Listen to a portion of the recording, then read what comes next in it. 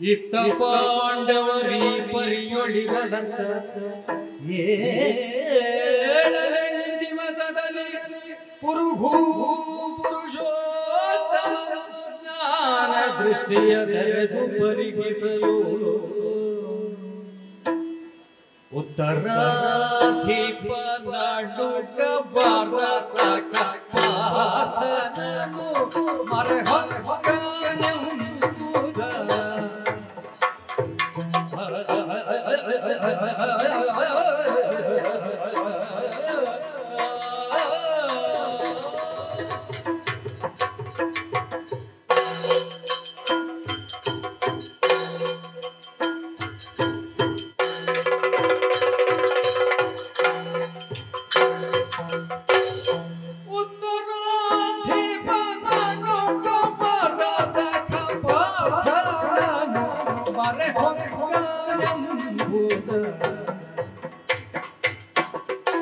ಚಿತ್ತದಲ್ಲಿ ನಿಶ್ಚಯಿಸಿ ನಗುತ್ತ ಚಿತ್ತದಲ್ಲಿ ನಿಶ್ಚಯಿಸಿ ನಗುತ್ತಿದ್ದ ತಂಗಿಯೋಳು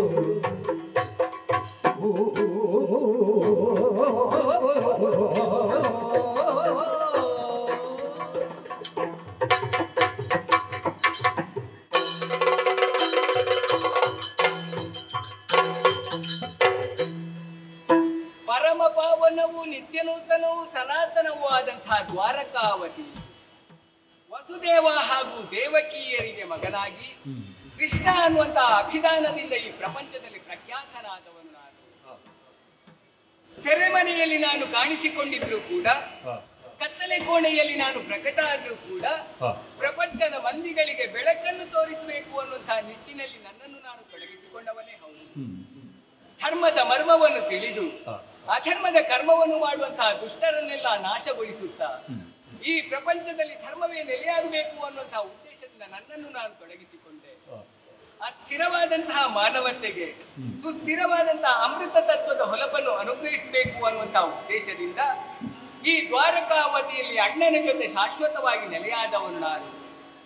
ಆದ್ರೆ ಯೋಚಿಸುವುದು ಅದಲ್ಲ ನಾನು. ಈ ಧನುಜರು ಅನ್ನುವಂತಹ ಕಾನನ ಕಡಿದಷ್ಟು ಮತ್ತೆ ಮತ್ತೆ ಮತ್ತೆ ಚಿಗುರೊಡೆಯುತ್ತಾ ಇದೆ ಅಲ್ಲ. ಅಳಿದಂತಹ ದುಷ್ಟರ ಸಂಖ್ಯೆ ಕಡಿಮೆ, ಇನ್ನು ಉಳಿದಂತಹ ದುಷ್ಟರ ಸಂಖ್ಯೆ ಅಧಿಕವಾಗಿದೆ.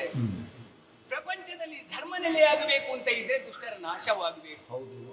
ಒಬ್ಬೊಬ್ಬರನ್ನೇ ಹುಡುಕಿ ಹುಡುಕಿ ಹುಡುಕಿ ಅವರ ತಪ್ಪು ಏನು ಅನ್ನುವುದನ್ನು ತಿಳಿದುಕೊಂಡು ಅವರನ್ನು ಮರ್ದಿಸುವುದು ಕಷ್ಟ ಸಾಧ್ಯದ ಕೆಲಸ.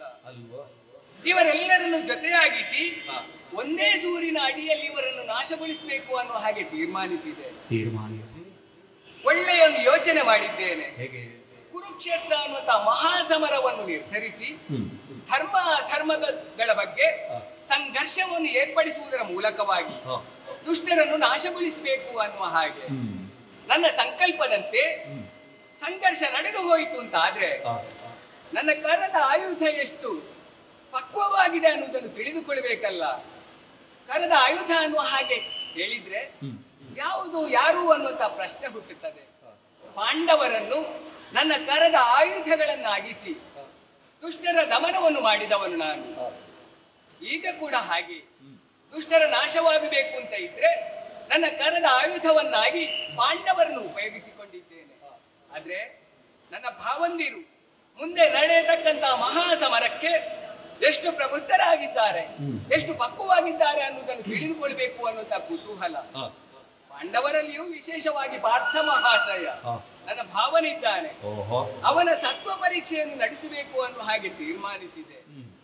ಆದ್ರೆ ಇದಕ್ಕೊಂದು ಯೋಗ್ಯವಾದಂತಹ ಕ್ಷೇತ್ರ ಸಿದ್ಧವಾಗಬೇಕಲ್ಲ, ಒಳ್ಳೆಯ ದಾಳ ಆಗಬೇಕು ಅನ್ನುವ ಹಾಗೆ ಯೋಚಿಸಿದ್ರೆ ಇದ್ದಾಳೆ ನನ್ನ ತಂಗಿ ಭದ್ರೆ, ಸುಭದ್ರೆ. ಆದ್ದರಿಂದ ಅವಳಲ್ಲೇ ಮಾತಾಡಬೇಕು. ಯಾರಲ್ಲಿ? ಸುಭದ್ರೆಯನ್ನು ಕಳಿಸಿ ಕಡೆ ಅನಿತರೊಳ್ ಸೌಭದ್ರೆ ನಡೆ ತಂದು ಅಣ್ಣದೇವ ತಂಗಿ ಅಗ್ರಜಗೊಂದಿಸಿ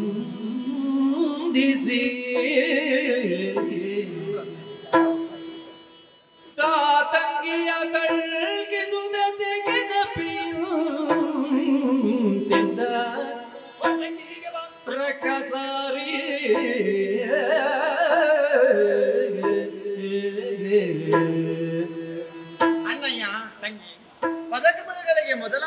ಪ್ರಣಾಮಗಳು. ಇದ್ದೇನಮ್ಮ, ಶುಭವಾಗಲಿ. ಪರಿಚಾರಕರು ಬಂದು ಹೋದ್ರು.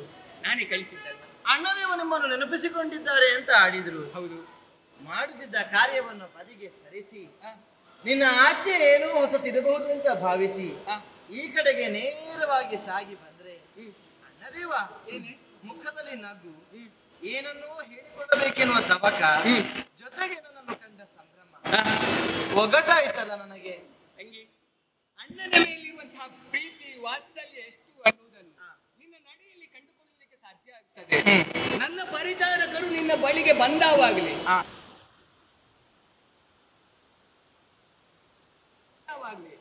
ಮಾಡುತ್ತಿದ್ದಂತಹ ಕೆಲಸವನ್ನೆಲ್ಲ ಬದಿಗೆ ಸರಿಸಿ ಸರಸರನೆ ನನ್ನ ಬಳಿಗೆ ಬಂದವಳು ನೀನು. ಅದಷ್ಟೇ ನಾನೇ ಕೇಳುವುದು, ಯಾವುದೇ ಒಂದು ಕಾರ್ಯ ಕಾರಣ ಇಲ್ಲದೆ ಯಾವುದೇ ಒಂದು ಕಾರ್ಯದಲ್ಲಿ ತೊಡಗಿಕೊಳ್ಳುವವನಲ್ಲವಲ್ಲ ನಾನು. ಅದಲ್ಲ.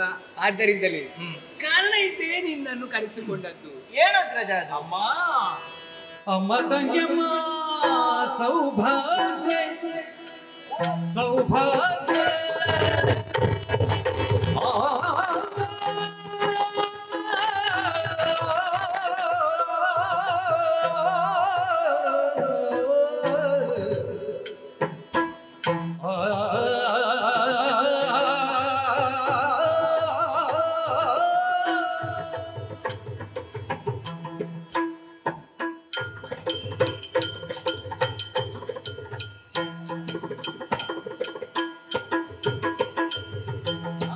ಅಮ್ಮ ತಂಗಿಯಮ್ಮ ಸೌಭಾಗ್ಯ ಸೌಭಾಗ್ಯ ಸೌಭಾಗ್ಯ ಒಳ್ಳೆ ನಿರ್ಮಲವಾಯಿತು ಕಾರ್ಯ ಗುಣಾದ್ರೆ ಕಾರ್ಯ ನಿರ್ಮಲವಾಯಿತು ಕಾರ್ಯ ಗುಣಾದ್ರೆ ಸೌಭದ್ರೆ ನಾನೊಂದು ದಿನ ಸೂರ್ಯೋದಯದಿ ನಾನೊಂದು ದಿನ ಸೂರ್ಯೋದಯದಿ ನದಿ ಸ್ನಾನವಗೈದರ್ಘ್ಯ ಜಲ ತುಂಬಿ ಕರದೆ ನದಿ ಸ್ನಾನವಗೈದರ್ಘ್ಯ ಜಲ ತುಂಬಿ ಕರದೆ ಮೌನ ಮುದ್ರೆಯ ತಾಳ್ದು ಮನದಿ ಮೌನ ಮುದ್ರೆಯ ತಾಳ್ದು ಮುದದಿ ಇರಲೇನೆಂಬೆಗಯನೆಂಬ ಗುಡುಗ ನಂಬರದಿ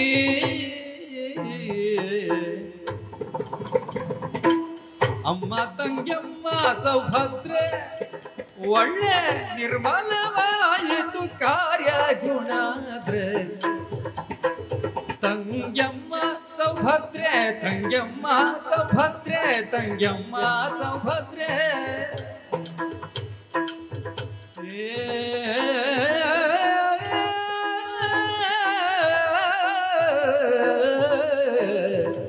ತಂಗ್ಯಮ್ಮ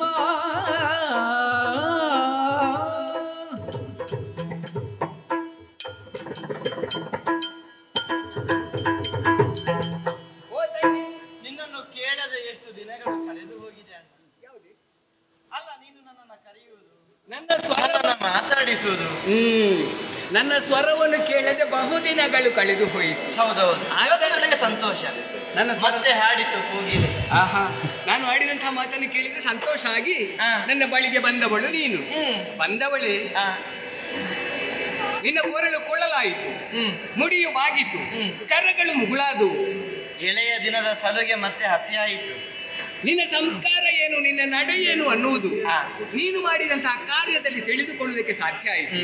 ನನ್ನ ತಂಗಿ ಎಷ್ಟು ಪರಿಶುದ್ಧಳಿದ್ದಾಳೆ ಅನ್ನುವುದನ್ನು ಖಂಡಿತವಾಗಿ ಅರ್ಥ ಮಾಡಿಕೊಂಡೆ. ತಂಗಿ, ಅಣ್ಣ, ಇವತ್ತು ಅಂತಲ್ಲ, ನಮ್ಮ ಬಾಲ್ಯದಿಂದಲೂ ಏನಾದ್ರೂ ಒಂದು ಹೊಸ ವಿಚಾರಗಳನ್ನು, ಹೊಸ ಕಥೆಗಳನ್ನು ನಿನ್ನಲ್ಲಿ ಆಡುತ್ತಾ ಯಾವತ್ತೂ ನೀನು ನಗುತ್ತಲೇ ಇರಬೇಕು ಅನ್ನುವ ಹಾಗೆ ಯೋಚನೆ ಮಾಡಿ ಒಂದೊಂದು ಕಥೆಯನ್ನು ಹೇಳುವವನು ನಾನು. ಅಣ್ಣ ತಮ್ಮಂದಿರ ನಡುವೆ ಸಲುಗೆ ಇರ್ತದೆ, ಅಕ್ಕ ತಂಗಿಯಂದಿರ ನಡುವೆ ಸಲುಗೆ ಇರ್ತದೆ. ಹೌದು.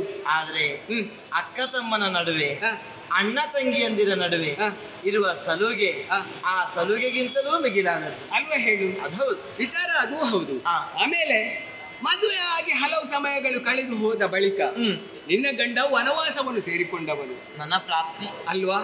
ಆ ಹೊತ್ತಿಗೆ ಗಂಡನ ಜೊತೆಯಲ್ಲಿ ಸತಿಯಾದವಳು ನೆರಳಾಗಿ ಇರಬೇಕು ಅನ್ನುವಂತಹ ಉದ್ದೇಶದಿಂದ ಹೊರಟು ನಿಂತಾಗ ನನ್ನ ಅಣ್ಣ ಬಲಭದ್ರ ಹಾಗೂ ನಾನು ನಿನ್ನ ಮಗ ಅಭಿಮನ್ಯು ಕುಮಾರ ಜೊತೆಯಲ್ಲಿರುತ್ತ ನೀವು ಕಾಡಿನಲ್ಲಿ ಜೀವಿಸುವುದು ಕಷ್ಟ ಸಾಧ್ಯ ಅನ್ನುವುದನ್ನು ಅರಿತುಕೊಂಡು ನಮ್ಮ ಆಲಯದಲ್ಲೇ ನೀವು ಇರಬೇಕು ಅನ್ನುವ ಹಾಗೆ ಒತ್ತಾಯ ಪೂರ್ವಕವಾಗಿ ನಿಮ್ಮನ್ನು ನಾವು ಇಲ್ಲೇ ಇರಿಸಿಕೊಂಡವರು. ಶ್ರೀಯಣ್ಣ ಬಲಭದ್ರ, ಕಿರಿಯಣ್ಣ ವಾಸುಭದ್ರ, ತಂಗಿಯ ಬದುಕು ಸುಭದ್ರ ಅಲ್ವಾ? ನಿನಗೆ ಹೆಸರಿಟ್ಟದ್ದೇ ಅದಕ್ಕೆ. ಅದಷ್ಟೇ. ನಿನ್ನ ಜೀವನದಲ್ಲಿ ನೀನು ಭದ್ರತೆಯನ್ನು ಹೊಂದಬೇಕು ಅನ್ನುವಂತ ಉದ್ದೇಶದಿಂದ ಸುಭದ್ರ ಅನ್ನುವಂತ ಹೆಸರನ್ನು ನಿನಗೆ ಇರಿಸಿದ್ದಾರೆ. ಗಂಡನಿಲ್ಲದಂತಹ ನೋವು ನಿನ್ನನ್ನು ಮತ್ತೊಮ್ಮೆ ಮರುಕಳಿಸಬಾರದು, ಆ ಮೂಲಕವಾಗಿ ನೀನು ವೇದನೆಯನ್ನು ಹೊಂದಬಾರದು ಅನ್ನುವಂತಹ ಉದ್ದೇಶದಿಂದ ಒಂದಲ್ಲ ಒಂದು ಕಥೆಯನ್ನು ಹೇಳುವುದರ ಮೂಲಕವಾಗಿ ನಿನ್ನನ್ನು ರಂಜಿಸುವವರು ನಾನು. ಅದಷ್ಟೇ ಅಲ್ವಾ? ಆದ್ರೆ ಇವತ್ತು ಹಾಗಲ್ಲ. ಏನು? ಅಜ್ಜಿ ಕಥೆ ಅಲ್ಲ, ಕಟ್ಟು ಕಥೆಯಲ್ಲ, ನನ್ನ ಜೀವನದಲ್ಲಿ ನಡೆದಂತಹ ಒಂದು ಕಥೆಯನ್ನು ನಿನ್ನಲ್ಲಿ ಹೇಳಬೇಕು ಅನ್ನುವ ಹಾಗೆ ನಿರ್ಧಾರ ಮಾಡಿದವನು ನಾನು. ನೈಜ ಘಟನೆ? ನಿಜ ಘಟನೆ. ಏನದು? ಆಗಿ ಹೋದ ಘಟನೆ. ಯಾವಾಗ, ಎಲ್ಲಿ, ಹೇಗೆ? ತಂಗಿ, ನನ್ನ ನಿತ್ಯದ ಚರ್ಯೆ ಅಥವಾ ದಿನಚರಿ ಏನು ಅನ್ನುವುದನ್ನು ನೀನು ಚೆನ್ನಾಗಿ ಅರ್ಥ ಮಾಡಿಕೊಂಡಿದ್ದು. ಯಾವಾಗಲೂ ಹಾಗೆ ಬಹಳಷ್ಟು ಬೇಗನೆ ಮುಂಜಾನೆಯಲ್ಲಿ ಎದ್ದುಕೊಂಡು ನದಿ ಸ್ನಾನವನ್ನು ವಿರಚಿಸಿ ಸೂರ್ಯನಿಗೆ ಅರ್ಘ್ಯವನ್ನು ಕೊಡುವ ಪದ್ಧತಿ ಅಲ್ವಾ? ಅದರಂತೆ ಒಂದು ದಿನ ಸೂರ್ಯೋದಯ ಕಾಲದಲ್ಲಿ ಅಂದ್ರೆ ಬ್ರಾಹ್ಮಿ ಮುಹೂರ್ತ, ಪ್ರಪಂಚವನ್ನು ಪ್ರಕಾಶಿಸುವಂತಹ ಪ್ರಭಾಕರನ ಹೊಂಗಿರಣಗಳು ಭೂರಮೆಯನ್ನು ಚುಂಬಿಸುವಂತಹ ಕಾಲವನ್ನು ವೈದಿಕ ವಿದ್ವಾಂಸರು ಬ್ರಾಹ್ಮಿ ಮುಹೂರ್ತ ಅನ್ನುವ ಹಾಗೆ ಕೊಂಡಾಡಿದ್ರಂತೆ. ಬಹಳ ಶುಭಪ್ರದವಾದ ಅಲ್ವಾ? ಅದೇ ಶುಭ ಗಳಿಗೆಯಲ್ಲಿ ಎದ್ದು ದಿನನಿತ್ಯದ ಕರ್ಮಗಳನ್ನು ಪೂರೈಸಿ ಯಮುನಾ ನದಿ ತೀರಕ್ಕೆ ಹೋಗಿ ಸೂರ್ಯನಿಗೆ ಅರ್ಘ್ಯ ಜಲವನ್ನು ಕೊಡಬೇಕು ಅನ್ನುವಂತಹ ಉದ್ದೇಶದಿಂದಲೇ ತನ್ನ ಕೈಯಲ್ಲಿ ಶುದ್ಧ ನೀರಿನಿಂದ ಸ್ನಾನವನ್ನು ವಿರಚಿಸಿ ಅಂಗುಲದಲ್ಲಿ ಜಲವನ್ನು ಹಿಡಿದುಕೊಂಡು ಕಣ್ಣು ಮುಚ್ಚಿ ಇನ್ನೇನು ಸೂರ್ಯ ಮಂತ್ರವನ್ನು ಜಪಿಸಬೇಕು ಅನ್ನೋ ಹಾಗೆ ಯೋಚನೆ ಮಾಡಿದಾಗ ತನ್ನ ಅಂಗುಲದಲ್ಲಿರುವಂತಹ ಅರ್ಘ್ಯ ಜಲ ಅಪವಿತ್ರವಾಗಿ ಹೋಯಿತು. ಅಯ್ಯೋ, ಅದು ಕೆಟ್ಟು ಹೋಯಿತು ಮಗಳೇ. ನಿಮಗೆ ಹೌದಪ್ಪ. ಹೇಗೆ ಘಟಿಸಿತು? ಯಾಕೆ ಹೀಗಾಯಿತು ಅನ್ನುವ ಹಾಗೆ ಮೇಲಕ್ಕೆ ನೋಡಿದ್ರೆ ಬಂದವನು ಯಾರು ಬಲ್ಲೆಯ? ಯಾರು? ಕುದುರೆಯಲ್ಲಿ ಒಬ್ಬ ಬಂದಿದ್ದಾನೆ. ಕುದುರೆ ಮೇಲೆ ಬಂದ, ಕುದುರೆಯ ಮೇಲೆ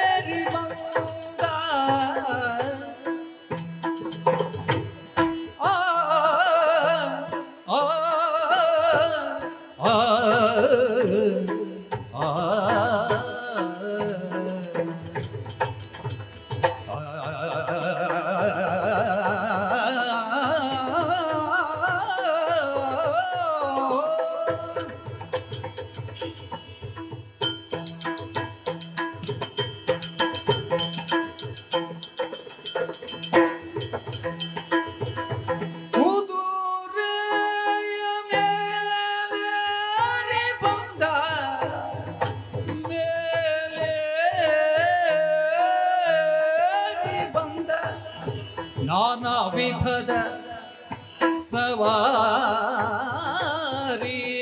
ಮಾಡುತ್ತಲಂದ, ನಾನಾ ವಿಧದ ಸವಾರಿಯ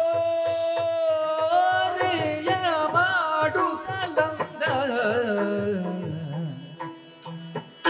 ಕುದುರೆಯ ಮೇಲೇರಿ ಬಂದ, ನಾನಾ ವಿಧದ ಸವಾರಿಯು ಮಾಡುತ್ತಲಿಲ್ಲ.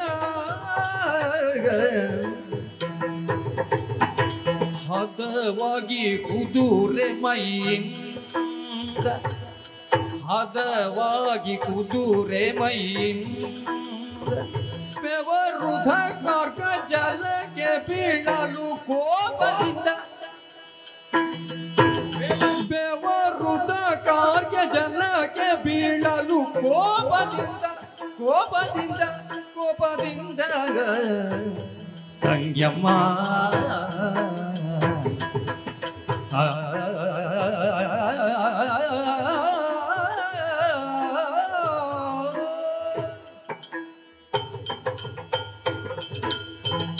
ತಂಗ್ಯವ್ವ, ಅಣ್ಣದೇವ, ಅಂಗುಲದಲ್ಲಿ ಹಿಡಿದಂತಹ ಜಲ ಅಪವಿತ್ರವಾಯಿತು, ಕೆಟ್ಟು ಹೋಯಿತು.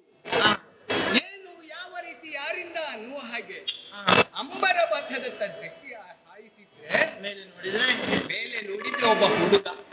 ಹುಡುಗ? ಹೌದಪ್ಪ. ಗಿಡುಗ ಅಲ್ಲ ಗಿಡುಗ ಅಲ್ಲ, ಹುಡುಗ. ಹುಡುಗ? ಯಾರ ಹುಡುಗ? ಯಾವ ಮನೆ ಹುಡುಗ?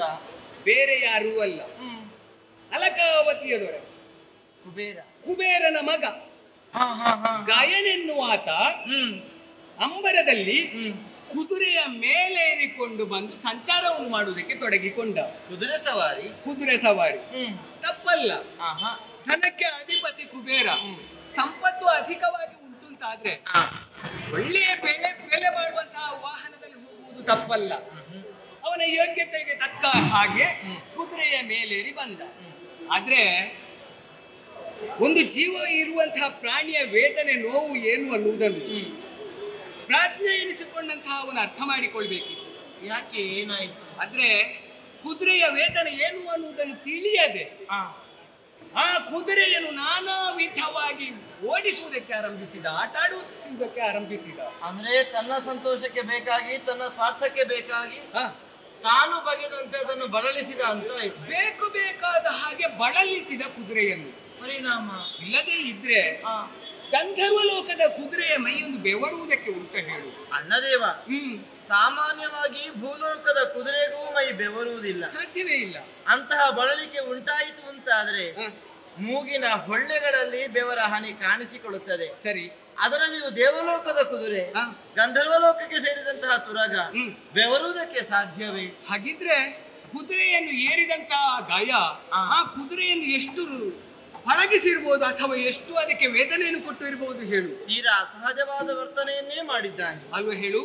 ಆದ್ದರಿಂದಲೇ ಕುದುರೆಯ ಮೈ ಬೆವರುವುದಕ್ಕೆ ಆರಂಭವಾಯಿತು. ಆ ಬೆವರು ನಾನು ಹಿಡಿದಂತ ಅರ್ಘ್ಯ ಜಲಕ್ಕೆ ಬಿತ್ತು, ಅರ್ಘ್ಯ ಜಲ ಕೆಟ್ಟು ಹೋಯಿತು. ಮುಂದಿನ ಕೆಲಸ ಹಾಳಾದ ಹಾಗಲ್ವೇ? ನನ್ನ ಇಡೀ ದಿನದ ಚಟುವಟಿಕೆಗಳು ವ್ಯರ್ಥವಾಗಿ ಹೋಯಿತು ಅನ್ನುವ ಹಾಗೆ ಯೋಚನೆ ಮಾಡಿದಂತಹ ನನಗೆ ಸಿಟ್ಟು ನೆತ್ತಿಗೆ ಏರಿತು. ನಿನಗೂ ಸಿಟ್ಟುವಂತೆ? ಹೌದಪ್ಪ, ಸುಮ್ಮನೆ ಉಳಿದೇನೆ ನಾನು. ಏನು ಮಾಡಿದೆ? ಸಿಟ್ಟುಗೊಂಡಂತ ನಾನು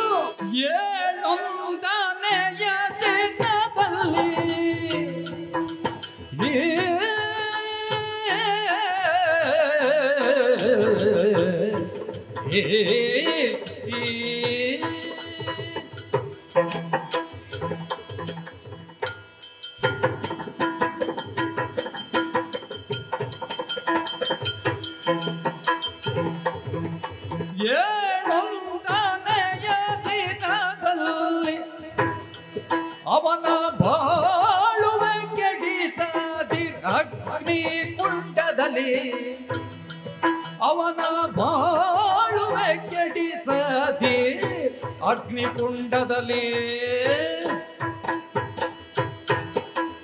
ಬೀಳುವೆ ನೆನುದ ಭಾಷೆಯನು, ಬೀಳುವೆ ನೆನುದ ಭಾಷೆಯನು ಕೊಟ್ಟೋಡೋ ನಿಂದು ಜಗವೆಲ್ಲ ತಿರುಗುತ್ತಲ್ಲವನು. ಅಮ್ಮ ತಂಗ್ಯಮ್ಮ ಸೌಭದ್ರೆ,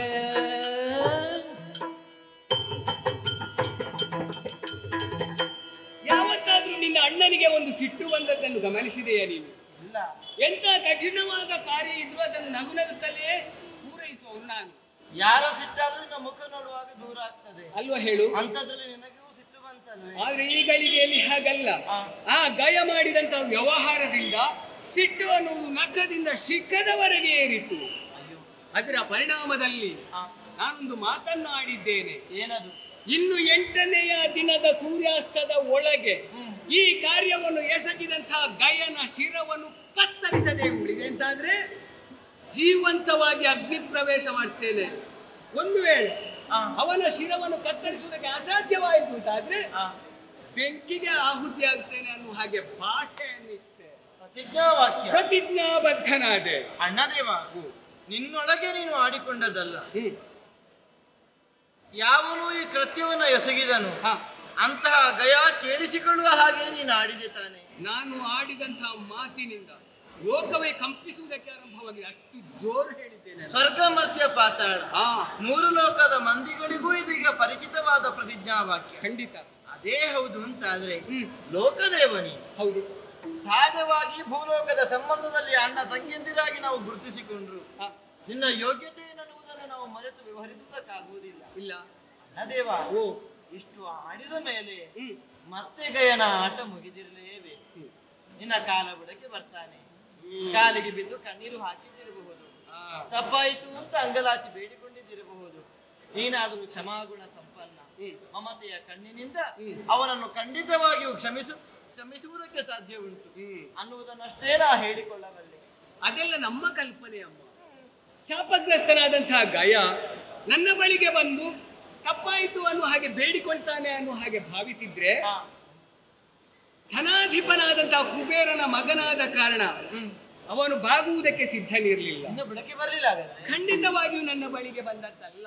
ಮತ್ತೆ ಯಾವ ಕಡೆಗೆ ಹೊರಟ? ತನ್ನ ಪ್ರಾಣವನ್ನು ಉಳಿಸಿಕೊಳ್ಬೇಕು ಅನ್ನುವಂತಹ ಉದ್ದೇಶದಿಂದ ಲೋಕಗಳನ್ನು ಸಂಚಾರ ಮಾಡುವುದಕ್ಕೆ ತೊಡಗಿಕೊಂಡ. ಆದ್ರೆ ಯಾವ ಊರನ್ನು, ಯಾವ ನಾಡನ್ನು, ಯಾವ ಲೋಕವನ್ನು ಸೇರಿಕೊಂಡ್ರು ಕೂಡ ಅವನ ಪ್ರಾಣದ ರಕ್ಷಣೆಗೆ ಯೋಗ್ಯವಾದಂತಹ ಮಂದಿಗಳು ಯಾರು ದೊರಕಿಕೊಂಡದ್ದಿಲ್ಲ. ಯಾರು ರಕ್ಷಣೆಗೆ ಮುಂದಾಗ್ತಾರೆ? ಯಾಕೆ? ನಿನ್ನ ಹಾಗೆ ಪ್ರತಿಜ್ಞಾ ವಾಕ್ಯ ಯಾರದ್ದು ಅಂತ ಕೇಳಿದ್ರೆ ಅಲ್ವೇ ಲೋಕಾಧ್ಯಕ್ಷನಾದಂತಹ ಕೃಷ್ಣನದ್ದು. ಆದ್ದರಿಂದ ಯಾರೂ ಮುಂದೆ ಬರಲಿಲ್ಲ. ಕೊನೆಯ ಸಂದರ್ಭಕ್ಕೆ ಸೇರಿಕೊಂಡದ್ದು ಕೈಲಾಸಗಿರಿಯನ್ನು. ಹಾಗಾದ್ರೆ ಕತೆ ಕೈಲಾಸ. ಕತೆ ಕೈಲಾಸದವರೆಗೆ ಹೋಗಿದೆ. ಹರಿಹರರಲ್ಲಿ ಭೇದ ಉಂಟೆ? ಇಲ್ವೇ ಇಲ್ಲ. ಇಲ್ಲ ಅಲ್ವಾ? ಹಾಗಿರುವಾಗ ನಿನ್ನ ಹಾಗೆ ಆದ್ರೆ ಏನು, ಹರನ ಹಾಗೆ ಆದ್ರೆ ಏನು? ಅಲ್ಲಿ ಹೋಗಿ ಅವನಿಗೆ ಆಶ್ರಯ ದೊರಕೀತೆ? ಸಾಧ್ಯ ಉಂಟೆ? ಖಂಡಿತ ಇಲ್ಲ. ಗಯನನ್ನು ಕಂಡುಕೊಂಡಂತಹ ಪರಮೇಶ್ವರ ಆಡಿದ್ದು ಅದೇ. ಹರಿಹರರಲ್ಲಿ ಭೇದ ಇಲ್ಲ, ನೀನು ಮಾಡಿದ್ದು ತಪ್ಪು ಕಾರ್ಯ, ಆದ್ದರಿಂದ ನಿನಗೆ ರಕ್ಷಣೆಯನ್ನು ಒದಗಿಸುವುದಕ್ಕೆ ನನ್ನಿಂದ ಸಾಧ್ಯ ಇಲ್ಲ ಅನ್ನುವ ಹಾಗೆ. ಆದ್ರೆ ಆ ಸಮಯಕ್ಕೆ ಒದಗಿ ಬಂದವಳು ಪಾರ್ವತಿ ಇದೆ, ಲೋಕಮಾತೆ ಎನಿಸಿಕೊಂಡವಳು ಬಳಿಯಾಗಿ ಬಂದು ಪರಮೇಶ್ವರನಲ್ಲಿ ಆಡಿದ್ದೇನು ಬಲ್ಲೆಯ? ಸ್ವಾಮಿ, ಹೇಗೂ ಲೋಕದ ಕ್ಷೇಮವನ್ನು ಬಯಸುವವರು ನೀವು, ಲಯಕ್ಕೆ ಅಧಿಕಾರಿಯಾದವರು ನೀವು, ಎಷ್ಟೋ ಮಂದಿಗಳ ಮನಸ್ಸಿನ ಕಾಮನೆಗಳನ್ನು ಈಡೇರಿಸುತ್ತಾ ಭಕ್ತ ಫಲ ಪ್ರದಾಯಕ ಎನಿಸಿಕೊಂಡವರು ನೀವು. ಯಾವನೋ ಒಬ್ಬ ಕಣ್ಣೀರನ್ನು ಸುರಿಸಿಕೊಂಡು ನಿಮ್ಮ ಬಳಿಗೆ ಬರುವಾಗ ನಿಮ್ಮಿಂದ ಆಗುವುದಿಲ್ಲ ಅಂತ ಆದ್ರೆ ಒಂದು ಯೋಗ್ಯವಾದಂತಹ ಸಲಹೆಯನ್ನಾದ್ರೂ ಕೊಡ್ಬೋದಲ್ಲ ಅನ್ನುವ ಹಾಗೆ ಆಡಿದ್ರು. ಅವಾಗ ಪರಮೇಶ್ವರ ಹೇಳಿದ, ನನ್ನಿಂದ ಅವನ ಸಮಸ್ಯೆಗೆ ಪರಿಹಾರ ಕೊಡುವುದಕ್ಕೆ ಆಗುವುದಿಲ್ಲ, ನಿನಗೇನಾದ್ರೂ ಯೋಚನೆಗೆ ಬಂದ್ರೆ ಒಂದು ದಾರಿಯನ್ನು ತಿಳಿಸು ಅನ್ನುವ ಹಾಗೆ. ಹೆಣ್ಣು ಹೃದಯ ಕರಗಿತು, ಮಿಡಿಯಿತು. ಅವಾಗ ಪಾರ್ವತಿ ದೇವಿ ಗಯನನ್ನು ಬಳಿಗೆ ಕರೆದು ಆಡಿಲ್ಲಂತೆ, ನಿನ್ನ ಸಮಸ್ಯೆಯನ್ನು ಪರಿಹರಿಸುವುದಕ್ಕೆ ಈ ಕೈಲಾಸಗಿರಿಯಲ್ಲಿ ಸಾಧ್ಯ ಇಲ್ಲ. ಒಂದು ವೇಳೆ ಆ ಸಮಸ್ಯೆ ಪರಿಹಾರ ಆಗ್ತದೆ ಅಂತ ಇದ್ರೆ ನೀನು ನೇರವಾಗಿ ನಾರದ ಮಹರ್ಷಿಯನ್ನು ಕಾಣು, ಏನಾದ್ರೂ ಸಮಸ್ಯೆಗೆ ದಾರಿಯನ್ನು ತೋರಿಸಿಕೊಟ್ಟ ನಾರದರು ದಾರಿಯನ್ನು ಹೇಳಿಕೊಟ್ಟು. ಅವರು ಹೋದಲ್ಲಿ ಸಮಸ್ಯೆ ಉಂಟಾಗುದು, ಅವರು ಸಮಸ್ಯೆಯನ್ನು ಬಿಡಿಸ್ತಾರ ಅಲ್ವಾ? ಕಲಹ ಪ್ರಿಯ ಅಂತ ಆಡುವುದು ಅವನಿಗೆ ಏನು ಸಲಹೆ ಅದು? ಅದ್ರಲ್ಲಿ ನೀವು ನಿನ್ನ ಭಕ್ತರು. ನಾರದರು ನಿನ್ನ ಹಾಗೆ ಅಂತ ಹೇಳಿದ ಮೇಲೆ ಅವನನ್ನು ಉಳಿಸಿಕೊಡುವುದಕ್ಕೆ ಅಥವಾ ಅವನ ಪ್ರಾಣವನ್ನು ಉಳಿಸುವುದಕ್ಕೆ ಮನಸ್ಸು ಮಾಡ್ಲಿಕ್ಕೆ ಉಂಟ? ಸಾಧ್ಯ ಉಂಟೆ? ಇವನ ಯೋಗವೋ ಭಾಗ್ಯವೋ ಕೈಲಾಸಗಿರಿಯಿಂದ ಇಳಿಯುವಂತಹ ಸಂದರ್ಭದಲ್ಲಿ ಕೈಲಾಸದ ತಪ್ಪಲು ಪ್ರದೇಶದಲ್ಲಿ ನಾರದ ಮುನಿಗಳು ಕಾಣಿಸಿಕೊಂಡ್ರಂತೆ. ಇಲ್ಲದಿದ್ರೆ ಅಷ್ಟು ಬೇಗ ನಾರದ ಮುನಿಗಳು ಕಾಣುವುದಕ್ಕೆ ಉಂಟೆ? ನಿಂತಲ್ಲಿ ನಿಲ್ಲದ, ಬಾರದ, ಬೇಕಾದ ಹಾಗೆ ಬರುವ ಸಿಗುವವರಲ್ಲ. ಆದ್ರೆ ಅವನ ಯೋಗ ನಾರದರು ದೊರಕಿಕೊಂಡ್ರಂತೆ. ಆ ನಾರದರಲ್ಲಿ ನಡೆದಂತಹ ಘಟನೆಯನ್ನು ವಿಸ್ತರಿಸಿದಾಗ ಅವರೊಂದು ವಿಚಾರವನ್ನು ಹೇಳಿದ್ರೆ, ನನ್ನಿಂದ ಸಾಧ್ಯ ಇಲ್ಲ, ನನಗೆ ಗೊತ್ತಿತ್ತು, ಅವರು ಅಷ್ಟೇ ಹೇಳಿರ್ಬೇಕು ಅಲ್ವಾ? ಆದ್ರೆ ಗೊತ್ತಿಲ್ಲ ಅಂತ ಹೇಳಿ ಅಲ್ಲಿಗೆ ಮುಗಿಸ್ತಿದ್ರೆ ದೊಡ್ಡ ಸಮಸ್ಯೆ ಆಗ್ತಿರ್ಲಿಲ್ಲ. ಮತ್ತೇನ್ ಮಾಡಿದ್ರು? ಆದ್ರೆ ಅವರು ಆಡಿದ್ದು ಏನು ಬಲ್ಲೆಯ? ನಿನ್ನ ಸಮಸ್ಯೆ ಪರಿಹಾರ ಆಗಬೇಕು ಅಂತ ಇದ್ರೆ ನೀನು ಕಾಮ್ಯಕಾವನವನ್ನು ಸೇರಿಕೊಳ್ಬೇಕು. ನನ್ನವರು ಬಂದ್ರೆ ಹೇಗೆ? ಕಾಮ್ಯಕಾವನದಲ್ಲಿ ಇರುವುದು ಯಾರು? ಎಲ್ಲರಸ ಪಾಂಡವರಲ್ಲ. ಮತ್ತೆ ಅದರಲ್ಲಿ ಪ್ರಧಾನವಾಗಿ ಅರ್ಜುನ. ಅಲ್ಲಿಗೆ ಹೋಗಿ ಇವ ಪ್ರಾಣ ಉಳಿಸಿಕೊಳ್ಳುವುದಕ್ಕುಂಟ. ಮತ್ತೆ ನಾರದ ನಿನ್ನ ಹಾಗೆಗೆ ಪಾಂಡವರು ರಕ್ಷಣೆ ಕೊಡ್ಲಿಕ್ಕೆ ಉಂಟ ಅಲ್ವಾ? ಪಾಂಡವರ ಸಂಸ್ಥಾಪನಾಚಾರ್ಯ ಅಲ್ವಾ? ನಾನು ಹಾಗೆ ಭಾವಿಸಿದ್ದೆ. ಆದ್ರೆ ಈ ನಾರದರಿಗೊಂದು ಬೇಡದ ಕೆಲಸ ಅಲ್ವಾ? ಒಳ್ಳೆಯ ಸಲಹೆಯನ್ನು ಕೊಟ್ಟಿದ್ದಾರೆ. ಪ್ರಸಂಗ ಬಿಟ್ಟು ಮಾತಾಡಿದ್ರಂತ ನಾರದ ಹೇಳಿದ್ದೇನು ಬಲ್ಲೆಯ? ನೀನು ಮೊದಲಾಗಿ ಪ್ರಾರ್ಥನೆ ಬಳಿಗೆ ಹೋಗಿ ಹೀಗೆ ಹೀಗೆ ಆಗಿದೆ ಅಂತ ವಿಚಾರವನ್ನು ವಿಸ್ತರಿಸಬೇಡ. ಮೊದಲಾಗಿ ನನ್ನ ಪ್ರಾಣವನ್ನು ಉಳಿಸ್ತೇನೆ ಅನ್ನುವ ಹಾಗೆ ಮಾತು ಪಡೆದುಕೋ, ಆಮೇಲೆ ನಡೆದಂತಹ ಘಟನೆಯನ್ನು ವಿಸ್ತರಿಸುವ ಅನ್ನುವ ಹಾಗೆ. ಸತ್ಯವನ್ನು ಮರೆಸಿ ಪ್ರಾಣ ಭಿಕ್ಷೆಯನ್ನ ಕೇಳಿಕೊಳ್ಳುವ ಹಾಗೆ ನಾರದರ ನಿರ್ದೇಶನ ಬೇಕಿತ್ತ ನಾರದರಿಗೆ. ಸರಿ, ಬೀಗಿದಂತಹ ಗಯ ನೇರವಾಗಿ ಕಾಮ್ಯಕಾವನವನ್ನು ಸೇರಿಕೊಂಡು ನಿನ್ನ ಅರಸನಾದಂತಹ ಅರ್ಜುನನ ಬಳಿಗೆ ಹೋದನಂತೆ. ಹೋಗಿ ಅವರು ಹೇಳಿದ ಹಾಗೆ, ಪಾರ್ಥ, ಪ್ರಾಣ ಉಳಿಸಬೇಕು, ನನ್ನ ಜೀವಕ್ಕೆ ನೀನೇ ಹೊಣೆ, ನನ್ನನ್ನು ರಕ್ಷಿಸಬೇಕು ಅನ್ನೋ ಹಾಗೆ ಬೇಡಿಕೊಂಡಾಗ ನಿನ್ನ ಪ್ರಾಣದ ರಕ್ಷಣೆ ನಾನು ಮಾಡ್ತೇನೆ ಅನ್ನೋ ಹಾಗೆ ಅಭಯದ ವಾಕ್ಯಗಳನ್ನು ಆಡಿದನಂತೆ. ಎನ್ನರಸ ನಿನ್ನನ್ನು ಉಳಿಸುವುದಕ್ಕೆ ಅಸಾಧ್ಯವಾಗಿ ಹೋಯಿತು ಅಂತಾದ್ರೆ ನಾನು ಅಗ್ನಿಕುಂಡಕ್ಕೆ ಆಹುತಿಯಾಗುತ್ತೇನೆ ಅನ್ನುವಂತ ಮಾತನ್ನು ಆಡಿದನಂತೆ. ಆಮೇಲೆ ವಿಚಾರವನ್ನು ವಿಸ್ತರಿಸಿದ್ದು ದಯ. ಈ ವಿಚಾರ ಆಮೇಲೆ ಗೊತ್ತಾದ್ದು ಪಾರ್ಥನಿಗೆ. ಪ್ರತಿಜ್ಞೆ ಆಗಿ ಆಯಿತು. ಇಲ್ಲಿ ನಾನು ಹೇಳಿದ್ದೇನೆ 8 ದಿನದ ಒಳಗೆ ಗಯನನ್ನು ಅಳಿಸುವುದಕ್ಕೆ ಅಸಾಧ್ಯವಾಯಿತು ಅಂತಾದ್ರೆ ನಾನು ಅಗ್ನಿ ಪ್ರವೇಶ ಮಾಡ್ತೇನೆ ಅಂತ. ನನ್ನ ಭಾವ ಪಾರ್ಥ ಏನು ಹೇಳಿದ್ದಾನೆ, ನಿನ್ನ ಪ್ರಾಣವನ್ನು ನನಗೆ ರಕ್ಷಣೆ ಮಾಡುವುದಕ್ಕೆ ಅಸಾಧ್ಯವಾಯಿತು ಅಂತಾದ್ರೆ ನಾನು ಅಗ್ನಿ ಪ್ರವೇಶ ಮಾಡ್ತೇನೆ ಅಂತ. ಓಹೋ, ಸಮಸ್ಯೆ ಆದದ್ದು ನೀನು ಒಟ್ಟು ಸಮಸ್ಯೆ ಉಂಟು ಮಾಡಿದ್ದು ನನಗೆ ಅರ್ಥ ಆಗ್ತದೆ. ಏನನ್ನ ಏನು ತೀರಾ ಅಸಹಜ ಅಂತ ಅನಿಸ್ತದೆ ನನಗೆ. ನಿನ್ನ ಮಾತು ಕೇಳುವಾಗ ನಗಬೇಕು ಅಳಬೇಕು ಒಂದೂ ಗೊತ್ತಾಗುದಿಲ್ಲ. ಏನೇ ತಂಗಿ, ನೇರವಾಗಿ ಹೇಳ್ಬೋದಿತ್ತು ನಿನಗೆ. ಹೇಗೆ? ನನಗೆ ಹೊತ್ತು ಹೋಗುದಿಲ್ಲ, ಸ್ವಲ್ಪ ಮಾತಾಡಿಸಿಕೊಂಡ್ರಿ ನಾನು ಅಂತ. ನಾನು ಬರ್ತಿರ್ಲಿಲ್ವಾ? ಅದು ಬಿಟ್ಟು ಈ ಕಟ್ಟುಕತೆ ಹಣೆದು ಹಾಗೆ ಹೀಗೆ ಅಂತ ಆಡ್ಲಿಕ್ಕೆ ನೀನು ಮುಂದಾದೇ ಅಲ್ಲ. ನಿನಗೆ ಬಣ್ಣಿಸುವುದಕ್ಕೆ ನಾನು ಜನವ, ನನ್ನವರೇನು ನೀನೇನು ಅಂತ ಚೆನ್ನಾಗಿ ಬಲ್ಲೆ. ಕೇವಲ ಭಾವ ಮೈದುನರ ಸಂಬಂಧ ಮಾತ್ರ ಅಲ್ಲ, ಜೀವದೇವರ ಸಂಬಂಧ. ಎನ್ನರಸನ ನಾಲಗೆಯಲ್ಲಿ ಕುಣಿದಾಡುವುದು ಕೃಷ್ಣನಾಮ ಬಿಟ್ಟರೆ ಬೇರೆ ಏನೂ ಅಲ್ಲ. ಸುಟ್ಟು ಕರಕಲಾದ ಒಂದು ಕಟ್ಟಿಗೆಯ ತುಂಡನ್ನು ಅಥವಾ ಕಪ್ಪು ಬಣ್ಣದ ಕಲ್ಲನ್ನು ಕಂಡಾಗ ಎನ್ನರಸ ಅಡಿಗೆರೆಗೆ ಕೃಷ್ಣ ಕೃಷ್ಣ ಕೃಷ್ಣ ಅಂತ ನಿನ್ನನ್ನೇ ಹುಡುಕಾಡುವುದಕ್ಕೆ ಮುಂದಾಗ್ತಾರೆ. ಅವರ ಕಣ್ಣು ಮಂಜಾಗುವುದನ್ನು ಗಮನಿಸಿದ್ದೇನೆ, ತೇವಗೊಂಡದ್ದನ್ನು ನೋಡಿದ್ದೇನೆ, ನಾಲಾಗಿ ತೊದರುವುದನ್ನು ಕಂಡಿದ್ದೇನೆ, ಅನುಭವಿಸಿದ್ದೇನೆ. ಹೀಗಿರುವಾಗ ಎನ್ನರಸ ನಿನಗೆ ಎರಡೆನಿಸುವುದಕ್ಕುಂಟೆ? ಖಂಡಿತ ಇಲ್ಲ. ಈಗಿರುತ್ತ ನನ್ನನ್ನು ದಾರಿ ತಪ್ಪಿಸುವ ಪ್ರಯತ್ನಕ್ಕೆ ನೀನು ಮುಂದಾಗುವುದು ಬೇಡ. ನನಗೆ ಮಾಡ್ಲಿಕ್ಕೆ ತುಂಬಾ ಕೆಲಸ ಉಂಟು, ನಾನು ಹೋಗುದಾ? ಏನು ನಿನ್ನ ದಾರಿ ತಪ್ಪಿಸಬೇಕು ಅಂತ ಹೊಸದೊಂದು ಕಥೆಯನ್ನು ಹೇಳಿದ್ದು ನಿನ್ನ ಸಮಯವನ್ನು ಹಾಳು ಮಾಡಬೇಕು ಅಂತ ತೊಡಗಿಕೊಂಡದ್ದು ಅಂತ ಭಾವಿಸಿದ್ದೆ. ನನ್ನ ಮನಸ್ಸೇ ಹಾಳಾಯಿತು. ಇನ್ನು ಬೇಕಾದದ್ದು ಹೇಳುವುದಿಲ್ಲ, ಬೇಡಾದದೆಲ್ಲ ಹೇಳ್ತಿ. ಇಷ್ಟು ದಿನದ ನಾನು ಆಡಿದ ಕಥೆಯಲ್ಲಿ ನಿನ್ನ ಮನಸ್ಸು ಹಾಳಾದದ್ದು ಅಂತ. ಮತ್ತೆ ಎಂತದು ಸುಮ್ಮನೆ ನನ್ನವರಿಗೂ ಹಾಗೆ ಅಂತ ಹೇಳಿದ್ರೆ? ಒಂದು ನಾಡಿಯಲ್ಲಿ ಒಬ್ಬ ಅರಸ ಇದ್ದ, ಅವನಿಗೆ 2 ಮಕ್ಕಳು. ಹೀಗೆ ಆದ್ರು ಒಳ್ಳೆಯ ಕಥೆಯನ್ನು ಆಡಿದಾಗ ನಿನ್ನ ಮುಖದಲ್ಲಿ ಮಂದಹಾಸವನ್ನು ಕಾಣ್ತಿದ್ದೆ. ಆದ್ರೆ ನನ್ನ ಜೀವನದ ಕಥೆಯನ್ನು ಹೇಳುವಾಗ ನಿನಗೆ ಸಂತೋಷ ಆಗುದಿಲ್ಲ. ನನಗೆ ನಂಬಿಕೆ ಇಲ್ಲ. ನಾನು ಆಡಿದಂತಹ ಮಾತಿನಲ್ಲಿ ನಿನಗೆ ನಂಬಿಕೆ ಬರಲಿಲ್ಲ ಅಲ್ವಾ? ಈಗ ಒಂದು ಕೆಲಸ ಮಾಡುವ, ಈಗ ನಂಬಿಕೆ ಬರಬೇಕು ಅಂತ ಇದ್ರೆ ಆಣೆ ಭಾಷೆಗಳನ್ನು ಹಾಕಿ ನಂಬಿಸುವುದು ಅಂತ ಒಂದು ಕ್ರಮ ಉಂಟು. ನಿನ್ನ ಪ್ರಮಾಣ ನನಗೆ ಬೇಡ. ಒಂದು ಕೆಲಸ ಮಾಡುವ, ನನ್ನ ಆಣೆ. ಅದೇ ನಿನ್ನ ಪ್ರಮಾಣ ನನಗೆ ಬೇಡ. ನನ್ನದು ಬೇಡವಾ? ಕೃಷ್ಣ ಏನು ಅಂತ ಸುಭದ್ರೆಗೆ ಗೊತ್ತು. ಹೌದಾ? ಹಾಗಿದ್ರೆ ಅಕ್ಕ ಅಲ್ಲಿ ಬಲಭದ್ರ ಬೇಡ ಬೇಡ, ಅವ ಪುಣ್ಯಾತ್ಮ ಇರ್ಲಿ ಹತ್ರ. ನನ್ನ ಅಣ್ಣ ಇದ್ದಾನೆ ನೋಡು, ಅವನ ಆಣೆ ಹಾಕಿದ್ರೆ ಆಗ್ಬೋದಾ? ಏನು ನಿನಗೆ ರಗಳೆ ಮಾಡಿದ ಈಗ ಅವ? ಅಣ್ಣನದ್ದಾಗುದು ತೊಂದರೆ ಕೊಟ್ಟನ? ಇಲ್ಲ ಅಲ್ಲ. ಇಲ್ವಾ?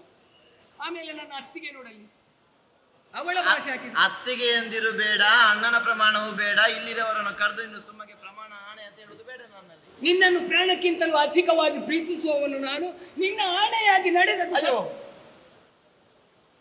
ಏನು ನನ್ನಲ್ಲಿ ಸಿಟ್ಟುಂಟ ನಿನಗೆ? ಯಾಕೆ ಸಿಟ್ಟು? ಮತ್ತೆ ಎಂತದ್ದು? ಗೊತ್ತಾಯ್ತು ನನಗೆ. ಯಾವ ಮಾತನ್ನು ಆಡಿದ್ರು ನಾನು ಆಡಿದಂತಹ ಮಾತಿನಲ್ಲಿ ನಿನಗೆ ವಿಶ್ವಾಸ ಬರುವುದಿಲ್ಲ ಅನ್ನುವುದು ಸತ್ಯ. ಆದ್ರೆ ಈ ಘಟನೆಗೆ ಪ್ರತ್ಯಕ್ಷ ಸಾಕ್ಷಿದಾರರು ಬಂದು ಆಡಿದ್ರೆ ನೀನು ಒಪ್ಪಿಕೊಳ್ತೀಯ? ಯಾರು? ನಾರದರು. ನಾರದರು? ಇಷ್ಟು ವಿಚಾರ ಬೆಳೆಯುವುದಕ್ಕೆ ಕಾರಣ ಯಾರು ಅಂತ ಕೇಳಿದ್ರೆ ಮೂಲ ಆಧಾರವಾಗಿರುವವರು ನಾರದರು, ಸುರಮುನಿಗಳು ಅಲ್ವಾ? ಅವರೇ ಬಂದು ಆಡಿದ್ರೆ ನೀನು ಒಪ್ಪಿಕೊಳ್ಳುವುದಕ್ಕೆ ಅಕ್ಕ ಅಕ್ಕ ಅಕ್ಕ ಇಳಿದ್ರಲ್ಲ ಕೆಳಗೆ, ಏನೋ ಹೇಳಿಕೊಂಡು ಹೋದ್ರಲ್ಲ, ಕಿವಿಗಳು ಸರಿ ಕಿವಿಗಳು. ಅಯ್ಯೋ ಅಣ್ಣ ಅಣ್ಣ ಅಣ್ಣ ಅಣ್ಣ, ತಪ್ಪಾಯ್ತಣ್ಣ, ತಪ್ಪಾಯ್ತು. ನಾನು ದುಡುಕಿದೆ, ಆದ್ರೆ ನಾರದರು ಬಂದು ಹೇಳಿದ ಮಾತನ್ನು ಕೇಳಿದಾಗ ಎಲ್ಲವೂ ನನಗೆ ಸ್ಪಷ್ಟವಾಯಿತಷ್ಟೇ. ನಡೆದ ಸಂಗತಿಗೆ ಮೂಲ ಕಾರಣೀಕರ್ತರು ಯಾರು ಅಂತ ಕೇಳಿದ್ರೆ ನಾರದರಲ್ಲದ ಅನ್ಯರಲ್ಲ. ಇಲ್ಲದೆ ಹೋದೆ ನರಸ ಹೀಗೆ ಎಡವುವುದಕ್ಕೆ ಸಾಧ್ಯವುಂಟೆ? ಇಲ್ಲ. ಆತತ್ರಾಣ ಪ್ರಾಯಣಿಯರು ಕ್ಷಾತಧರ್ಮವನ್ನು ಪಾಲಿಸುವವರು. ಹೀಗಿರುವಾಗ ರಕ್ಷಣೆಯನ್ನು ಒದಗಿಸಿಕೊಡಬೇಕಾದದ್ದು ಮೂಲ ಕರ್ತವ್ಯವಾಗ್ತದೆ. ಆದರೂ ಕಲಹಪ್ರಿಯ ಕಲಹಭೋಜನ ನಾರದ ಹೀಗೆ ನೆಗಳತೆಯನ್ನು ಸಂಪಾದಿಸಿದ ಸುರ ಮುನಿಗಳು ಉದ್ದೇಶಪೂರ್ವಕವಾಗಿ ಗಯನನ್ನು ಈ ರೀತಿಯಲ್ಲಿ ನಿರ್ದೇಶಿಸಿದ್ದಾರೆ. ಹೀಗೆ ಆಡಿದೆ ತಪ್ಪಾಗುವುದಕ್ಕಿಲ್ಲ ಅಲ್ವಾ? ನಾನಾದ್ರೂ ಅಬಲೆ ಇದ್ದೇನೆ, ಮಾನವ ಮಾತ್ರಳಿದ್ದೇನೆ, ನನ್ನಿಂದ ಏನನ್ನು ಮಾಡುವುದಕ್ಕೆ ಸಾಧ್ಯವಿಲ್ಲ. ನಿನ್ನ ಪಾದ ದ್ವಯಗಳಿಗೆ ಮನಿದು ಕೇವಲ ಬೇಡಿಕೊಳ್ಳಬಹುದಷ್ಟೇ. ಅಣ್ಣ ದೇವ, ನೀನಾಗಿ ಕರುಣಿಸಿದ ಓಲೆ ಭಾಗ್ಯ, ನೀನಾಗಿ ಕರುಣಿಸಿದ ಸೌಮಂಗಲ ತುಂಬಿದ ಸೌಭಾಗ್ಯ ಎಲ್ಲವನ್ನ ಉಳಿಸಿ ನನ್ನ ಹದಿಮನೆಯ ಧರ್ಮವನ್ನ ಪಾಲಿಸುವುದಕ್ಕೆ ಅನುವು ಮಾಡಿಕೊಡಬೇಕಷ್ಟೇ ಅಣ್ಣ, ಅನುವು ಮಾಡಿಕೊಡಬೇಕಷ್ಟೇ. ಕಣ್ಣೀರನ್ನು ಸುರಿಸ್ತಾ ಇದ್ದೇನೆ. ಮತ್ತೇನು ಮಾಡ್ಲಿ ಮಗಳೇ, ತನ್ನ ಬಾಲ್ಯದಿಂದ ಇಷ್ಟು ಸಮಯಗಳವರೆಗೆ ನೀನು ಸಂತೋಷವಾಗಿರಬೇಕು ಅನ್ನೋ ಹಾಗೆ ಭಾವಿಸಿದವನು ನಾನು. ನಿನ್ನ ಹಣೆಯ ಕುಂಕುಮವನ್ನು ಅಳಿಸಿಕೊಂಡು ಕೊರಳ ಮಾಂಗಲ್ಯವನ್ನು ಕಳೆದುಕೊಂಡು ನಿನ್ನನ್ನು ಅಮಂಗಲಿಯಾಗಿ ಕಾಣುವುದಕ್ಕೆ ನಾನು ಇಷ್ಟಪಡ್ತೇನೆ ಹೇಳು? ಖಂಡಿತವಾಗಿಯೂ ಇಲ್ಲ. ನಾನು ಇದನ್ನ ಕೇಳಿಯೇ ಸತ್ತಾಯ್ತಣ್ಣ. ಅಲ್ವಾ? ಯೋಚನೆ ಮಾಡಬೇಡ. ನೀನು ಇನ್ನೂ ಜೀವಂತವಾಗಿರ್ಬೇಕು, ಅದು ಸುಖವಾಗಿ ಇರಬೇಕು ಅನ್ನೋ ಹಾಗೆ ಯೋಚನೆ ಮಾಡಿದವನು ನಾನು. ಆದ್ರೆ ಇನ್ನು ಮುಂದೆ ನಡೆಯುವಂತಹ ಘಟನೆ ಅದು ನಿನ್ನ ಎಣಿಕೆಯಂತೆ ಸಂತೋಷದಿಂದ ಸಾಗಬೇಕು ಅಂತ ಇದ್ರೆ ಇದಕ್ಕೆ ನೀನು ಮನಸ್ಸು ಮಾಡ್ಬೇಕಾ? ನಾನು ಹೌದಮ್ಮ. ಹೇಗೆ? ನೀನೊಂದು ಕೆಲಸ ಮಾಡಿದ್ರೆ ಆಗ್ತದೆ. ಏನು? ನೀನು ಇಲ್ಲಿರುವುದಲ್ಲ, ಮತ್ತೆ ಸಂಧಾನವನ್ನು ಮಾಡಿ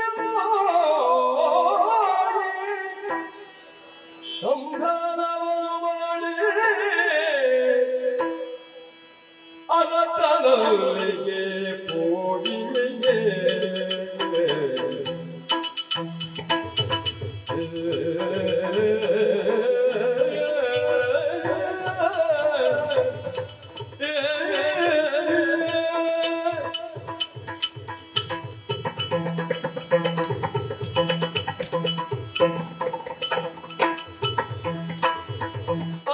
ಅರಸನಲ್ಲಿಗೆ ಹೋಗಿ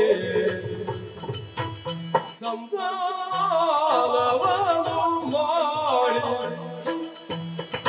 ಹೊರದಿ ಗಜಲ ಕೊಡುವು ಬಾಳೆದ ಪತ್ರೆ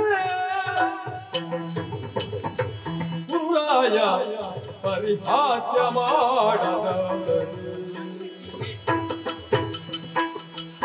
ಗುರುರಾಯ ಪರಿಹಾಸ್ಯ ಮಾಡದದೆ ನರನಿರಲೇ ನಿಲ್ಲದೆ ಹೋಗಿಬಿಡು ಸೌಪತೆ ಅರಸನಲ್ಲಿಗೆ ಹೋಗಿಲೆ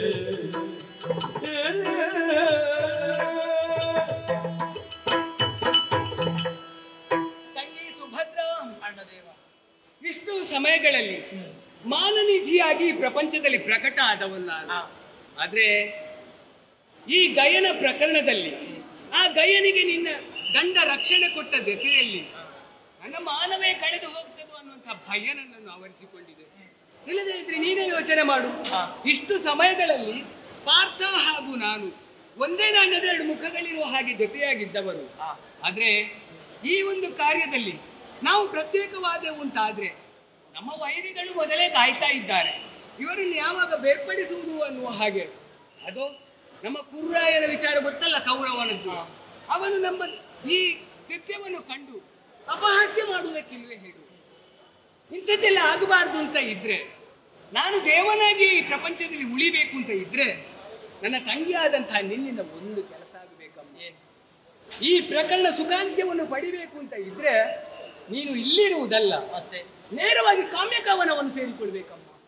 ಕಾಡಿಗೆ ಹೋಗಿ ಹೋಗಿ ಏನು ಮಾಡುದಣ್ಣ? ಅಣ್ಣ ತಂಗಿ, ಕಾಮ್ಯಕವನಕ್ಕೆ ಹೋಗಿ ನಿನ್ನ ಗಂಡ ಪಾರ್ಥನನ್ನು ಕಂಡು ಅವನೇ ಇರಿಸಿಕೊಂಡಂತಹ ಗಯನನ್ನು ಬಿಟ್ಟು ಕೊಡುವ ಹಾಗೆ ನೀನು ಸಂಧಾನವನ್ನು ಮಾಡಿಕೊಂಡು ಬಂದೆ ಅಂತ ಆದ್ರೆ ಕಾರ್ಯ ಮುಗಿದ ಹಾಗೆ, ಯಾವುದೇ ಸಮಸ್ಯೆ ಉಳಿಯುವುದಕ್ಕೆ. ನೀನು ಆಡಿದಷ್ಟನ್ನು ಅಲ್ಲಿ ಮಂಡಿಸಬೇಕು. ಹೌದು ನಿನ್ನ ಆಳಾಗಿ ನಾನು ಇಲ್ಲಿಂದ ಮುಂದುವರಿಯಬೇಕು. ಹೌದು. ಸುಭದ್ರ ರಾಯಭಾರ, ಸುಭದ್ರೆಯ ಒಂದು ರಾಯಭಾರ ಹೇಗುಂಟು ಅನ್ನುವುದನ್ನು ಕಂಡುಕೊಳ್ಬೇಕು. ಪ್ರಯತ್ನ ಪಡ್ತೇನೆ, ಫಲ ನಿನ್ನದಷ್ಟೇ. ನನ್ನ ಅನುಗ್ರಹ ಇದೆ. ಆಯ್ತಾ? ಹೋಗಿ ಬಾ. ಎಂದವಾದರೂ ಕೇಳಿ ಹರಿಗೋವಿಂದ ನೀನೇ ಗತಿಯೆಂದ ಅರವಿಂದ ಉಗಿ ನಡೆದಂದಳ ಕಾವ್ಯಕ ಮಹಾಬಲಕ್ಕೆ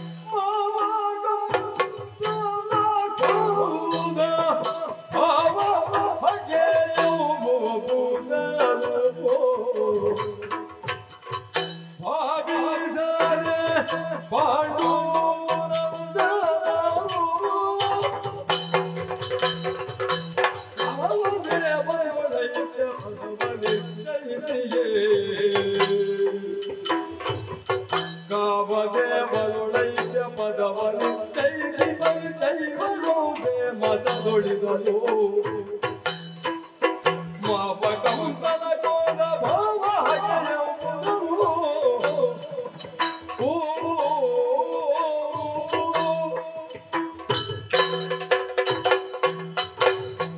ಸ್ವಾಮಿ ಗೋಪಾಲಕೃಷ್ಣ ನೀನೇ ರಕ್ಷೆ.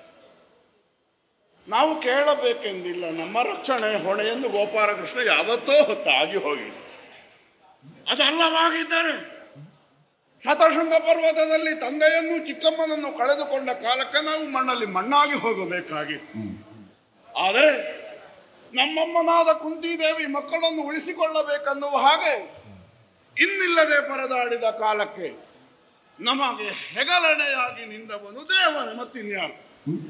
ಆದ್ದರಿಂದಲೇ ಋಷಿಮುನಿಗಳು ನಮ್ಮನ್ನು ಸಂರಕ್ಷಿಸಿ ಸಕಾಲದಲ್ಲಿ ಹಸ್ತಿನಾವತಿಗೆ ಕರೆತಂದು ಅಜ್ಜ ಭೀಷ್ಮಾಚಾರ್ಯರ ಕರಕಮಲಗಳಲ್ಲಿ ಇರಿಸಿ ಆಶೀರ್ವದಿಸಿದರು. ಆ ಸುವರ್ಣ ಕಾಲಘಟ್ಟವೇ ಕಾರಣವಾಗಿ ಇರಬೇಕು. ಎಂತಹ ಕಷ್ಟಕೋಟಲೆಗಳು ಇದಿರಾದರೂ ಪಾಂಡವರಾದಂತಹ ನಾವುಗಳು ಜೀವನದ ಸಮತೋಲನವನ್ನು ಕಳೆದುಕೊಳ್ಳದೆ ಬದುಕಾಟವನ್ನು ಮಾಡುವ ಸಾಮರ್ಥ್ಯವನ್ನು ಹೊಂದಿಕೊಂಡೆವು. ಈ ಪ್ರಪಂಚದ ಪ್ರಬಲವಾದ ತೀರ್ಮಾನ ಏನು? ಸಜ್ಜನರಾದವರಿಗೆ, ಧರ್ಮಭೀರುಗಳಾದವರಿಗೆ ದೈವ ಸಹಾಯ ಇರುತ್ತದೆ. ಆದ್ದರಿಂದಲೇ ಧರ್ಮರಾಯನೇ ಮೊದಲುಗೊಂಡ ನಾವುಗಳು ಅಡಿಗಡಿಗೆ ದೈವ ಸಹಾಯವನ್ನು ಹೊಂದಿ ಬದುಕನ್ನು ಕಟ್ಟಿಕೊಳ್ಳುವಲ್ಲಿ ಸಾಮರ್ಥ್ಯವನ್ನು ಹೊಂದಿದೆವು. ನಮ್ಮ ತಾಯಿ ನಮಗೆ ಮೊಲೆ ಉಳಿಸುವ ಕಾಲಕ್ಕೆ ಅದರೊಟ್ಟಿಗೆ ಧರ್ಮ ರಕ್ಷಣೆಯ ಭಾವವನ್ನು ಊಡಿಸಿರಬೇಕು. ಆದ್ದರಿಂದಲೇ ನಮಗೆ ದೈವ ಸಹಾಯ ಒದಗಿರಬೇಕು, ಹೀಗೆ ನಾನು ಭಾವಿಸುತ್ತೇನೆ. ಅದಲ್ಲದೆ ಹೋದರೆ ಒಂದು ಘಳಿಗೆ ನೋಡುವುದಕ್ಕಾಗಿ ಕಾತರಿಸು, ಒಂದರೆ ಘಳಿಗೆ ಪಾದ ಸೇವೆಗಾಗಿ ಹಂಬಲಿಸುವ ಗೋಪಾಲಕೃಷ್ಣ ನಮ್ಮ ಬೆನ್ನ ಹುರಿಯ ಶಕ್ತಿ ಸ್ರೋತಸ್ಸಾಗಿ ಒದಗಿ ಬಂದನಲ್ಲ, ಯಾಕೆ ಬರಬೇಕವ? ಹಾಗಾದರೆ ನಮ್ಮಲ್ಲಿ ಪಾತ್ರತ್ವವನ್ನು ಅವ ಗುರುತಿಸಿದ್ದಾನೆ ಅನ್ನುವುದು ಸ್ಪಷ್ಟ. ಕೃಷ್ಣ ಪರಮಾತ್ಮನ ಕುರಿತಾಗಿ ನಾವು ಆಲೋಚನೆಯನ್ನು ಮಾಡುವಾಗ ಮೈ ರೋಮಾಂಚನ ಆಗುತ್ತದೆ. ಎಳವೆಯಲ್ಲಿಯೇ ಮಾವ ಕಂಸನನ್ನು ಕೊಂದವನವನು. ಯಾವನು ಜನಸಾಮಾನ್ಯ ಒಬ್ಬನನ್ನು ಕೊಂದರೆ ಅದಕ್ಕೆ ಕೊಲೆ ಅಂತ ಹೆಸರು. ಆದರೆ ಕಂಸನನ್ನು ಮರ್ದಿಸಿದ ಕೃಷ್ಣನ ಕೆಲಸವನ್ನು ಕಂಸವಧೆ ವೈದಿಕ ಸಮಾಜ ಹೀಗೆ ಗುರುತಿಸುತ್ತದೆ. ಭಾಗವತೋತ್ತಮರು ಜಾತಸ್ಯ ಕಂಸವದಾರ್ಥಾಯ, ಹೀಗೆ ಕೃಷ್ಣನ ಹುಟ್ಟನ್ನು ನಿರ್ಣಯಿಸಿದೆ. ಮಾವ ಕಂಸನನ್ನು ನಿರ್ದಯವಾಗಿ ಕೊಂದ. ಯಾಕೆ ಕೊಂದ? ಅಧರ್ಮಾಚರಣೆಯನ್ನು ಮಾಡ್ತಾನೆ, ಸಜ್ಜನರ ಕಣ್ಣೀರಿಗೆ ಕಾರಣನಾಗುತ್ತಾನೆ. ಆದ್ದರಿಂದ ಅವ ಬದುಕುವುದಕ್ಕೆ ಅನರ್ಹ. ಸಂಬಂಧದಲ್ಲಿ ಮಾವನಲ್ಲವೇ? ಅಧರ್ಮಿಯಾದವನು ಆತ ತಾಯಿಯಾದವನು ಮಾವನಾದರೂ ವಧಿಸಲ್ಪಡಬೇಕು. ಈ ತೀರ್ಮಾನವನ್ನು ತಾನು ಕೈಗೊಳ್ಳುವಲ್ಲಿ ಜಗತ್ತಿಗೆ ಮಹತ್ತರವಾದ ಒಂದು ಧ್ಯೇಯವನ್ನು, ಒಂದು ಉದ್ದೇಶವನ್ನು ಅವನು ಆಚರಿಸಿ ತೋರಿಸಿ. ಕರ್ತವ್ಯ ಮುಖ್ಯವಾದದ್ದು, ಸಂಬಂಧ ಅಲ್ಲ. ಬಾಂಧವ್ಯವನ್ನು ಆಮೇಲೆ ಕಟ್ಟಿಕೊಳ್ಳಬೇಕಾಗುತ್ತದೆ. ಕರ್ತವ್ಯವನ್ನು ನಿರ್ವಹಿಸುವ ಕಾಲಕ್ಕೆ ಹಿಂದೆ ಬಿದ್ದರೆ ಆಮೇಲೆ ಅದನ್ನು ಸರಿಪಡಿಸುವುದಕ್ಕಾಗುವುದಿಲ್ಲ. ಕಾವ ದೇವನೋಡು ಐಕ್ಯ ಪದವ ನಾವು ಅಂಗೀಕರಿಸಿದ್ದ ಅದನ್ನು. ದೇವರನ್ನು ಸದಾಕಾಲವೂ ಪೂಜಿಸುತ್ತಾ ನನಗದು ಕೊಡು, ನನಗಿದು ಕೊಡು, ನನಗದಿಲ್ಲ, ನನಗಿದಿಲ್ಲ. ನಮ್ಮ ದಾರಿದ್ರ್ಯವನ್ನು ನಿವೇದಿಸಬೇಕಾದ ತಾಣ ಅಲ್ಲ ದೇವರ ಪಾದ. ದೇವತೆಯೊಂದಿಗೆ ಅಥವಾ ಇಷ್ಟದೈವದೊಂದಿಗೆ ಐಕ್ಯ ಪದವನ್ನು ನಿರ್ವಹಿಸಬೇಕು. ಆ ಭಾವ ನನ್ನಲ್ಲಿ ಬಲಿತುದ ಕಾರಣದಿಂದಲೇ ಶರಣಾಗತನಾಗಿ ಬಂದ ಆರ್ತನಾದ ಗಯನಿಗೆ ಆಶ್ರಯವನ್ನು ಕೊಟ್ಟರು. ಜೀವ ಭಯ ಇದೆ ಅರ್ಜುನ, ನನಗೆ ರಕ್ಷಣೆ ಬೇಕು. ಪೃಥೇವ ಸುತಂ ಪಾರ್ಥಂ ಪಾರ್ಥಿವೋ ರಣವಿಕ್ರಮಿ. ಪೃಥೆಯ ಮಗನಾದುದರಿಂದಲೂ ನಾನು ಪಾರ್ಥಿವ, ಕ್ಷತ್ರಿಯನಾದರಿಂದಲೂ ನಾನು ಪಾರ್ಥಿವ. ಕ್ಷತ್ರಿಯನಾದವನ ಮೂಲ ಗುಣ ಆರ್ತತ್ರಾಣ ಪರಾಯಣತೆ. ಹಾಗಾದರೆ ನನ್ನ ಪಾದಮೂಲದಲ್ಲಿ ಕಣ್ಣೀರು ಗರೆಯುವ ಗಯನಿಗೆ ಅಭಯವನ್ನು, ಆಶ್ರಯವನ್ನು ಕೊಡಬೇಕಾದದ್ದು ನನಗೆ ಪ್ರಥಮ ಆದ್ಯತೆ, ಹೌದಲ್ಲ? ಆದ್ದರಿಂದಲೇ ನಾನು ಅಳವಿಗನೆ ಬದರದಿರು. ನಿನ್ನ ಹಗೆಯಾರು ಅವರಿಗೆ ನನ್ನ ಪ್ರಾಣವನ್ನು ಕೊಟ್ಟಾದರೂ ನಾನು ನಿನ್ನನ್ನು ಸಂರಕ್ಷಿಸುತ್ತೇನೆ. ಇಷ್ಟೇ ಹೇಳಿದ್ದಲ್ಲ, ಇದಕ್ಕೆ ಅಚ್ಯುತನ ಆಣೆ. ಆದರೆ ಆಮೇಲೆ ಗೊತ್ತಾದದ್ದು, ನನ್ನ ಪದತಲದಲ್ಲಿ ಬಿದ್ದು ವಿಲಪಿಸುತ್ತಿರುವ ಗಯನ ಹಾಗೆ ಹರಿ. ನಾನು ಯಾವನನ್ನು ಸಂರಕ್ಷಿಸುತ್ತೇನೆ ಅನ್ನುವ ಹಾಗೆ ಮಾತು ಕೊಟ್ಟೇನೋ ಆ ಕುಬೇರ ಸುತನ ವಿರೋಧಿ. ಹೃದಯ ಸಿಂಹಾಸದಲ್ಲಿ ನಾನು ಯಾರನ್ನಿಟ್ಟು ಪೂಜಿಸುತ್ತೇನೋ ಆ ಕೃಷ್ಣ. ತಿಳಿದ ಮೇಲೆ ನಾನು ಹಿಂದೆಗೆಯಬಹುದೇ? ಇಲ್ಲವಲ್ಲ. ಧರ್ಮರಾಯನು ಅದಕ್ಕೆ ಸಮ್ಮತಿಸಲಿಲ್ಲ. ನಮ್ಮ ಅಣ್ಣಂದಿರು ನಮ್ಮ ತಮ್ಮಂದಿರು ಯಾವುದಕ್ಕೆ ಒಪ್ಪಿಗೆಯನ್ನು ಕೊಡ್ತಾರೆ ಅದನ್ನು ದೃಢವಾಗಿ ಆಚರಿಸುವುದು ನನ್ನ ಸಂಕಲ್ಪ. ಯಾಕೆ? ಅಲ್ಲದೆ ಇದ್ದದನ್ನು ಅವರು ಆಡುವುದಿಲ್ಲ, ಸಲ್ಲದೆ ಇದ್ದದನ್ನು ಅವರು ಮಾಡುವುದಿಲ್ಲ. ಹಾಗಾದರೆ ನಾನು ಧರ್ಮ ಪಥದಲ್ಲಿ ಸ್ಥಿರವಾಗಿದ್ದೇನೆ ಅನ್ನುವಂತಹ ಸ್ಪಷ್ಟತೆ ಒಡಮೂಡಿದುದರಿಂದಲೇ ಗಯನನ್ನು ಸಂರಕ್ಷಿಸುವ ನನ್ನ ಕೈಂಕರ್ಯದಲ್ಲಿ ಬದ್ಧತೆಯನ್ನು ನಾನು ಪ್ರಕಟಿಸಿದೆ. 8 ದಿನದೊಳಗಾಗಿ ನಿನ್ನನ್ನು ನಾನು ಕೊಲ್ಲುತ್ತೇನೆ, ಅಲ್ಲದಿದ್ದರೆ ಅಗ್ನಿ ಪ್ರವೇಶ ಮಾಡ್ತೇನೆ. ನನ್ನ ದೇವರಾದಂತಹ ಕೃಷ್ಣನ ನುಡಿ 7 ದಿವಸ ಕಳೆದು ಹೋಯಿತು. ಕಾಮ್ಯಕಾವನದಲ್ಲಿ ನಾನು ಇದ್ದೇನೆ, ಮರದ ಬೊಡ್ಡೆಯಲ್ಲಿ ಕುಳಿತಿದ್ದೇನೆ. ಆದರೂ ಮುಳ್ಳ ಹಾಸುಗೆಯ ಮೇಲೆ ಕುಳಿತಂತ ಅನುಭವವಾಗುತ್ತದೆ. ಇನ್ನೊಂದು ದಿವಸ ನೋಡೋಣ ನೋಡೋಣ ನೋಡೋಣ. ಕಂದಿನ ಕಾಂತಿಯೋ ಕಂದಿದ ಕಾಂತಿಯೋ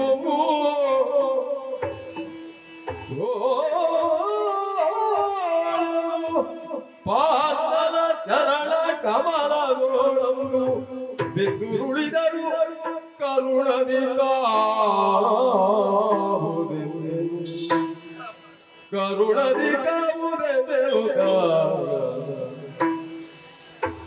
ಬಂದೆಯೇ ಮಂದಯಾನೆ ಸುಂದರಿ ಸುಗುಳೆ ಜಾಳೆ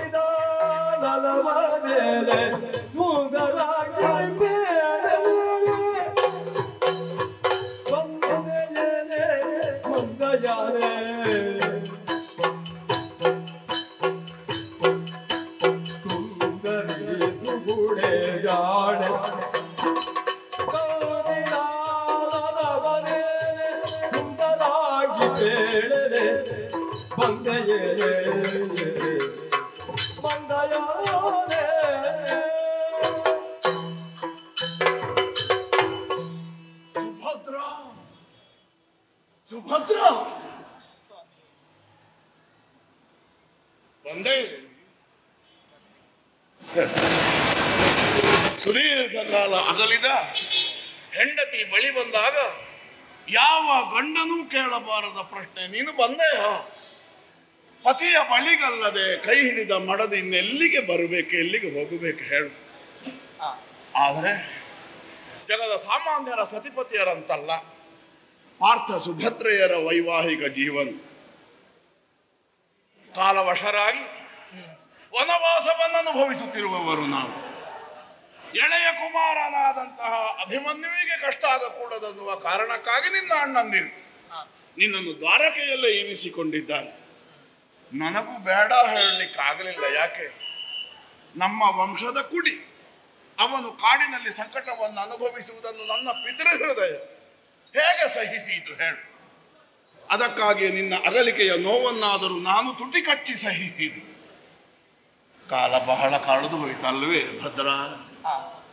ಇನ್ನೀಗ ನೀನು ಆಗಮಿಸಿ ನನ್ನ ಕಾಲ ಮೇಲೆ ತಲೆ ಇಟ್ಟ ಕಾಲಕ್ಕೆ ಮುಳಗಿತ ಗಾತ್ರನಾದೆ. ನನ್ನ ಜೀವನವನ್ನು ಅಂತ ಆಕಾಶದ ಬೆಳದಿಂಗಳು, ನನ್ನ ಬದುಕಿನಲ್ಲಿ ಜ್ಯೋತ್ಸೆಯಾಗಿ ಹರಿದ ಬೆಳದಿಂಗಳಿನ ಮೂಲವಾದ ಚಂದಿರ ಚಕೋರೆ ಬಿಗಿದ ವ್ಯಾಲಂಗಿಸೋಣ ಅನ್ನುವ ಭಾವದಿಂದ ನಿನ್ನನ್ನು ಬಳಿಗೆ ಬರಸೆ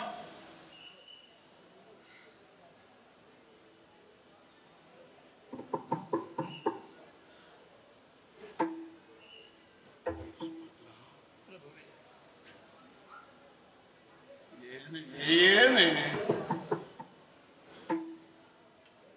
ಮಂದಗಾಮಿನಿಯಾಗಿ ಬಂದೆ ನಿನ್ನ ಸೌಂದರ್ಯಕ್ಕದು ಭೂಷಣ ಅನ್ನುವ ಹಾಗೆ ಭಾವಿಸಿದರೆ ನಿನ್ನ ಎದೆಯೊಳಗೆ ಅದಾವುದೋ ಭಾರದ ಬಂಡೆಯನ್ನು ಕಟ್ಟಿಕೊಂಡು ಬಂದಿದ್ದಿ ಅನ್ನುವುದು ನಿನ್ನ ಮುಖಕಮಲವನ್ನು ಕಂಡಾಗ ನನಗೆ ಅರ್ಥ ಆಗ್ತದೆ. ಜಾಣೆ ನೀನು, ಸುಂದರಿ ನೀನು. ಸೌಂದರ್ಯವನ್ನುವುದು ದೇಹಕ್ಕೆ ಮಾತ್ರ ಸೀಮಿತವಾದದ್ದಲ್ಲ. ಹೆಣ್ಣಿಗೆ ಯಾವುದು ಮುಖ್ಯ? ಶೀಲ ಸೌಂದರ್ಯ ಮುಖ್ಯ, ಸ್ವಭಾವ ಸೌಂದರ್ಯ ಮುಖ್ಯ. ಜಾಣೆಯಾದ ಹೆಣ್ಣು ಮಗಳು ಹೇಗಿರುತ್ತಾಳೆ? ತನಗೊದಗಿದ ಕಷ್ಟವನ್ನು, ತನ್ನ ಮನಸ್ಸಿಗಾದ ನೋವನ್ನು ಪರರಲ್ಲಿ ಬಿಡು, ತನ್ನ ಗಂಡನಲ್ಲಿ ಆಗಿಂದಾಗ ನಿವೇದಿಸಿಕೊಳ್ಳುವುದಕ್ಕೆ ಹಿಂಜರಿಯುತ್ತಾಳೆ. ಆದರೂ ನಿನ್ನ ಮಳಿಗೆ ಬಂದು ಅವನತ ಮುಖಿಯಾಗಿ ನಿಂದಿದ್ದಿ. ಏನೋ ಹೇಳಬೇಕನ್ನುವ ಹಾಗೆ ನಿನ್ನ ಚೆಂದುಟಿಗಳು ಕಂಪಿಸುವುದನ್ನು ಕಾಣುವಾಗ ನಾನು ಅರ್ಥ ಮಾಡಿಕೊಳ್ಳಬಲ್ಲೆ ನಿನ್ನ ಭಾವ. ಆದರೆ ಹೇಳುವುದಕ್ಕೆ ನಿನ್ನ ಕಂಠಲ ಮಣಿಯಿಂದ ಧ್ವನಿ ಹೊರಡುತ್ತಿಲ್ಲ. ಸುಭದ್ರ, ನೀನು ಬಂದದ್ದು ನನ್ನ ಬಳಿ. ಒಂದು ಮಾತು ಕೇಳುವುದಕ್ಕೆ ಮರೆತೆ. ಬಲರಾಮ ದೇವರು ಕ್ಷೇಮವೇ? ಕ್ಷೇಮ. ಕೃಷ್ಣ ಪರಮಾತ್ಮ, ಕ್ಷೇಮಿಗಳು, ಯಾದವಾಗ್ರಣಿಗಳು, ಯಾವ ತೊಂದರೆಯೂ ಇಲ್ಲ. ನಿನ್ನೊಂದಿಗೆ ದ್ವಾರಕೆಯಲ್ಲಿರುವ ನಮ್ಮ ಮಗ ಅಭಿಮನ್ಯು ಸೌಖ್ಯದಿಂದಿದ್ದಾನೆ. ಹಾಗಾದ್ರೆ ಸುಭದ್ರ ಯಾಕೆ ಮುಖ ಮಾಡಿ, ಯಾಕೆ ಕಣ್ಣೀರಿನಿಂದ ಕದಬುಗಳು ಒದ್ದೆಯಾದವು, ಯಾಕೆ ನಡುಗುತ್ತಿ? ಸ್ವಾಮಿಯೇ, ಲಾಲಿಸಬೇಕು, ಲಾಲಿಸಬೇಕು. ಇನಿಯಲಿ ಲಾಲಿಸಯ್ಯ ಬೇಳುವೆನೆಲ್ಲ ಮನಸ್ಸಿನೊಳಿದ ವ್ಯಥೆಯ ಇನಿಯ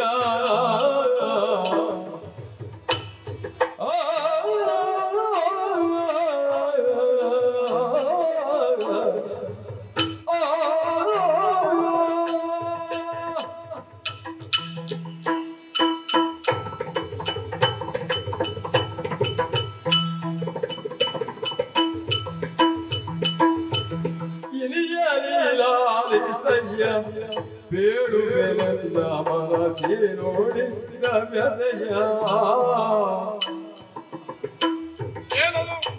ಗಣಪತಿ ಸುತಲಾನೇನು,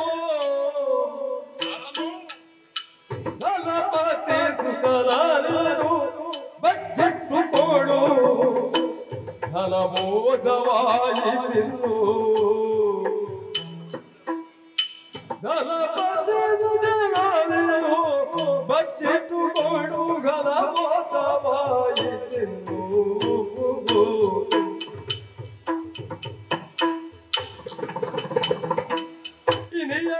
ಲಾಲಿಸಯ್ಯ ಬೇಡುವೆನೆಲ್ಲ ಮನಸ್ಸಿನೊಳಿದ ವ್ಯಥೆಯ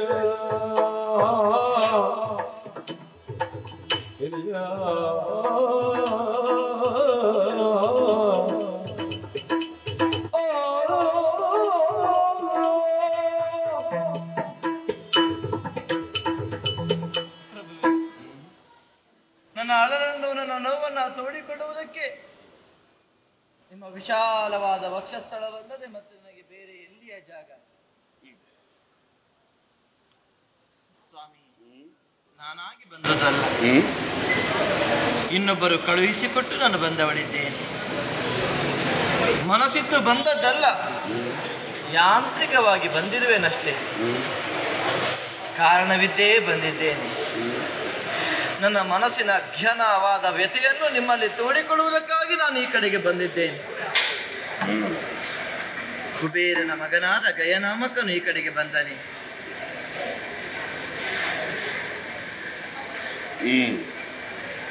ನಿನ್ನ ಪ್ರಾಣದ ರಕ್ಷಣೆ ನನ್ನ ಹೊಣೆ ಹೀಗೆನ್ನುವ ಹಾಗೆ ನೀವು ಮಾಡಿದರೆ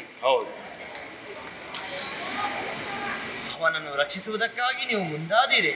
ನಿಜ, ಮೋಸವಾಯಿತು ಪ್ರಭು. ಇನ್ನೊಬ್ಬರಿಗೆ ರಕ್ಷಣೆ ಕೊಡುವುದು ಮೋಸ ಆಗುವುದಿದ್ರೆ ನಾವು ಕ್ಷತ್ರಿಯರ? ನಿಮಗೆ ಮೋಸವಾಯಿತು. ಹೇಗೆ? ಆತ ಸತ್ಯ ಏನು ಅನ್ನುವುದನ್ನು ಮೊದಲಾಗಿ ನಿಮ್ಮಲ್ಲಿ ನಿವೇದಿಸಿಕೊಂಡಿದ್ದಿಲ್ಲವಲ್ಲ? ಇಲ್ಲ. ಮೊದಲಾಗಿ ನಿಮ್ಮಲ್ಲಿ ರಕ್ಷಣೆಯನ್ನು ಕೇಳಿದ, ಹೌದು. ಆ ಬಳಿಕವಷ್ಟೇ ಯಥಾರ್ಥವನ್ನು ನಿಮ್ಮಲ್ಲಿ ನಿವೇದಿಸಿಕೊಂಡ. ನಿಜ. ಆದ್ದರಿಂದಲೇ ಆಡಿದ. ನನ್ನ ಮೋಸವಾಯಿತು ಪ್ರಭು. ನನ್ನ ಅಣ್ಣ ನನ್ನನ್ನು ಈ ಕುರಿತಾಗಿ ಕಳುಹಿಸಿಕೊಡುವಲ್ಲಿ ಬಲವಾದ ಕಾರಣವಿದೆ. ಆತನ ಹಾಗೆ ಇರುವುದು ನನ್ನ ಅಣ್ಣನಾದ ಕೃಷ್ಣಸ್ವಾಮಿಯ ಜೊತೆಗೆ. ಹೌದು. ಅವನು ಏನನ್ನ ಎಸಗಿದ್ದಾನೆ ಎನ್ನುವುದು ನಿಮಗೆ ಈಗಾಗಲೇ ಸ್ಪಷ್ಟವಲ್ಲವೇ? ಹೌದು. ಎನ್ನ ಅಗ್ರಜನು ಪ್ರತಿಜ್ಞಾಬದ್ಧನಾಗಿದ್ದಾನೆ. ಯಾವಾತ ತನ್ನ ಅರ್ಘ್ಯ ಜಲವನ್ನು ಮಲಿನಗೊಳಿಸಿದನು ಅವನನ್ನು 7ನೇ ದಿನದಲ್ಲಿ ಕೊಂದು ಮುಗಿಸದಿರೆ ಗಾಳಿ ಮಿತ್ರನ ಕೊಂಡವ ಸೇರುವೆ, ಹೀಗೆನ್ನುವ ಹಾಗೆ ನಗ್ರಜ ಆಡಿದ್ದಾನೆ. ಯೋಚನೆ ಮಾಡಿ, ಅವನ ಪ್ರತಿಜ್ಞಾ ವಾಕ್ಯ ಯಾವ ಕಾಲಕ್ಕೂ ಹುಸಿಯಾಗುವುದಕ್ಕಿಲ್ಲ. ಇಲ್ಲ.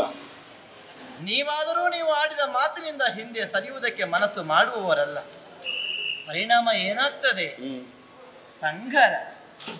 ಪ್ರಭುವೇ, ಕೃಷ್ಣ ಅರ್ಜುನರಿಗೆ ಕಾಳಗ ಸವಣಿಸುತ್ತದೆ. ಧುರ ಹೌದು. ಧುರ ಉಳಿತಲ್ಲವಂತೆ.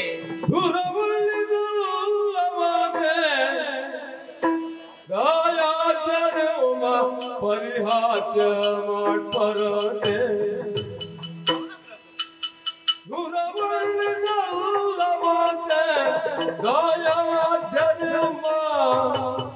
ಪರಿಹಾಚ ಮಾಡ್ಬರತೆ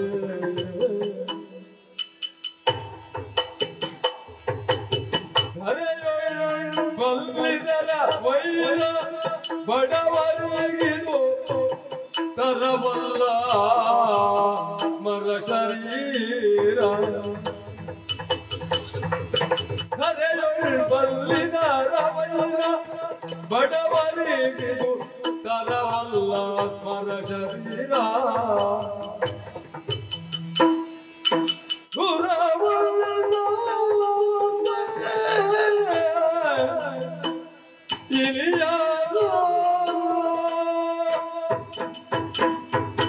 ಸಂಘರ್ಷ, ಸಂಘರ, ಸಮರ ಮರಣ ಸಹಿತವಾದದ್ದು ಅನ್ನುವುದೇ ಧ್ವನಿ ಅರ್ಥ. ಪ್ರಭುವೇ, ಒಬ್ಬನಿಗೆ ಜಯ, ಇನ್ನೊಬ್ಬನಿಗೆ ಸೋಲು. ಯಾವುದು ಯಾರಿಗೆ ನಿಶ್ಚಯ ಅನ್ನುವುದನ್ನು ಮೊದಲಾಗಿ ಊಹಿಸುವುದಕ್ಕೆ ಆಗುವುದಿಲ್ಲ. ಆದರೆ ಈ ಪ್ರಕರಣದಲ್ಲಿ ಅದು ಸ್ಪಷ್ಟವಾಗಿ ನಮಗೆ ಅರ್ಥವಾಗುವುದಕ್ಕೆ ಸಾಧ್ಯವಿಲ್ಲ. ಯೋಚನೆ ಮಾಡಿ, ಇಬ್ಬರು ಪ್ರತಿಜ್ಞಾ ವಾಕ್ಯಕ್ಕೆ ಕಟ್ಟು ಬಿದ್ದು ನನ್ನ ಮಾತನ್ನು ನಾನು ಉಳಿಸಿಕೊಳ್ಳುತ್ತೇನೆ ಹೀಗೆ ಹಠದಿಂದಲೇ ಮುಂದುವರಿದಿರಿ ಅಂತಾದರೆ ನಾಳೆ ನೀವು ಆಡಿದ ಹಾಗೆ ಕೃಷ್ಣಾರ್ಜುನರ ಕಾಳಗ ಪ್ರಪಂಚದಲ್ಲಿ ಅದು ಹಿತವಾದುದೇ ಅಲ್ಲ. ಕೇಳುವುದಕ್ಕೆ ಕರ್ಕಶವಾದ ಶಬ್ದ ಪ್ರಯೋಗ ಅದು ಪ್ರಭು. ಹೌದು. ಅದರಲ್ಲಿಯೂ ನಾನು ಆ ಮಾತನ್ನು ಯಾವ ಕಾಲಕ್ಕೂ ಸಹಿಸಿಕೊಳ್ಳಲಾರೆ. ನೀವೇನು ಎನ್ನ ಅಣ್ಣನೇನು ಇದನ್ನು ನಾನು ಚೆನ್ನಾಗಿ ಬಲ್ಲೆ. ಇಲ್ಲಿಯವರೆಗೆ ನಮ್ಮ ಬದುಕಿನಲ್ಲಿ, ನಮ್ಮ ಜೀವಿತಾವಧಿಯಲ್ಲಿ ನಮಗೆ ಬದ್ಧತೆಯನ್ನು ಒದಗಿಸಿಕೊಟ್ಟವನಿದ್ದಾನೆ. ಪ್ರತಿಯೊಂದು ಕಠಿಣದ ಸ್ಥಿತಿಯಲ್ಲಿಯೂ ನಮಗೆ ದಾರಿಯನ್ನು ತೆರೆದುಕೊಟ್ಟವನಿದ್ದಾನೆ, ದಾರಿಯನ್ನು ನಿರ್ದೇಶಿಸಿದವನಿದ್ದಾನೆ ಕೃಷ್ಣ. ಏನು ಬಾಂಧವ್ಯ, ಏನು ಸಂಬಂಧ, ಏನು ಸಲುಗೆ, ಈ ಕುರಿತಾಗಿ ಮಾತ್ಸರ್ಯವನ್ನು ಹೊಂದಿದವರು ಅನ್ಯರಲ್ಲ, ದಾಯಾದ್ಯರು, ಕೌರವಾದಿಗಳು, ದುರ್ಯೋಧನನೇ ಮೊದಲಾದವರು. ಪ್ರಭು, ಒಮ್ಮೆ ಯೋಚನೆ ಮಾಡಿ, ಮೊನ್ನೆಯವರೆಗೆ ಸಂತೋಷದಿಂದ ಕೈ ಹಿಡಿದು ಪ್ರೀತಿಯ ಅಪ್ಪುಗೆಗಳಿಂದ ಒಬ್ಬರು ಇನ್ನೊಬ್ಬರನ್ನು ಸೇರಿ ಸಂತೋಷದ ವಿಷಯಗಳನ್ನು ವಿನಿಮಯ ಮಾಡುತ್ತಾ, ದುಃಖವನ್ನು ಪರಸ್ಪರ ಹಂಚಿಕೊಳ್ಳುತ್ತಾ, ಸುಖದಿಂದಲೇ ಒಬ್ಬರು ಇನ್ನೊಬ್ಬರಿಗೆ ಅನ್ನುವ ಹಾಗೆ ಜೀವನವನ್ನು ಸಾಗಿಸುತ್ತಿದ್ದ ಕೃಷ್ಣ ಅರ್ಜುನರ ನಡುವೆ ಸಮರವೊಂದು ಉಂಟಾಯಿತಂತೆ. ಹೀಗೆ ನಮ್ಮ ವೈರಿಗಳಿಗೆ ಆಡಿಕೊಳ್ಳುವುದಕ್ಕೆ ಅವಸರವನ್ನು ನಾವೇ ಒದಗಿಸಿಕೊಟ್ಟ ಹಾಗಾಗುವುದಿಲ್ಲವೇ? ಅವರು ಕೈತಟ್ಟಿ ನಗೆ ಮಾಡುವುದಕ್ಕೆ ವೇದಿಕೆಯನ್ನು ನಾವೇ ಸಿದ್ಧಪಡಿಸಿದ ಹಾಗಾಗ್ತದೆ. ಕೌರವರೆಮ್ಮ ಪರಿಹಾಸ್ಯ ಮಾಳುಪರಂತೆ. ಯೋಚನೆ ಮಾಡಿ ಪ್ರಭು, ಕೃಷ್ಣನಾದರೂ ಬಲ್ಲಿದನಿದ್ದಾನೆ, ದೊರೆಯಿದ್ದಾನೆ, ಒಡೆಯನಿದ್ದಾನೆ. ಕಾಲವಶರಾಗಿ ನಾವು ಎಲ್ಲವನ್ನು ಕಳೆದುಕೊಂಡು ಬಡವರಾಗಿದ್ದೇವೆ, ನಿರ್ಗತಿಕರಾಗಿದ್ದೇವೆ. ಗತಿ ನೀನೇ ಕೃಷ್ಣ ಹೀಗೆನ್ನುವ ಹಾಗೆ ಪ್ರಾರ್ಥಿಸುವ ಸ್ಥಿತಿಯಷ್ಟೇ ನಮಗೆ ಉಳಿದಿದೆ.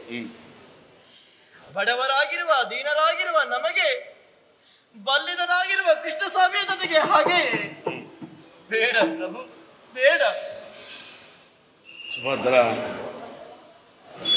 ನಿರ್ಣಾಯಕವಾದ ಕಾಲಘಟ್ಟದಲ್ಲಿ ಅಣ್ಣಂದಿರು ತಮ್ಮಂದಿರು ನನಗೆ ಪ್ರಚೋದನೆ ಕೊಡುವುದಕ್ಕೆ ನನ್ನ ಬಳಿಯೇ ಇದ್ದಾರೆ.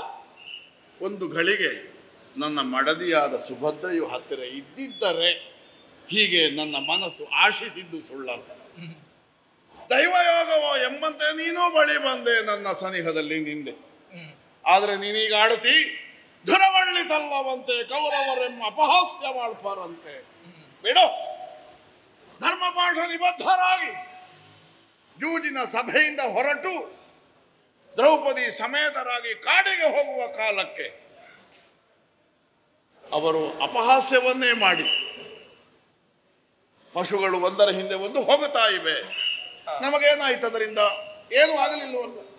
ಹಾಗಾದ್ರೆ ಶತ್ರುಗಳು ಹೇಗಿದ್ದರೂ ಅಪಹಾಸ್ಯ ಮಾಡುವುದಕ್ಕೆ ಇದ್ದವರು, ಅದಕ್ಕಾಗಿ ನಾವು ತಲೆ ಕೆಡಿಸಿಕೊಳ್ಳಬೇಕಾದದ್ದು. ಆದರೆ ಸುಭದ್ರ, ಕೃಷ್ಣನ ಹಗೆ ಎನ್ನುವುದು ಗೊತ್ತಿದ್ದು ನಾನು ಅವನನ್ನು ಸಂರಕ್ಷಿಸುವುದಕ್ಕೆ ಹೊರಟದ್ದಲ್ಲ. ಅವ ಬಲ್ಲಿದ, ನಾವು ಬಡವರು. ಯಾವುದು ಶ್ರೀಮಂತಿಗೆ ಪ್ರಪಂಚದಲ್ಲಿ? ಬಂಡಿಗಟ್ಟಲೆ ಹೇರನ್ನು ತಂದು ಒಳಗೆ ಕಟ್ಟಿಡುವವ ಶ್ರೀಮಂತನೇ ಅಲ್ಲ. ಆತ್ಮಾಭಿಮಾನದಿಂದ ಎಂಥವರ ಮುಂದೆಯೂ ತಲೆ ಎತ್ತಿ ನಡೆಯಬಹುದಾದ ಧೀಮಂತಿಕೆಯನ್ನು, ವರ್ಚಸ್ಸನ್ನು ಸಂಪಾದಿಸುವುದು ಸಿರಿವಂತಿಕೆಯೇ ಹೇಳು? ಆ ದೃಷ್ಟಿಯಿಂದ ನೋಡಿದರೆ ಬಡವರು ನಾವೋ ಕೌರವರು, ಸಕಲವನ್ನು ಕಳೆದುಕೊಂಡು ಕಾನನವಾಸಿಗಳಾಗಿದ್ದೇವೆ. ನೋಡು ನಮ್ಮ ಮುಂದೆ ನೆರೆದಿರುವ ಸಭೆ. ಹಾಗಾದರೆ ಸಿರಿವಂತಿಗೆ ಎಲ್ಲಿದೆ? ಇಲ್ಲಿದೆ. ಹಾಗಾಗಿ ನಾವು ಬಡವರು ಅನ್ನುವಂತಹ ಕೀಳರಿಮೆಯನ್ನು ಹೊಂದಬೇಕಾದದ್ದಿಲ್ಲ. ನಿರ್ಧಾರ ತೆಗೆದುಕೊಳ್ಳಬೇಕಾದ ಕಾಲಘಟ್ಟ ಇದು ಅನ್ನುವ ಹಾಗೆ ನಾನು ಆಡಿದೆ. ಒಂದೋ ಬದುಕು ಅಲ್ಲ, ಬದುಕಿನ ಸಾರ್ಥಕತೆ, ಎರಡರಲ್ಲಿ ಒಂದನ್ನು ಆಯ್ದುಕೊಳ್ಳಬೇಕಾದಂತಹ ಸಂಕ್ರಮಣ ಕಾಲ ಇದು. ಆದ್ದರಿಂದ ಅಣ್ಣ ತಮ್ಮಂದಿರು ಒಪ್ಪಿರುವ ಗಯನನ್ನು ಸಂರಕ್ಷಿಸುವ ನನ್ನ ಊಳಿಗದಲ್ಲಿ ನಾನು ದೃಢವಾಗಿ ನಿಲ್ಲಬೇಕೆಂದಾದರೆ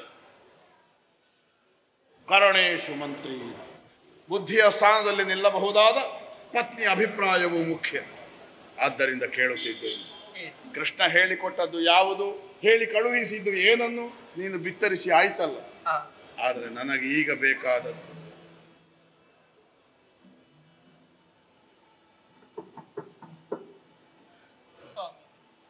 ನನಗೆ ಭದ್ರತೆಯನ್ನು ಕೊಡಬಹುದಾದ ನನ್ನ ಸುಭದ್ರೆಯ ಅಭಿಪ್ರಾಯ.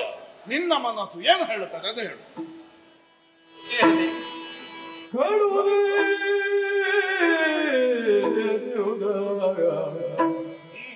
ನಿಮ್ಮನೋ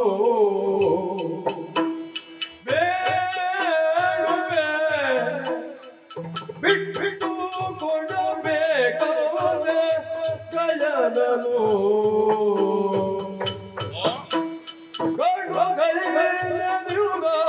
ನಿಮ್ಮನು ಬೇಡುವೆ, ಬಿಟ್ಟು ಕೊಡಬೇಕಾದೆ ಗಯನನು ಒಡೆಯನ ಭಾಷೆಯನು ಸಲ್ಲಿಸಬೇಕಂತೆ ಎಡರ ತಪ್ಪಿಸುವುದಿಲ್ಲೋ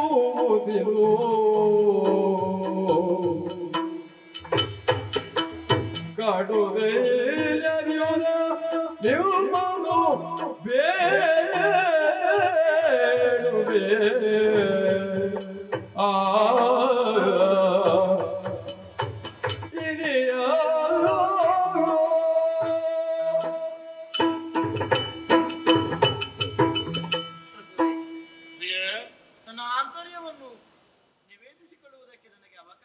ನನಗದನ್ನು ಕೇಳಲೇಬೇಕು. ನಾನು ಅದಕ್ಕೆ ಪ್ರಮುಖವಾದ ಸ್ಥಾನವನ್ನು ಕೊಡುತ್ತೇನೆ.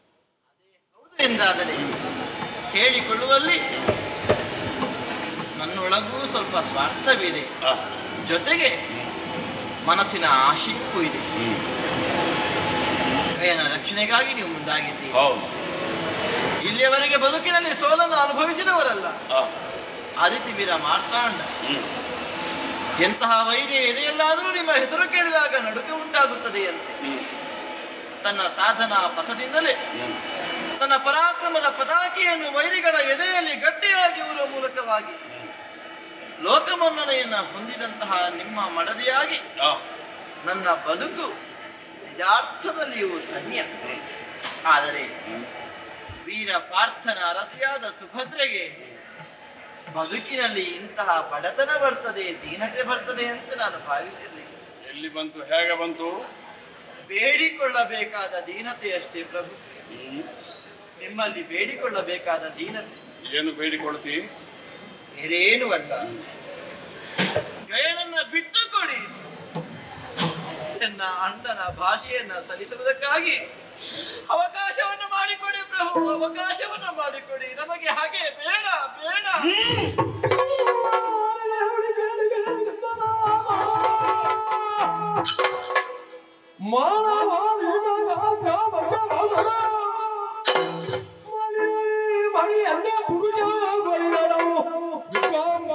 ಸಭೆಗಳು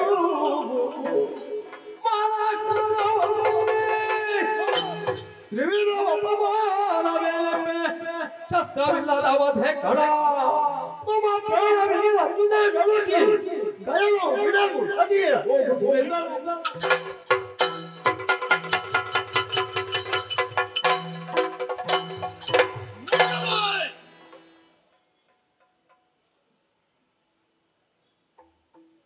ಗಯನನ್ನು ಬಿಟ್ಟುಕೊಡಬೇಕು.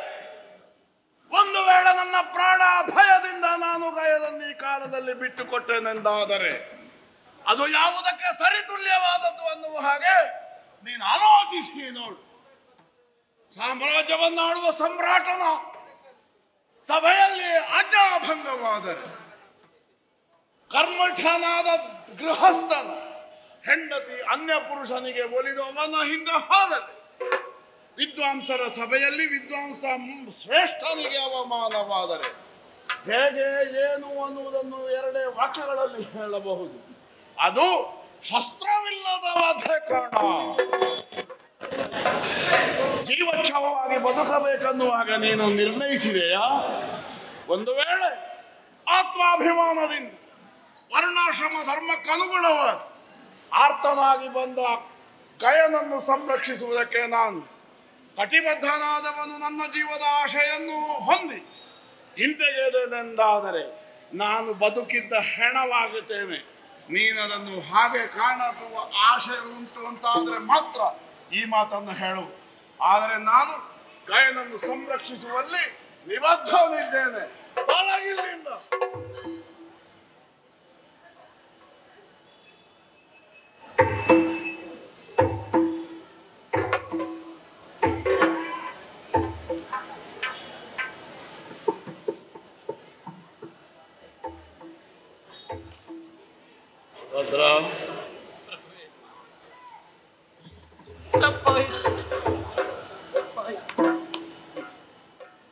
ನಿನ್ನದು ತಪ್ಪಲ್ಲ. ನೀನು ಕ್ಷತ್ರಿಯನ ಹೆಂಡತಿ, ಮೂರು ಲೋಕದ ವೀರ ಪಾರ್ಥನ ಅರಸಿ, ಅದೆಲ್ಲಕ್ಕಿಂತ ಮಿಗಿಲಾಗಿ ಒಂದು ಹೆಣ್ಣು ಹೌದಲ್ಲ. ತನ್ನ ಬದುಕಿನ ಸುಖ, ತನ್ನ ಜೀವನದ ಸೌಖ್ಯ ಇದನ್ನು ಆಶಿಸಿದ ನೀನು ಗಯನನ್ನು ಬಿಟ್ಟುಕೊಡಬೇಕನ್ನುವ ಹಾಗೆ ಹಂಬಲಿಸಿದರೆ ಅದರಲ್ಲಿ ಅಪರಾಧ ಹೌದು ಅನ್ನುವ ಹಾಗೆ ಹೇಳುವುದಕ್ಕೆ ಬರುವುದಿಲ್ಲ. ಯಾಕೆ ಗೊತ್ತ? ಯಾವ ಹೆಣ್ಣೇ ಆಗಲಿ ತನ್ನ ತಾಯಿ ಮನೆಗೂ ಗಂಡನ ಮನೆಗೂ ವೈಮನಸ್ಸು ಬಂದ ಸಂದರ್ಭವನ್ನು ಎದುರಿಸುವುದಕ್ಕೆ ಹಿಮ್ಮೆಟ್ಟುತ್ತಾಳೆ. ಗಂಡನಿಗೂ ತವರಿಗೂ ವಿರೋಧ ಉಂಟಾದರೆ ತಾನು ಯಾವ ಪಕ್ಷವನ್ನು ಹಿಡಿಯಬೇಕನ್ನುವ ತೀರ್ಮಾನವನ್ನು ಕೈಗೊಳ್ಳಲಾರದೆ ಒದ್ದಾಡ್ತಾಳೆ. ಗಂಡನನ್ನು ಬಿಡೋಣವೇ ಸಾಧ್ಯ ಇಲ್ಲ, ಹುಟ್ಟಿ ಬೆಳೆದ ತವರನ್ನು ಬಿಡೋಣವೇ ಅದೂ ಸಾಧ್ಯವಿಲ್ಲ. ನಿನಗೆ ಬಂದ ಧರ್ಮ ಸಂದಿಗ್ಧತೆ ಅದು ನಾನು ಊಹಿಸಬಲ್ಲೆ. ಆದರೆ ಸುಭದ್ರ, ನೀನು ಹೇಳಿದಂತೆ ನಾನು ಗಯನನ್ನು ಬಿಟ್ಟುಕೊಟ್ರೆ ನಾನು ಕೃಷ್ಣ ದಾಸನಾಗಿ ಬದುಕುವುದಕ್ಕೆ ಅರ್ಹತೆಯನ್ನು ಪಡೆಯುತ್ತೇನೆ. ಯುಧಿಷ್ಠಿರ ಅನುಜನಾಗಿ ನನ್ನ ಜೀವನವನ್ನು ಉಳಿಸಿಕೊಳ್ಳುವುದಕ್ಕೆ ನನಗೆ ಅರ್ಹತೆ ಉಳಿಯುತ್ತದೆ. ಕುಂತಿ ದೇವಿ ಎಷ್ಟು ಕಷ್ಟವಾದರೂ ನಮ್ಮನ್ನು ಪರಿಪಾಲಿಸಿದ್ದು ಯಾಕೆ? ಧಾರ್ಮಿಕರಾದ ಮಕ್ಕಳು ಈ ಪ್ರಪಂಚಕ್ಕೆ ನನ್ನಿಂದ ಕೊಡುಗೆಯಾಗಿ ಕೊಡಲ್ಪಡಬೇಕನ್ನುವ ಕಾರಣಕ್ಕಾಗಿ. ಧರ್ಮ ಪರಾಯಣನಾದ ಒಬ್ಬ ಬೇಕು, ಧರ್ಮರಾಯ ಹುಟ್ಟಿದನಂತೆ. ಬಲವಂತ ಬೇಕು, ಭೀಮಸೇನ ಹುಟ್ಟಿದನಂತೆ. ಧರ್ಮವು ಬಲವೂ ಬೇಕು, ಪಾರ್ಥ ಸಂಜನಿಸಿದನಂತೆ. ಆಮೇಲೆ ಯಮಳರು. ಹಾಗಾದರೆ ಕೇವಲ ಬಲವನ್ನು ನಮ್ಮ ಸ್ವಾರ್ಥಕ್ಕಾಗಿ ಉಪಯೋಗಿಸತಕ್ಕವರಲ್ಲ ನಾವು. ಧರ್ಮಾರ್ಥ ಕಾಮಗಳಿಗಾಗಿ ಉಪಯೋಗಿಸಬೇಕು. ಈ ದೃಷ್ಟಿಯಿಂದ ಆಲೋಚಿಸಿದರೆ ಗಯನನ್ನು ಸಂರಕ್ಷಿಸುವುದು ನಮಗೆ ಅನಿವಾರ್ಯವಾಗುತ್ತದೆ. ಗಯನು ಒಂದು ಬುದ್ಧಿವಂತಿಕೆ ಮಾಡಿದ ಇಲ್ಲ ಅಂತ ನಾನು ಹೇಳುವುದಿಲ್ಲ. ನಾನು ಆಶ್ರಯವನ್ನು ಕೊಡುವುದಕ್ಕಿಂತ ಮೊದಲು ಯಾರಿಂದ ನನಗೆ ವಿರೋಧ, ಯಾರಿಂದ ನನಗೆ ಪ್ರಾಣ ಭಯ ನನ್ನಲ್ಲವ ಹೇಳಲಿಲ್ಲ. ಅಳಲಿಗನೆ ಬೆದರದಿರು, ನಿನ್ನ ತಲೆಯ ಕೊಂಬವರಿಗೆ ನನ್ನ ತಲೆಯನ್ನು ಕೊಡುತ್ತೇನೆ. ಈ ಭಾಷೆಯನ್ನು ಮಾಡಿ ನಾನು ಅವನಿಗೆ ಆಶ್ರಯ ಕೊಟ್ಟ ಮೇಲೆ ಅವ ಹೇಳಿದ ಮಾತು ಬಿದ್ದರೆ ಹೋಯ್ತು, ಮುತ್ತು ಒಡೆದರೆ ಹೋಯ್ತು. ನಮಗೇನು 12 ನಾಲಿಗೆ ಉಂಟ ಹೇಳು? ಒಂದು ನಾಲಿಗೆಯನ್ನು ಕಳಕೊಂಡು ನಿನ್ನ ಗಂಡ ಬದುಕಬೇಕನ್ನುವಾಗ ಭಾವಿಸ್ತೀಯ ನೀನು ಹೇಳು? ಕೃಷ್ಣ ಸಹಾಯ ಉಂಟು ನಮಗೆ. ಕೃಷ್ಣ ನಮ್ಮ ದೇವರು. ಯಾಕೆ? ನಾವು ಧಾರ್ಮಿಕ ಪ್ರಜ್ಞೆ ಉಳ್ಳವರನ್ನುವ ಕಾರಣಕ್ಕಾಗಿ, ನಾವು ಕ್ಷತ್ರಿಯ ಧರ್ಮವನ್ನು ಅನುಸರಿಸಿ ಬದುಕುವವರು ಅನ್ನುವ ಕಾರಣಕ್ಕಾಗಿ. ಹಾಗಾದ್ರೆ ತನ್ನ ಹೃದಯದಲ್ಲಿ ಯಾವ ಪಾಂಡವರಿಗೆ ಕೃಷ್ಣ ಆಶ್ರಯವನ್ನು ಕೊಟ್ಟನು, ಆ ಪಾಂಡವರೇ ನಿಜವಾದ ಚಿನ್ನಗಳಲ್ಲ ಅನ್ನುವುದು ಅವನಿಗೆ ಅರ್ಥವಾದರೆ, ಪುಣ್ಯ ಕಳೆದುಕೊಂಡ ನಕ್ಷತ್ರ ಬಾನಂಗಣದಿಂದ ಕೆಳಗೆ ಜಾರಿ ಬೀಳುವ ಹಾಗೆ ಕೃಷ್ಣನ ಹೃದಯಾಗಾಸದಿಂದ ಪಾರ್ಥ ಕೆಳಗೆ ಉದುರಲಿಕ್ಕಿಲ್ಲವೇ? ಅದು ಬದುಕೆ ಅಲ್ಲ. ಆದ ಕಾರಣ 3 ದಿವಸ ಆದರೂ ಸರಿ ಸಾರ್ಥಕದ ಬದುಕನ್ನು ಬದುಕೋಣ ಅನ್ನುವ ಹಾಗೆ ತೀರ್ಮಾನಿಸಿ ಆರ್ತನಾಗಿ ಬಂದವನಿಗೆ ಕೊಟ್ಟ ಆಶ್ರಯವನ್ನು ಸಿಂಧುವಾಗಿಸುವುದಕ್ಕೆ ನಾನು ಪ್ರಯತ್ನಿಸುತ್ತೇನೆ. ಸುಭದ್ರ, ಇದರಲ್ಲಿ ನನ್ನ ಅಪರಾಧ ಉಂಟೋ ತಪ್ಪುಂಟೋ ಹೇಳು? ಇಲ್ಲ, ಖಂಡಿತವಾಗಿಯೂ ಇಲ್ಲ. ಆದರೆ ನಾನು ನಿವೇದಿಸಿಕೊಂಡ ಬಗೆ ನಿಮ್ಮ ಮನಸ್ಸಿಗೆ ಘಾಸಿಯಾಗಿದೆ ಎನ್ನುವುದನ್ನಷ್ಟು ಅರ್ಥವಿಸಿಕೊಳ್ಳಬಲ್ಲ. ಈಗ ಹೇಳ್ತೇನೆ, ನಿಜಾರ್ಥದಲ್ಲಿಯೂ ನಿಮ್ಮ ಮನದರಸೆಯಾಗಿ ಹೇಳ್ತೇನೆ. ಗಯನನ್ನ ನೀವು ಬಿಟ್ಟು ಕೂಡ ಕೂಡದು, ಬೇಡ.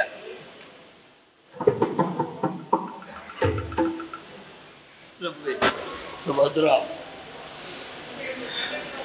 ಪ್ರಾಣವನ್ನು ಕೈಗಿಟ್ಟು ಆಶೋತ್ತರವನ್ನು ಈಡೇರಿಸುವುದಕ್ಕೆ ಹೊರಟ ಗಂಡನಿಗೆ ಹೆಂಡತಿಯಾದವಳು ಇಷ್ಟು ಅಭಯದ ನುಡಿಗಳನ್ನಾಡಿದರೆ ಯಾವ ಭೂಮಂಡಲವನ್ನಾದರೂ ಗೆದ್ದು ಬರಬಹುದಾದ ಭೀಮ ಬಲ ಒದಗುತ್ತದೆ. ಅದು ನನಗಿವತ್ತು ಸಿದ್ಧಿಸಿದೆ. ಸುಭದ್ರ, ಸ್ವಾಮಿ, ನೀನಾಡಿದ ಪ್ರಸಂಗತ್ವೇನು? ಕೃಷ್ಣಾರ್ಜುನರೊಡನೆ ಧುರ ಪ್ರಶ್ನೆಯೇ ಇಲ್ಲ.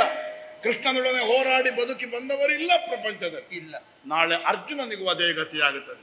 ಆದರೆ ಒದಗಿ ಬರಬಹುದಾದ ಮರಣವನ್ನು ಮಹಾನವಮಿ ಅನ್ನುವ ಹಾಗೆ ನಾವು ಅಂಗೀಕರಿಸಬೇಡುವೆ? ಎಲ್ಲವೂ ಸತ್ಯವೇ.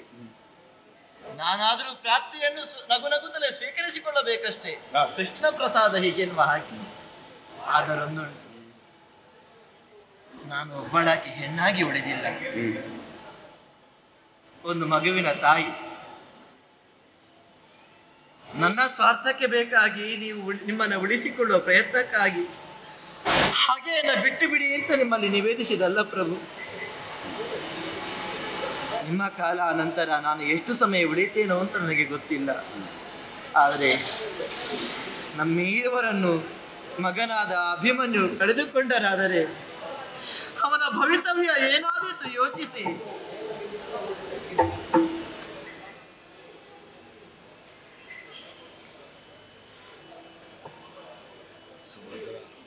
ಸ್ವಾಮಿ, ನಮ್ಮ ಕುಮಾರನಾದ ಅಭಿಮನ್ಯುವನ್ನು ನೀನು ಬಸಿರಲ್ಲಿ ಹೊತ್ತಾಗ, ಅವನನ್ನು ಹೆತ್ತು ನೀನು ಬೆಸಲೆಯಾದ, ಅವನ ಶೈಶವದ ಆಟ ಪಾಠಗಳನ್ನು ನೋಡುತ್ತಿರುವಾಗ ನಾವು ಆನಂದಿಸಿದ ಮಧುರವಾದ ಕ್ಷಣಗಳು ನನಗೆ ಒಂದರೆಗಳಿಗೆ ಜ್ಞಾಪಕ ಬಂದು ಹೋಯಿತು.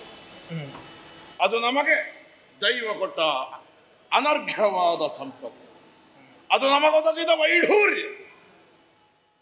ಆದರೆ ಅಕಾಲದಲ್ಲಿ, ಏಕಕಾಲದಲ್ಲಿ ತಂದೆಯನ್ನು ತಾಯಿಯನ್ನು ಕಳೆದುಕೊಳ್ಳಬಹುದಾದ ಒಂದು ಸ್ಥಿತಿ ಅವನಿಗೆ ಲಭ್ಯವಾಯಿತೆಂದಾದರೆ, ಅಥವಾ ಪಿತೃವಿಯೋಗ ಮಾತ್ರ ಅವನಿಗೆ ಒದಗುವ ಯೋಗ ಬಂತು ಅಂತಾದರೆ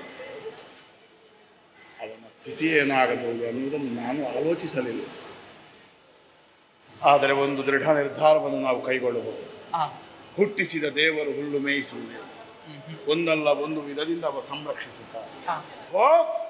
ಅವನನ್ನು ಭೀಷ್ಮಾಚಾರ್ಯರ ಪಾದ ಮೂಲದಲ್ಲಿ ಕೆಡಹಾಕು, ಅವರು ಸಂರಕ್ಷಿಸುತ್ತಾರೆ.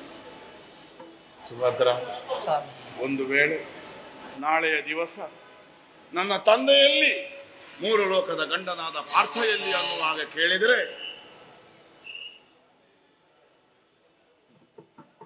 ಗಗನಾಂಗಣಕ್ಕೆ ತೋರಿಸು. ಆಗಸ ಮಧ್ಯದಲ್ಲಿ ಫಳ ಫಳನೆ ಮಿನುಗುವ ಚಿಕ್ಕೆಯನ್ನು ತೋರಿಸು. ಆಡಿದ ಮಾತಿಗಾಗಿ, ಪಾರ್ಥಿವ ಪಂಥಕ್ಕಾಗಿ, ಅನಾಥ ಸಂರಕ್ಷಣೆಗಾಗಿ ಬದುಕೆಂಬ ಹೋಮ ಕುಂಡದಲ್ಲಿ ಮಾರಣವಾಗಿ ಹುತನಾದ ನಿನ್ನ ಪಿತ ಅಲ್ಲಿ ನಕ್ಷತ್ರವಾಗಿ ಬೆಳಗುತ್ತಿದ್ದಾನೆ. ಹೀಗವನಿಗೆ ತೋರಿಸು. ಅದವನಿಗೆ ಜೀವನಕ್ಕೆ ಸ್ಫೂರ್ತಿಯನ್ನು ಕೊಡಲಿ. ಅವನು ಕ್ಷತ್ರಿಯ ಪುಂಗವನಾಗಿ ಬದುಕಲಿ. ಅಲ್ಲಿಗೆ ನಿನ್ನ ಮಾತೃತ್ವ, ನನ್ನ ಪಿತೃತ್ವ ಸಾರ್ಥಕವಾಗುತ್ತದೆ. ಹೋಗು ಸುಭದ್ರ, ಹೋಗು.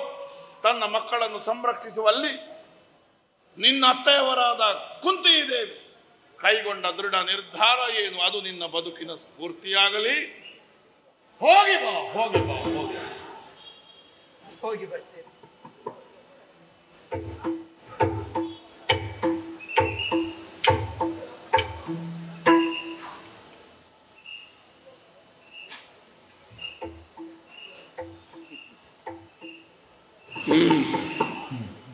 ಒಂದರೆಗಳಿಗೆ ಚಂಡಮಾರುತಕ್ಕೆ ಸಿಕ್ಕಿದ ದೋಣಿಯ ಹಾಯಿಯಂತೆ ನನ್ನ ಮನಸ್ಸು ತೊಯ್ದಾಡಿದ್ದು ಸುಳ್ಳಲ್ಲ.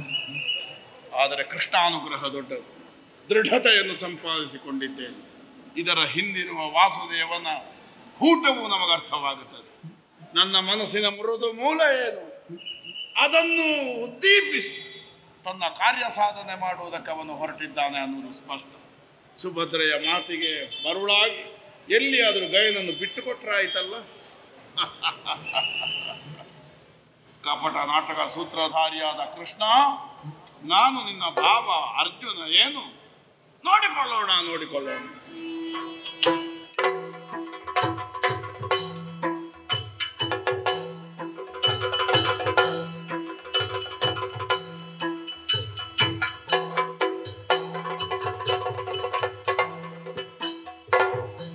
ಸರಿ, ಸಂಧಾನವನ್ನು ಮಾಡಿಕೊಂಡು ಬರಬೇಕು ಅನ್ನುವಂತಹ ಉದ್ದೇಶದಿಂದಲೇ ಕಾಮ್ಯಕಾವನಕ್ಕೆ ಸುಭದ್ರೆಯನ್ನು ಕಳಿಸಿದ್ದವನು ನಾನು.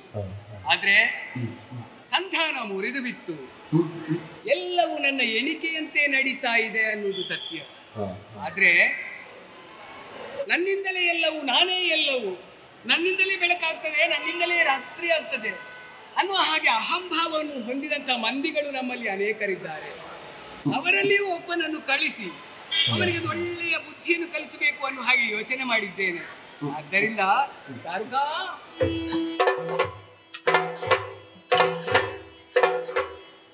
ಕೃಷ್ಣ ಕೃಷ್ಣ ದಾರುಕ,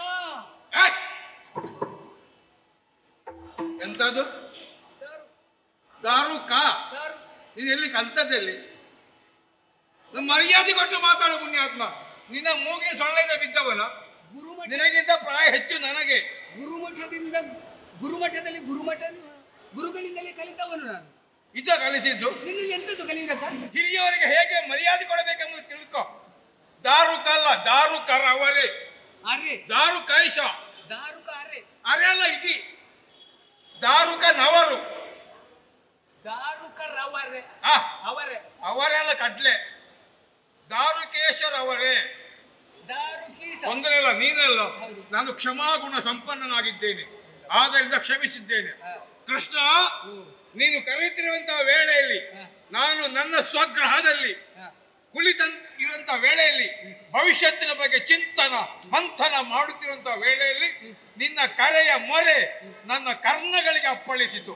ಕರ್ಣ ಅಂದ್ರೆ ಕಿವಿ, ಆಯ್ತಾ? ಕಿವಿ ಅಂದ್ರೆ ಕಾರಣ. ಕಿವಿಗೆ ಕರ್ಣ ಎಂಬ ಒಂದು ಹೆಸರುಂಟು. ಆದ್ದರಿಂದ ಏನೋ ಒಂದು ನಡೆದಿದೆ ಎಂಬುದು ತಿಳಿದಂತ ನಾನು ನಿಧಾನದಲ್ಲ, ತ್ವರಿತದಲ್ಲಿ ಬಂದಿದ್ದೇನೆ. ಏನಾಗಬೇಕು ಉಸುರು ಗೊತ್ತಾಯ್ತು ನನಗೆ. ನಿನ್ನ ಬಿಡಾರದಲ್ಲಿ ಹೆಂಡತಿಯ ವಿಷಯ ನಿನಗೆ ಬೇಡ. ಅವಳು ತವರ ಮನೆಗೆ ಹೋಗಿ 4 ತಿಂಗಳಾಯ್ತು. ಹೊಟ್ಟೆ ಹಸಿದಿದೆ, ಬಡಿಸುವುದಕ್ಕೆ ಏನಾದ್ರೂ ಬೇಕು ಅನ್ನುವ ಹಾಗೆ ಸಂಭಾಷಣೆಯಲ್ಲಿ ತೊಡಗಿಕೊಂಡಿದ್ದವನು. ಅದು ನಾನೇ ಬೇಯಿಸಿಕೊಳ್ತೆ, ಯಾರು ಬೇಕಾದ ಅಗತ್ಯ ಇಲ್ಲ ನನಗೆ. ಹೌದಾ?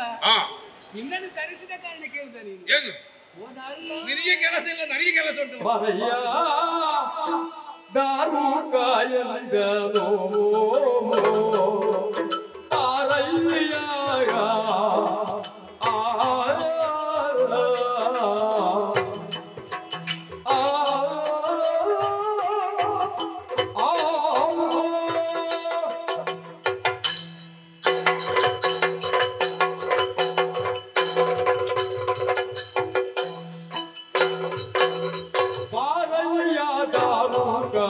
ಎಂದನು ಮಾರಯ್ಯ ದಾರುಕಾಯಂದನು ಕಾಮ್ಯಕಾರಣ್ಯದೊಳಗಿರುವ ವೀರ ಪಾಂಡವರ ಕಂಡು ಕಾಮ್ಯಕಾರಣ್ಯದೊಳಗಿರುವ ವೀರ ಪಾಂಡವರ ಕಂಡು ಮಾರಯ್ಯ ದಾರುಕಾಯಂದನು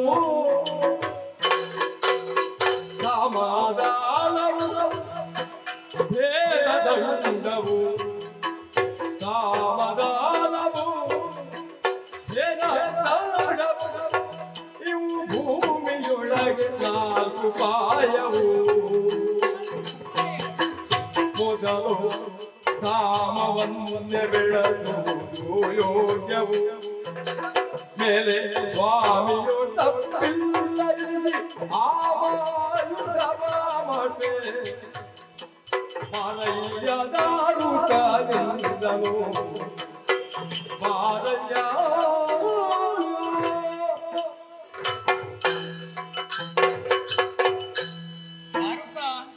ದಾರುಕರೇ ಓ ದಾರುಕರೇ, ಹಾಗೆ ಬಾ. ನೀವು ಈ ನಮ್ಮ ನಾಡಿನಲ್ಲಿ ಇದ್ದ ದೆಸೆಯಿಂದ ಈ ದ್ವಾರಕೆಯಲ್ಲಿ ನಾನೊಂದು ಕಾರ್ಯದಲ್ಲಿ ತೊಡಗಿಕೊಳ್ಳುವುದಕ್ಕೆ ಸಾಧ್ಯ ಆಗ್ತದೆ. ಇಲ್ಲೋ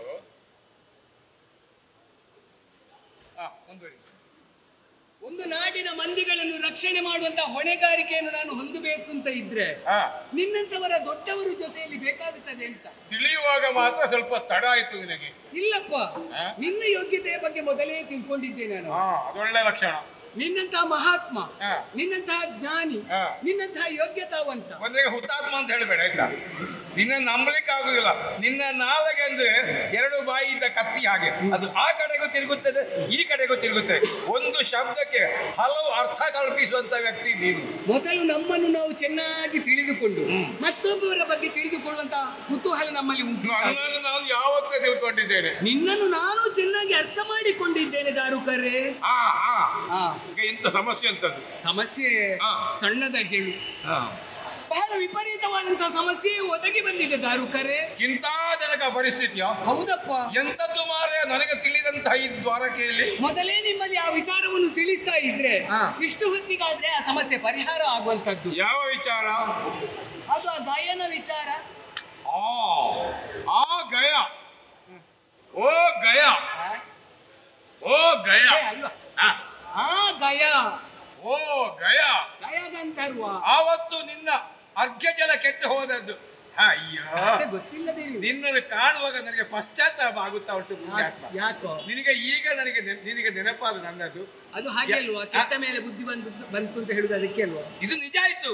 ಯಾವತ್ತು ನಿನ್ನ ಅರ್ಘ್ಯ ಜಲ ಕೆಟ್ಟು ಹೋಯಿತೋ ಆ ಕ್ಷಣವೇ ನನ್ನ ಬಳಿಗೆ ಬಂದು, ದಾರುಕೇಶ್ವರವರೇ ಪರಿಸ್ಥಿತಿ ಈ ರೀತಿ ಆಗಿ ಹೋಯಿತು, ಮುಂದೇನು ಗತಿ ಎಂಬ ಹಾಗೆ ನನ್ನಲ್ಲಿ ಬಂದು ವಿಚಾರ ಹೇಳುತ್ತಿದ್ದರೆ ಈ ಪ್ರಸಂಗಕ್ಕೆ ಯಾವತ್ತೇ ಮಂಗಳ ಆಗುತ್ತಿತ್ತು. ಸುಮ್ಮನೆ ಹೇಳುತ್ತೇ ಅಲ್ಲ ಪುಣ್ಯಾತ್ಮ, ನಿನಗೆ ನೆನಪಾಗ್ಲಿಲ್ಲ ನನ್ನದಾಗ. ಇಷ್ಟು ಬೇಗ ಮಂಗಳ ಆಗಬಾರ್ದು ಅಂತಲೇ ಅಲ್ವಾ ನನ್ನ ಯೋಚನೆ. ಈಗ ಗೊತ್ತಾಯ್ತು ನಿನಗೆ. ಆವಾಗ ಆಡಿದಂತಹ ಮಾತಿನಿಂದ ನೊಂದಂತಹ ನನಗೆ ನಿನ್ನದು ಪಕ್ಕ ನೆನಪಾದದ್ದಿಲ್ಲ. ನಿನಗೆ ಸಿಕ್ಕಿ ಬೀಳುವ ಒಂದು ವಿಚಾರದಲ್ಲಿ ಯಾವುದೇ ಆಗಲಿ 8 ದಿನ, 8 ದಿನ ನಿನ್ನ 8ರ ಗಂಟು ಉಂಟಲ್ಲ ಅದೇ ನಿನ್ನನ್ನು ಹಾಳು ಮಾಡುದು. ಈಗ 7 ಮುಗೀತಲ್ಲ, 7 ಕಳೀತು 1 ದಿನ ಇರುವುದು. ಅನುಭವಿಸು. ಈಗ ಅನುಭವಿಸುವುದು ಹೌದಪ್ಪ. ಈಗ ನಿನ್ನಂತಹ ಯೋಗ್ಯತಾವಂತರು ನನ್ನ ಜೊತೆ ಇರುತ್ತಾ ನಾನು ಕಷ್ಟವನ್ನು ಅನುಭವಿಸಿದ್ರೆ ಹೆಸರು ಬರುವುದು ಯಾರಿಗೆ? ಹೇಳುವಂತದ್ದು ದಾರುಕ ಜೊತೆಯಲ್ಲಿ ಇರುತ್ತಾ ಕೃಷ್ಣನಿಗೆ ಇಂತಹ ಸ್ಥಿತಿವಂತಲ್ಲ. ಹಾಗಾಗಬಾರ್ದಲ್ಲ. ಆ ಪರಿಸ್ಥಿತಿ ನಿನ್ನ ಪಾಲಿಗೆ ಯಾವತ್ತು ಬರುವುದಕ್ಕೆ ನನ್ನಂತ ಒಬ್ಬ ವಿದ್ಯಾವಂತ ಯೋಗ್ಯತಾವಂತ ಘನಪುರುಷ ಇರುವಾಗ ಆಗ್ಲಿಕ್ಕೆ ಏನಾಗಬೇಕು ಹೇಳು. ಆದ್ದರಿಂದ ಹೇಳಿದ್ದು. ಎಲ್ಲಿ ಹೋಗಿದ್ದಾನೆ ನೀನು ದೂರ ಹೋಗುವುದಲ್ಲ, ಮತ್ತೆ ಬಾರೋ. ಬಂದೆ ನೀನು ಒಂದು ಜೊತೆಯಲ್ಲಿದ್ರೆ ಎಂತದೊಂದು ಸುಖ ಅಂತ. ನನ್ನ ಆಲಿಂಗನ ಪಡೆಯದಷ್ಟು ಸಮಯ ಆಯಿತು ಪುಣ್ಯಾತ್ಮ. ಹೌದಪ್ಪ, ನಿನ್ನ ದೇಹದ ಬಿಸಿ ಅಪ್ಪೆಯನ್ನು ಪಡೆಯುವಾಗಲೇ ನನ್ನ ಸಮಸ್ಯೆ ಪರಿಹಾರ ಆಯ್ತು ಅಂತ ಭಾವಿಸಿಕೊಂಡೆ. ಈಗ ಉಪಕಾರ ಉಂಟುಂದಾದ್ರೆ ನನ್ನ ಅಪ್ಪುಗೆ ಬೇಕಾಗುತ್ತೆ ನಿನಗೆ. ಅಲ್ಲ, ಈಗ ಪ್ರತ್ಯಕ್ಷವಾಗಿ ನೀನು ನನ್ನ ಅಪ್ಪುಗೆ ಮಾಡಿದ್ರು ಕೂಡ ಸಾಕು. ಮನಸ್ಸಿನಲ್ಲಿ ನೀನು ಯಾವತ್ತೂ ಶಾಶ್ವತವಾಗಿ ಇದೆಯಾ? ವಿಷಯ ಎಂತ ಇದು ನಾನು ಆಡಿದಂತಹ ವಾಕ್ಯಗಳನ್ನು ಕೇಳಿದಂತಹ ಗಯ ಎಲ್ಲಿಗೆ ಹೋಗಿದ್ದಾನೆ ಗೊತ್ತೋ ನಿನಗೆ? ಎಲ್ಲಿ ಹೋಗಿ ಹೋದ? ಎಲ್ಲಿಗೆ ಹೋದದ್ದಲ್ಲ, ಮತ್ತೆ ನನ್ನ ಭಾವನ ಬಳಿಗೆ ಹೋಗಿದ್ದಾನೆ. ನಿನ್ನ ಭಾವ ಅಂದ್ರೆ ಅರ್ಜುನ. ಅರ್ಜುನ. ಪಾರ್ಥ. ಅವರು ಈಗ ಗಾಂಡೀವ. ಗಾಂಡೀವ. ಹೌದು. ಧನಂಜಯ. ಧನಂಜಯ ಅಲ್ಲಿ ಹೋಗಿದ್ದಾನೆ. ಹೋಗಿದ್ದಾನ. ಸುಲಭ ಆಯ್ತಲ್ಲ. ಎಂತದ್ದು ಸುಲಭ? ನಿನ್ನ ಭಾವ ಅಲ್ವ ಮಾರಾಯ. ಹೌದು, ಅವನು ಬಿಡ್ಲಿಕ್ಕಿಲ್ಲ ಅಂತ. ಅವ ಈಗ ಕರ್ಕೊಂಡು ಬರ್ತಾ ನೋಡು. ಹೌದಪ್ಪ, ನಾನು ಕೂಡ ಭಾವಿಸಿದ್ದು ಹಾಗೆ ಕರ್ಕೊಂಡು ಬರ್ತಾನೆ ಅಂತ. ಹಾ. ಆದ್ರೆ ಅಲ್ಲಿರುವ ನನ್ನ ಭಾವನು ಒಂದು ಪ್ರತಿಜ್ಞಾ ವಾಕ್ಯಗಳನ್ನು ಆಡುವುದರ ಮೂಲಕವಾಗಿ ಸಮಸ್ಯೆ ಬಿಗಡಾಯಿಸಿದೆ ಅಂತ. ಪ್ರತಿಜ್ಞೆ? ಹೌದು. ಏನಂತೆ? ಗಯಾ, ನಿನ್ನ ಪ್ರಾಣವನ್ನು ನನಗೆ ಉಳಿಸುವುದಕ್ಕೆ ಅಸಾಧ್ಯವಾಯಿತು ಅಂತಾದ್ರೆ ನನ್ನ ಪ್ರಾಣವನ್ನು ಬೆಂಕಿಗೆ ಆಹುತಿಯಾಗಿಸ್ತೇನೆ ಅನ್ನೋ ಹಾಗೆ ಮಾತು ಕೊಟ್ಟಿದ್ದಾನಂತೆ. ಕೊಲ್ಲುತ್ತೇನೆಂಬಾಗ ಪ್ರತಿಜ್ಞೆ ಮಾಡಿದವ ನೀನು. ಹೌದು. ಹೊರೆಯುತ್ತೇನೆಂಬಾಗ ಪ್ರತಿಜ್ಞೆ ಮಾಡಿದವ ಅವ. ಇದು ನಿನಗೆ ಸಿಗಬೇಕು. ಇಷ್ಟು ಸಿಗಬೇಕು ಎಂಬಾಗ ನಾನು ಕೂಡ ಕಾಯುತ್ತಾ ಇದ್ದೆ. ಯಾಕೆ? ಪಾಂಡವರು ಪಾಂಡವರು ಪಾಂಡವರು ಎಂಬ ಹಾಗೆ ತಲೆ ತುಂಬ ಹೊತ್ತು ತಿರುಗಾಟ ಮಾಡ್ತಾ ಇದೆಯಲ್ಲ. ನನ್ನವರು ನನ್ನವರು ನನ್ನವರು ಅಂತ ಬೇಕಾ ನಿನಗೆ? ಎಂತದ್ದು ಮಾಡಿದ್ದುಣ್ಣೋ ಮಹಾರಾಯ. ಹೊತ್ತುಕೊಳ್ಳುವುದಕ್ಕೆ ಎಂತದ್ದು? ಉಪ್ಪಿನ ಗಂಟದು ಅಲ್ಲ, ಮಾತಿಗೆ ಹೇಳಿದ್ರು. ಏನು ಬಂದ್ರು ಪಾಂಡವರು, ಏನು ಬಂದ್ರು ಅತ್ತೆ ಮಕ್ಕಳು, ತಲೆ ತುಂಬ ಹೊತ್ತಿದ್ಯಲ್ಲ, ಅನುಭವಿಸು. ಮೊದಲೆಲ್ಲ ನಿನಗೆ ಅವರ ಮೇಲೆ ಪ್ರೀತಿ ವಿಶ್ವಾಸ ಇರಬಹುದು. ಅವರಿಗೆ ನಿನ್ನ ಮೇಲೆ ಅಂತ ಒಂದು ವಿಶ್ವಾಸ ಪ್ರೀತಿ ಭಕ್ತಿ ಉಂಟುಂತಾದ್ರೆ ಅವರು ಮಾಡಬೇಕಾದ ಈಗ ಗಯವರ ಬಳಿ ಹೋದಾಗ ಏನು ಕೃಷ್ಣ ವೈರ್ಯ. ಬಾ ತಳಿ, ನಿನ್ನ ಕಾಲ ಒಳಗೆ ಎಳ್ಕೊಂಡು ಬರಬೇಕಿತ್ತವರು. ನನ್ನವರು, ನನ್ನ ಅತ್ತೆ ಮಕ್ಕಳು, ನನ್ನ ಬಂಧುಗಳು, ನನ್ನ ಬಾಂಧವರು ಅನ್ನುವ ಹಾಗೆ ತಿಳಿದು ಅವರಿಗೆ ಎತ್ತರವಾದಂತಹ ಸ್ಥಾನಮಾನವನ್ನು ಕೊಟ್ಟು ಪೊರೆದವನು ನಾನು. ಬಂಧುಗಳಾದವರು ಬಂಧುಂಡು ಹೋಗುವವರು ಬಂಧನವ ಕಳೆಯಲರಿಯರು. ಹಾಗಾಯ್ತಲ್ಲ. ಮತ್ತೆ ಆದ್ರೆ ಏನು ಮಾಡುದು ಈಗ? ಈಗ ದೊಡ್ಡ ಸಮಸ್ಯೆ ಆಗಿದೆ. ಈಗ ಗಯನಿಗೆ ಆಶ್ರಯವನ್ನು ಕೊಟ್ಟಿದ್ದಾನೆ, ಹೌದು. ಹಾಗೆಂದು ಅವನನ್ನು ಪಡೆದುಕೊಳ್ಬೇಕು ಅಂತ ಇದ್ರೆ ಏನು, ಅದನ್ನು ಕೇಳುವುದಕ್ಕೆ ಒಬ್ಬ ಯೋಗ್ಯತಾವಂತರು ಬೇಕು ಅನ್ನೋ ಹಾಗೆ ತೀರ್ಮಾನಿಸಿದ್ದು. ನಮ್ಮ ದ್ವಾರಗಳಲ್ಲಿ ಕಡಿಮೆ ಎಂತೆಂತವರಿದ್ದಾರೆ. ಯಾರು ನಿನ್ನ ನಿನ್ನ ಯೋಗ್ಯತೆಗೆ ತಕ್ಕವರು ಯಾರಿದ್ದಾರೋ ಅಂದ್ರೆ ನೀನೇ ಮಾತಿನ ಮಲ್ಲ, ನೀನೇ ಚತುರ, ನೀನೊಂದು ಕಾರ್ಯದಲ್ಲಿ ತೊಡಗಿಕೊಂಡೆ ಅಂತಾದ್ರೆ ಅದು ಆಯ್ತು ಅನ್ನೋ ಹಾಗೆ ಭಾವಿಸುವುದು ನಾನು. ಮುಗಿಯಿತು ಕೆಲಸ ಅನ್ನೋ ಹಾಗೆ. ಇದೆಲ್ಲ ಹೇಳ್ಬೇಡ, ನನಗೆ ರೋಮಾಂಚನ ಆಗಿದೆ. ಹಾಗಲ್ವಾ, ನನ್ನಲ್ಲಿ ವಿಶ್ವಾಸ ಉಂಟು ಅಂತ ನನಗೆ. ಒಂದು ಕಾರ್ಯವನ್ನು ಮುಗಿಸಿ ಬರುವಲ್ಲಿ ಯಾರು ಜನ ಅಂತ ಕೇಳಿದ್ರೆ ಅದು ನೀನೆ. ದಾರುಕನಿಂದ ಸಾಧ್ಯ ಅನ್ನುವ ಹಾಗೆ. ಈಗ ಏನಾಗ್ಬೇಕು? ಆದ್ದರಿಂದ ದಾರುಕ ಇಲ್ಲಿ ನಿಲ್ಲುವುದಲ್ಲ, ಮತ್ತೆ ಹೋಗ್ಬೇಕಾ? ಹೌದು. ಲೆಕ್ಕಾಚಾರ ಮಾಡು. ಲೆಕ್ಕಾಚಾರ ನನಗೆ ಕೊಡ್ಲಿಕ್ಕಿದ್ರೆ ಕೊಡು, ನಾನು ಕೊಡ್ಲಿಕ್ಕಿದ್ರೆ ಕೇಳಬೇಡ. ಹಾಗಾಗ್ತದ? ನೀನು ಮೊದಲು ತೆಕ್ಕೊಂಡದ ಲೆಕ್ಕಾಚಾರ ಎಲ್ಲ ಬೇಡ. ಅದು ಕೊಡ್ಲಿಕ್ಕೆ ಉಂಟಾ? ಅದು ಕೊಡ್ಲಿಕ್ಕಿಲ್ವಾ? ಮತ್ತೆ ಮೊದಲು ಹೇಳಬಾರ್ದು ನಿನಗೆ ಕೊಡ್ಲಿಕ್ಕೆ ಇಲ್ಲ ಅಂತ. ಲೆಕ್ಕಾಚಾರ ಇವತ್ತಲ್ಲ, ಮತ್ತೆ ಈಗ ನಾಳೆಯ ದಿನ ಒಂದು ಕಾರ್ಯಕ್ರಮ ಅಲ್ವಾ? ನಾಡಿದ್ದು ನಿನಗೆ ಲೆಕ್ಕಾಚಾರ ಮಾಡಿ ನೀನನ್ನು ಕಳಿಸು. ಈಗ ನನ್ನಿಂದ ನಿನಗೆ ಆಗಬೇಕಾದಂತಹ ಉಪಕಾರವಾದ್ರೂ ಏನು? ಎಂತದ್ದು ಗೊತ್ತುಂಟ? ನೀನು ನೇರವಾಗಿ ಪಾರ್ಥನ ಬಳಿಗೆ ಹೋಗಬೇಕು, ಪಾರ್ಥನಿಗೆ ಕೊಟ್ಟು ಬರಬೇಕು. ಹೌದಾ? ಹೌದು. ಯಾಕೆ ಹೋಗುವುದು? ಈಗಲೇ ಗಾಯನ ಕಿವಿ ಹಿಡ್ಕೊಂಡು ದರ ದರ ದರದ ಎಳ್ಕೊಂಡು ಕಾಲ ಬಿಡಕ ಬರ್ತೇನೆ ಅಂತ 25 ಗಾಯ ಇದ್ರು ನಾನೇನು ಹೆದರವಲ್ಲ. ನನಗೆಲ್ಲ ತ್ರಿಳಕ್ಕೆ ಸಮಾವ. ನಾನು ಗಾಯನ ನಿಲ್ಕೊಂಡು ಎದುರು ಬಂದಾಗ ಒಬ್ಬರು ಬಿಡ್ಲಿಕ್ಕಿಲ್ಲ. ನಾನು ಮಾಡ್ತಾರೆ ಅವರ ಅಪ್ಪನ ಅಲ್ಲ ಧರ್ಮ ಯಾರು ಅವರು ಹಾಗೆ ಬರ್ಲಿಕ್ಕಿಲ್ಲ. ಬರ್ಲಿಕ್ಕಿಲ್ಲಪ್ಪ. ಮತ್ತೆ ಕರ್ಕೊಂಡು ಬರ್ಬೇಕಂತ ಹೇಳಿ ಕರ್ಕೊಂಡು ಬರ್ಲಿಕ್ಕಿಲ್ಲ ಅವನನ್ನು. ನಾನು ಆಗ ಹೇಳಿಲ್ಲ, ನಿನ್ನ ಮಾತ್ರ ಶಬ್ದ ಅರ್ಥವೇ ಆಗುದಿಲ್ಲ ಅಂತ. ನೀನೆಲ್ಲ ಹೇಳಿ ಕರ್ಕೊಂಡು ಬರ್ಬೇಕಂತ. ಅಲ್ಲ, ಏನನ್ನು ಕರ್ಕೊಂಡು ಬರುವುದು ದೊಡ್ಡ ಸಂಗತಿ ಅಲ್ಲ, ಆದ್ರೆ ಈಗ ಕರ್ಕೊಂಡು ಬರ್ಲಿಕ್ಕಿಲ್ಲ. ಮತ್ತೆ ಯಾವಾಗ? ಅದಕ್ಕೆ ಒಂದು ಸಮಯ ಸಂದರ್ಭ ಅಂತ ಇಲ್ವಾ? ಈಗ ನೀನು ಹೋಗಿ ಮಾತಾಡ್ಬೇಕಾದ್ ಯಾರಲ್ಲಿ? ಯಾರಲ್ಲಿ? ಗಯನಲ್ಲಿ ನೀನು ಮಾತಾಡ್ಲಿಕ್ಕಿಲ್ಲ. ಅದ್ಯಾರಲ್ಲಿ? ನೀನು ನೇರವಾಗಿ ಪಾರ್ಥನ ಬಳಿಗೆ ಹೋಗ್ಬೇಕು. ಅರ್ಜುನ ಅವನಲ್ಲಿ ಮಾತಾಡ್ಲಿಕ್ಕಿಲ್ಲ. ಮತ್ತೆ ಅವನಿಗೆ ಕೊಡುವುದು ಬರುವುದೇ. ಎಂತದ್ದು ಕೊಡುವುದು? ಎಂತದ್ದು ಎಂತದ್ದು ಎಂತದ್ದು ಅಂತ ಕೇಳಿದ್ರೆ ಈಗ ಎಂತದ ಇದು ಓಲೆ. ಓ, ಪತ್ರ. ಪತ್ರ ಯಾರಿಗಿದ್ದದ್ದು? ಅದು ಇಷ್ಟೊತ್ತು ನನ್ನಲ್ಲಿದ್ದದ್ದು. ಬರೆಯುವುದನ್ನೆಲ್ಲ ಬರೆದಿದ್ದೇನೆ. ಅದನ್ನು ಕೊಡ್ಬೇಕಾದ್ದು ಯಾರಿಗೆ? ಅರ್ಜುನನಿಗೆ, ನನ್ನ ಬಾಬನಿಗೆ. ನನ್ನ ವಿಷಯ ಹಾಕಿದ್ಯಲ್ಲ ಇಲ್ಲಿ, ಇಂಥವರಲ್ಲಿ ಕೊಟ್ಟಿದ್ದೇನೆ ಅಂತ. ಪ್ರಥಮವಾಗಿ ನಿನ್ನದೇ ಹೆಸರು ಬರ್ತದೆ. ನಿನ್ನ ಮುದ್ರೆ ಉಂಟಲ್ಲ, ಅದು ಕೊನೆಗೆ ಅಲ್ಲ. ಅವನು ನಂಬಲಿಕ್ಕೆ ಆಗುದಿಲ್ಲ. ನಾನು ಬರೆದುಕೊಂಡು ಬಂದಂತ ಹೇಳಲಿಕ್ಕೂ ಸಾಕು. ಇಲ್ಲ, ಮುದ್ರೆ ಕೊನೆಯಲ್ಲಿ ನನ್ನದು ಉಂಟಲ್ಲ, ಹೆಸರು ನಿನ್ನದ್ದು ಮೊದಲು ಉಂಟು. ಯಾಕೆ? ಹಿರಿಯ ಸ್ಥಾನವನ್ನು ಪಡೆದವನು ನೀನು, ಒಬ್ಬ ಯೋಗ್ಯತಾವಂತ ವ್ಯಕ್ತಿ ನೀನು.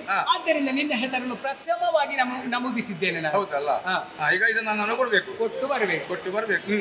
ಕೃಷ್ಣ, ಒಂದು ಮಾತು ಬಿಟ್ಟು ಎಂತದ್ದು? ನನ್ನ ವಿಚಾರ ಗೊತ್ತುಂಟಲ್ಲ, ಗೊತ್ತುಂಟು. ಪೆಟ್ಟೊಂದು ತುಂಡೆರಡು, ಹೆಚ್ಚು ಮಾತಾಡೋ ಕ್ರಮ ಇಲ್ಲ. ನಾನು ಹೋಗುತ್ತೇನೆ, ಪತ್ರ ಕೊಡ್ತೇನೆ. ನನ್ನ ಮಾತಿಗೆ ಸರಿಯಾದಂತ ಮಾನ್ಯತೆ ಸಿಕ್ಕಿದ್ರೆ ಆಯ್ತಲ್ಲ, ಮುಗೀತಲ್ಲ. ಒಂದು ವೇಳೆ ಏನಾದ್ರೂ ಅಧಿಕ ಪ್ರಸಂಗ ಮಾತಾಡಿದ್ರೆ ಮತ್ತೆ ನಿನ್ನ ಬಾಬಾ ಅರ್ಜುನ ನಾನು ನೋಡ್ಲಿಕ್ಕಿಲ್ಲ. ನಾನು ಎಷ್ಟು ತೋರಿಸಿಕೊಟ್ಟೇನು. ಆಮೇಲೆ ನೀನು ಬಂದ ಮೇಲೆ ದಾರುಕ ನೀವು ಆ ರೀತಿ ಮಾಡಬಾರ್ದು. ನಾಳೆ ನನ್ನ ಮೇಲೆ ಅಪವಾದ ಮಾಡಬಾರ್ದು. ಮತ್ತೆ ಅದಕ್ಕೆ ನಾನು ಹೇಳಿದ್ದು. ಹಾಗೆಲ್ಲ ಆಗ್ಲಿಕ್ಕಿಲ್ಲ. ಆಗ್ಲಿಕ್ಕಿಲ್ಲ ಅಂದ್ರೆ ನೀವು ಹಾಗೆಲ್ಲ ಕೊಟ್ಟು ಬಂದ್ರೆ ಆಗ್ತದೆ ಅದು. ಹಾಗೆಲ್ಲ ಬರ್ಲಿಕ್ಕಿಲ್ಲ. ಮತ್ತೆ ಅದಕ್ಕೆ ಹಾ. ಒಂದು ಕ್ರಮ ಉಂಟು. ಎಂತದು ಕ್ರಮ? ಚತುರೋಪಾಯಗಳು. ಯಾವುದು? ನೇರವಾಗಿ ಹೋಗಿ ಬಡಿಯುವುದಲ್ಲ, ಮತ್ತೆ ಮಂದಿಗಳನ್ನು ತಿದ್ದಬೇಕು ನಾವು. ಹೇಗೆ ಅದು? ಅವರ ಮನಸ್ಸನ್ನು ಪರಿವರ್ತಿಸಬೇಕು. ಹಾ, ಸಾಮ ದಾನ ಭೇದ ದಂಡ ಅನ್ನೋ ಹಾಗೆ ಚತುರೋಪಾಯಗಳು ಉಂಟು. ಒಂದು ಕೆಲಸ ಮಾಡುವ. ಎಂತದ್ದು? ಸಾಮವೂ ಬೇಡ, ದಾನವೂ ಬೇಡ, ಭೇದವೂ ಬೇಡ, ಕೊನೆಯದೇ ಪ್ರಯೋಗ ಮಾಡುವ. ದಂಡ. ದಂಡವನ್ನು ಅದು ದಂಡ ಆಗ್ತದೆ. ಹೌದಾ? ಹಾಗಲ್ಲ. ಹಾ, ಮೊದಲಾಗಿ ಅವನ ಬಳಿಗೆ ಹೋದಂತ ನೀನು ಹಾ. ಸಾಮದಿಂದ ಕೇಳಬೇಕು, ಕೊಡದಿದ್ದರೆ, ದಾನವಾಗಿ ಬೇಡಬೇಕು, ಬಗ್ಗದಿದ್ದರೆ, ಭೇದವನ್ನು ಕಲ್ಪಿಸಿ, ಜಗ್ಗದಿದ್ದರೆ, ಕೊನೆಗೆ ಹಾ, ದಂಡ ಪ್ರಯೋಗವನ್ನು ಮಾಡಿ. ಹೌದಲ್ಲ? ಹಾ. ಕೊನೆಗಾದ್ರೂ ಅವಕಾಶ ಉಂಟಲ್ಲ ನನಗೆ. ಅಲ್ಲ, ನೀನು ಪ್ರಥಮವಾಗಿ ತೊಡಗಿಕೊಂಡಿದ್ದೆ, ಆದ್ರೆ ಪ್ರಥಮ ಅಲ್ಲ ಅಂತ. ಅದು ನಾನು ಸುಮ್ಮನೆ ಗೊತ್ತು. ಯಾಕೆ ನಿನ್ನ ಮಾತಿಗೆ ಮಾನ್ಯತೆ ಕೊಟ್ಟು ನಾಲ್ಕನೆಯದಾಗೂ ಉಳಿಯುತ್ತೇನೆ. ಹಾ. ಒಂದು ವೇಳೆ ನನ್ನ ಮಾತನ್ನು ಕೇಳದೆ ಇದ್ರೆ ಮತ್ತೆ ಮತ್ತಂಟಲ್ಲ, ನನ್ನ ಕ್ರಮವೇ ಹಾಗೆ. ಎಲ್ಲಿಗೆ ಹೋಗುವಾಗಲೂ ಕೂಡ ಹೋದ ಹಾಗೆ ಬರುವ ಕ್ರಮ ಇಲ್ಲ. ಅದು ನನ್ನ ಸಂಕಲ್ಪವು ಹಾಗೆ ಅಲ್ವಾ? ಹಾ. ನೀನು ಹೋದ ಹಾಗೆ ಬರಬಾರ್ದು ಅಂತಲ್ವಾ? ಆ? ಅಲ್ಲ, ಹಾಗೆಲ್ಲ ಹೋದ ಒಂದು ಕಾರ್ಯ ಮುಗಿಸಿ ಬರಬೇಕು ಅಂತ. ಹಾ ಹಾ ಹಾ, ಹಾಗೆಲ್ಲ ಆಯ್ತಲ್ಲ. ಹಾ. ಜವಾಬ್ದಾರಿ ಕೊಟ್ಟಿದ್ಯಲ್ಲ. ಹೌದು. ಸ್ನಾನ ಮಾಡೋದು ದಿನಷ್ಟಾಯ್ತು? ತುಂಬಾ ದಿನ ಆಯ್ತು. ಈ ಪ್ರಕರಣ ಆದ ಮೇಲೆ ಸ್ನಾನ ಮಾಡ್ಲಿಕ್ಕೆ ಮನಸ್ಸಿಲ್ಲ ನನಗೆ. ನಿದ್ದೆ ಮಾಡಲಿಲ್ಲ? ನಿದ್ದೆ ಅನ್ನೋದು ಕಣ್ಣಿಗೆ ಹತ್ತುವುದೇ ಇಲ್ಲ. ಕಣ್ಣು ಎಲ್ಲ ಕೆಂಪು ಕೆಂಪಾಗಿದೆ. ಹೊಟ್ಟೆ ನೋಡಿದ್ಯಾ? ಹಾ. ಉಣ್ಣುವುದಕ್ಕಿಲ್ಲ ಅಂತ. ಚಿಂತೆ ಮಾಡಬೇಡ, ಒಂದು ಕೆಲಸ ಮಾಡು. ಎಂತದ್ದು? ಚೆನ್ನಾಗಿ ಸ್ನಾನ ಮಾಡು.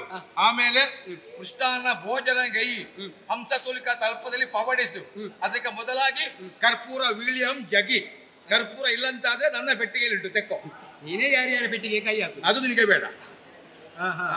ಅಂತೂ ಸ್ವಲ್ಪ ವಿಶ್ರಾಂತಿ ಮಾಡ್ಕೋ. ಅಂತೂ ನಾನು ಧೈರ್ಯವಾಗಿರ್ಬೇಕು ಅಂತ. ನೀನು ಕಣ್ಣು ನಿದ್ದೆ ಮಾಡಿ ಕಣ್ಣು ಬಿಡುವಂತ ವೇಳೆಯಲ್ಲಿ ನಿನ್ನ ಮುಂದೆ ಪ್ರತ್ಯಕ್ಷ.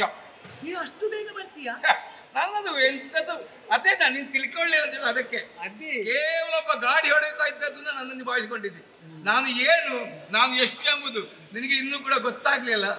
ಈಗ ನಿನಗೊಂದು ಅವಕಾಶ. ನನ್ನ ಯೋಚನೆಯು ಹಾಗೆ ಅಲ್ವಾ? ಹಾ. ಬೇಗ ಒಂದು ಕೆಲಸವನ್ನು ಮುಗಿಸ್ಬೇಕು ಅಂತ. ಛೆ, ನೀನು ಯಾಕೆ ತಲೆ ತಿಂತಿ ಪುಣ್ಯಾತ್ಮ? ಹಾಗಲ್ವಾ? ದಿನ ಇಲ್ಲ. ಏಳು ಕಳೆಯಿತು, 7 ಕಳೆದು ಹೋಗಿದೆ, ಒಂದು ದಿನ ಇರುವುದಲ್ಲ. ಒಂದೇ ಇರುವುದಲ್ಲ. ಹೋಗೋ. ನೀನು ಹಾ. ಅಲ್ಲಿ ಕೆಲಸ ಮುಗಿಸಿ ಬರುವಾಗ ಹಾ. ನಿನ್ನ ಒಂದು ಮಂಗಳಕರವಾದಂತಹ ಮುಖಕ್ಕೆ ಹಾ. ಅಂದವಾದಂತಹ ಮಂಗಳಾರತಿ ಮಾಡುವುದಕ್ಕೆ ಹಾ. ನಾನು ಸಕಲ ಸಿದ್ಧತೆಯಲ್ಲಿರ್ತೇನೆ. ಸ್ವಾಗತಕ್ಕೆ ಸ್ವಾಗತಕ್ಕೆ ನಮ್ಮ ಮಂದಿಗಳಿದ್ದಾರೆ, ಹಾ. ನಾರಿಯರು, ಹಾ. ಅವರೆಲ್ಲರನ್ನು ಸಿದ್ಧಗೊಳಿಸು. ಹಾ. ಆಮೇಲೆ ಹಾ. ನಿನಗೊಂದು ಒಳ್ಳೆಯ ಸನ್ಮಾನದ ವ್ಯವಸ್ಥೆ ಮಾಡ್ಬೇಕು ಅಂತ ಇದ್ದೆ. ಸನ್ಮಾನದ ನಿರೀಕ್ಷೆ ಎಲ್ಲ ನನಗಿಲ್ಲವಪ್ಪ. ನಿನಗಿಲ್ಲಪ್ಪ. ಹಾ. ಆದ್ರೆ ಆ ಕಾರ್ಯವನ್ನು ಮುಗಿಸಿದಂತಹ ನಿನಗೆ ಹಾ. ನಾನೇ ಒಂದು ಒಳ್ಳೆಯ ಸನ್ಮಾನ ಮಾಡ್ಬೇಕು ಅಂತ ಯೋಚನೆ ಮಾಡಿದ್ದೆ. ಅಲ್ಲ, ನನಗೆ ಕೊಡ್ತಿದ್ದೆ ಇವಾಗ. ಬೇಡ ಅಂತ ಹೇಳಿಕ್ಕೆ ನನ್ನ ಮನಸ್ಸು ಒಡ ಮಾಡುವುದಿಲ್ಲ. ಇಲ್ಲಪ್ಪ, ಹಾಗೆ. ನೀನು ಅಷ್ಟು ಯೋಗ್ಯತೆ ಉಳ್ಳಂತ ನೀನು ಇಲ್ಲ ಅಂತ ಆಗುವುದಿಲ್ಲ ಅಂತ ಆಡ್ಬಾರ್ದು. ಆಯ್ತಲ್ಲ? ನಿನ್ನನ್ನು ಕಾಣುವಾಗ ಅಯ್ಯೋ ಪಾಪ ನೆನೆಸ್ತಾ ಉಂಟು. ಯಾಕೋ? ಹೇಗಿದ್ದವನ ಸ್ಥಿತಿ ಹೇಗಾಗಿ ಹೋಯ್ತು. ಹೌದಾ? ನೀನು ಮೊದಲೇ ನಿನ್ನ ನೆನಪಾಗ್ತಿದ್ರೆ ಈ ಸ್ಥಿತಿ ಬರುವುದಕ್ಕೆ ಇರ್ಲಿಲ್ಲ ನನಗೆ. ಹೌದಲ್ಲ? ಹೋಗು. ಆದಿತ್ತಲ್ಲ? ಹಾ. ಹೋಗ್ತಿಯಲ್ಲ? ಗಯ ಅಲ್ವಾ? ಹೋಗುತ್ತಿಲ್ಲ, ಹೋಗಿ ಬರ್ತೇನೆ. ಹೋಗಿ ಬರ್ತೇನೆ ಮಾರಾಯ. ಮುಗಿಸಿ ಹೋಗು ಹೋಗು. ಅಲ್ಲ, ನಾನು ಮಂಗಳಾರತಿ ಸಿದ್ಧತೆಯಲ್ಲಿ ಮಂಗಳಾರತಿ ನಾನು ಬೇಕು, ನನಗೆ ನಾನೇ ಮಾಡಿಕೊಳ್ತೇನೆ. ಆದಿತ್ತಪ್ಪ, ನಿನಗೆ ಒಂದು ಒಳ್ಳೆಯ ಮಂಗಳಾರತಿ ಆಗಲಿ. ಇವರಿಗೆಲ್ಲ ಬುದ್ಧಿ ಬರುದು ಯಾವಾಗ ಅಂತ. ಈ ದ್ವಾರಕೆಯಲ್ಲಿ ನಾನು ಇರದಷ್ಟು ಸಮಯ ಆಯ್ತು. ಯಾವ ಒಂದು ಘನ ಕಾರ್ಯಕ್ಕೂ ಕೂಡ ಇವ ನನ್ನನ್ನು ಕರೆದದ್ದಿಲ್ಲ. ಈಗ ಏನಾಯ್ತು, ತನ್ನ ಮರ್ಯಾದೆ ಬೀದಿ ಪಾಲಾಗುವಂತ ಸಂದರ್ಭ ಒದಗಿ ಬಂದಿ ಅಂತ ಆದ ಕೂಡಲೇ ದಾನಕರೇ ಒಮ್ಮೆ ಬರಬೇಕು, ನನ್ನ ಮಾನ ಮರ್ಯಾದೆ ಉಳಿಸಬೇಕು ಅಂತ. ಏನು ಮಾಡೋಣ, ನಮಗೆಲ್ಲ ಬಿಡ್ಲಿಕ್ಕಾಗುತ್ತಾ ಸ್ವಾಮಿ?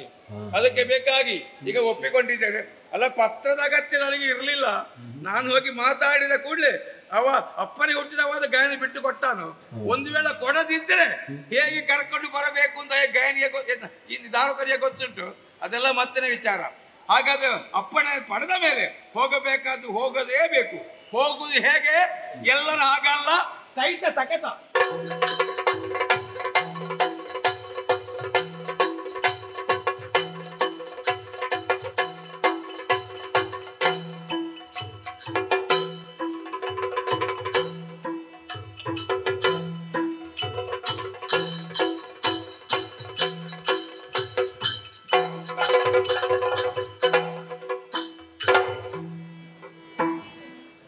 ಯಾವ ಮರದಿಂದ ಬಿದ್ದದ್ದು ಇದು? ಅದಲ್ಲ ಮನುಷ್ಯ.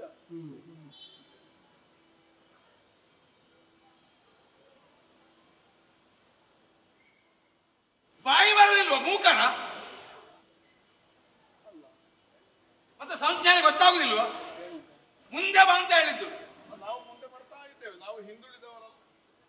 ಅಲ್ಲಿಗೆ ಬಾ ಅಂತ. ಅಲ್ಲಿಗೆ ಯಾಕೆ ಬರುದು?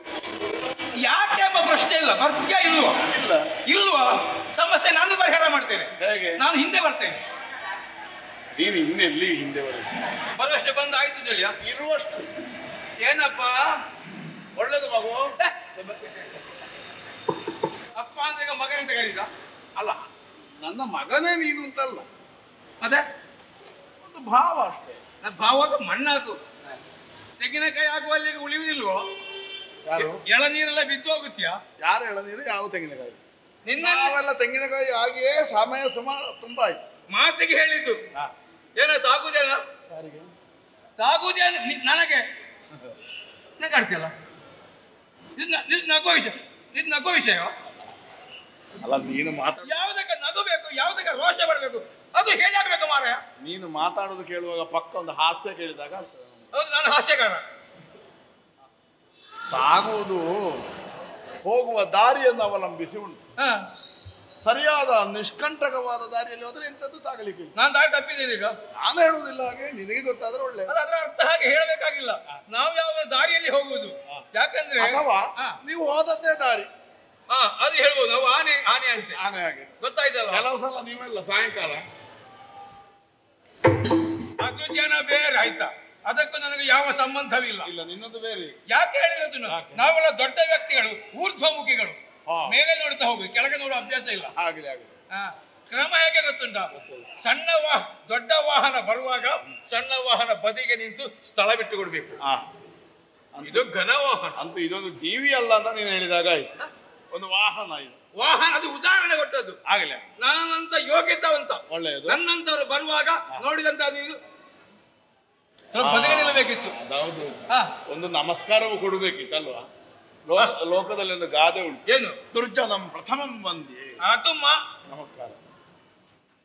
ಆ ಶ್ಲೋಕ ಹೇಳಿದ್ಯಾಕೆ ನೀ?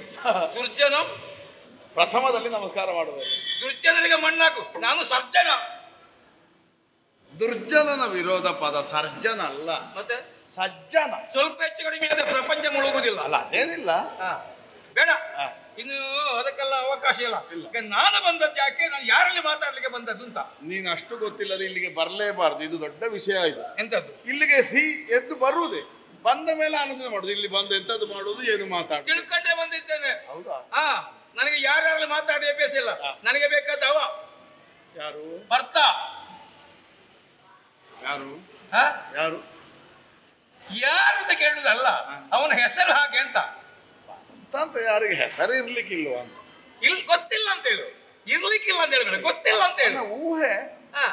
ಪಾರ್ಥ. ಹಾಗಾದ್ರೂ ಇದ್ದಿ. ಆಗಿರಲೂಬಹುದು. ಹೌದಾ? ಕುಂಟಿ ಪುತ್ರ. ಹೌದಾ? ಏನಾಯ್ತು ನಿನ್ನ ಅಮ್ಮನ ಕಾಲಿಗೆ? ನನ್ನಮ್ಮ ಆರೋಗ್ಯ ಸರಿ ಉಂಟು. ಮತ್ತೆ ಕುಂಟಿ ಪುತ್ರ ಅದಕ್ಕೆ ಅದ ಉತ್ತರ. ಅವನ ಅಮ್ಮನ ಹೆಸರು ಯಾರ? ಪಾರ್ಥ. ಹೌದಾದ್ರೆ ಅದು ಕುಂತಿ. ಹೌದಲ್ಲ? ಧನಂಜಯರು ಎಲ್ಲಿದ್ದಾರೆ? ಯಾರಿಗೆ ಗೊತ್ತೀಗ, ಅವರೆಲ್ಲ ಎಲ್ಲಿ ಹೋಗಿದ್ದಾರೆ ಅಂತ. ಎರಡು ಕಡೆಯಿಂದ ಬಿಡುವ ಎಲ್ಲಿದ್ದಾನೆ? ಸವ್ಯಸಾಚಿ. ಕಿರೀಟ ಎಲ್ಲಿ ಉಂಟು? ಕಿರೀಟ ಒಂದಿಲ್ಲಿ ಉಂಟು, ಬಾಕಿದ್ದು ಒಳಗೆ ಉಂಟು. ಇನ್ನಲ್ಲಿ ಕಿರೀಟದ ಲೆಕ್ಕ ಕೇಳಿದಲ್ಲ, ಹೆಸರು ಕೇಳಿದ್ ನಾನು. ಕಿರೀಟಿ ಇಲ್ಲಿ ನೀನೇ ಅಲ್ವಾ? ನೀನೇ ಅರ್ಜುನ, ಪಾರ್ಥ, ಕಿರೀಟಿ, ಧನಂಜಯ, ಸವ್ಯಸಾಚಿ, ನರ ಎಂಬುದು ನೀನೇನು ನಿನಗೆ ಗೊತ್ತುಂಟ? ನರ ವಾನರ. ಅದೇ ನಾನು ಹೇಳಿದ್ದು. ನಿನಗೆ ಗೊತ್ತುಂಟು ನೀನು ಅರ್ಜುನ ಅಂತ? ಗೊತ್ತುಂಟಲ್ಲ. ಯಾಕೆಂದ್ರೆ ಕೆಲವರಿಗೆ ಸ್ವಸ್ವರೂಪ ಜ್ಞಾನ ಇರುವುದಿಲ್ಲ, ತಾನು ಯಾರು ಗೊತ್ತಿರುವುದಿಲ್ಲ, ಮತ್ತೊಬ್ಬರು ವಿಮರ್ಶೆ ಮಾಡ್ತಾರೆ. ಹೌದು. ನೀನು ನನಗೆ ಬೆಳಗೊಳಿಸಿದಾಗೆ ನಿನಗೆ ಹೇಳಿದ್ ನಾನು. ಅಲ್ಲ, ನೀನೀಗ ಇದನ್ನೆಲ್ಲ ಅನ್ವೇಷಿಸುವುದು ಯಾಕೆ ಅಂತಲೇ ನನಗೆ ಅರ್ಥ ಆಗಲ್ಲ. ಯಾಕೆ ಅಂತ ಬೇಡ, ಬಿಡೋಣ. ಈಗ ನಿನ್ನ ವಿಚಾರ ಬಿಡುವ. ಬಂದಂತ ನಾನು ಯಾರು ತೆಗೆದು ಕೇಳಿದ್ಯಾ?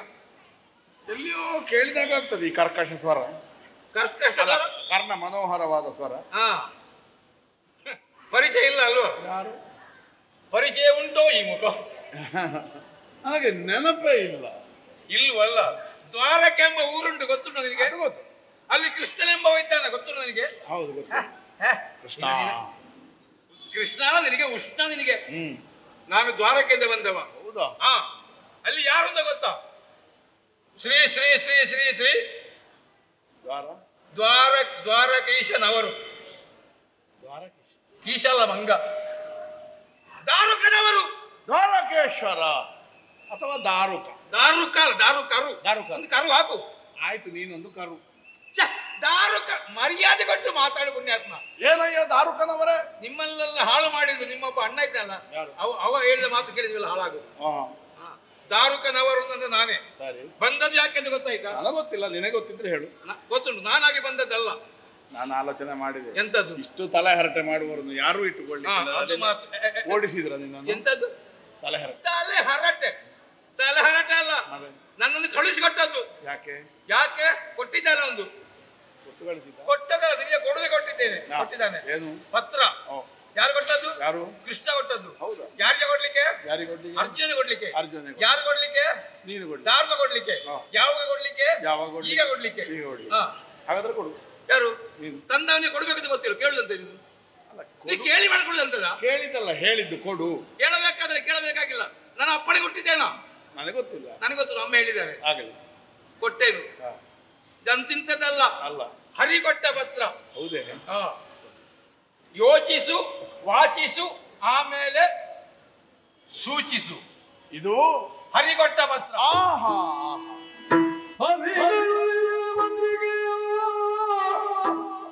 ಶಿರಗಲಿ ಧರಿಸುತ್ತ ಕಲಿಪಾರ್ಥನು ಭಕ್ತಿಯೊಳವು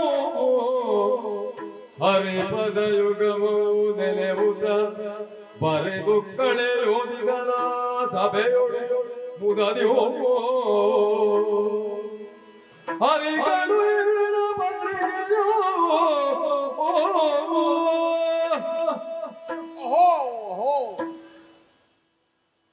ಯಾವ ಅಮರ ಕೈಗಳು ಜಗದ್ ವ್ಯಾಪಾರವನ್ನು ನಿಯಂತ್ರಿಸುತ್ತವೆಯೋ, ಯಾವ ಪಾದಗಳು ಗಂಗೆಗೆ ಜನಕ ಸ್ಥಾನದಲ್ಲಿ ನಿಂತಿತೋ, ಅವುಗಳು ಹೊಂದಿದ ಕೃಷ್ಣ ಪರಮಾತ್ಮನೇ ತನ್ನ ಕೈಯಾರ ಸಿದ್ಧಗೊಳಿಸಿ ತನ್ನತ್ತ ಕಳುಹಿಸಿಕೊಟ್ಟ ಪತ್ರ ಇದು. ಕೃಷ್ಣನ ಅಪೂರ್ವವಾದ ವಿಗ್ರಹವನ್ನೇ ಕಂಡಂತೆ ನನ್ನ ತನು ಹೆಮ್ಮೆಯಿಂದ ಸಂತೋಷದಿಂದ ಉಪ್ಪುತ್ತದೆ. ಭಕ್ತಿಭಾವ ಪುರಸ್ಸರವಾಗಿ ಈ ಓಲೆಯನ್ನು ಶಿರದಲ್ಲಿ ಧರಿಸಿದೆ, ಕಣ್ಣುಗಳಿಗೆ ಒತ್ತಿಕೊಂಡೆ, ಮನಸ್ಸ ಅವನ ಪಾದಗಳಿಗೆ ನಮಿಸಿದೆ. ಇನ್ನಿದರ ಒಕ್ಕಣಿಕೆ ಏನು ಅನ್ನುವುದನ್ನು ಓದಿ ನೋಡಬೇಕಾಗಿದೆ. ಸೌಮ್ಯಾದಿ ಋಷಿಮುನಿಗಳು ನೆರೆದ ಈ ಮಹಾಸಭೆಯಲ್ಲಿ ಸರ್ವರೂ ಕೇಳುವಂತೆ ಈ ಓಲೆಯನ್ನು ವಾಚಿಸುತ್ತೇನೆ.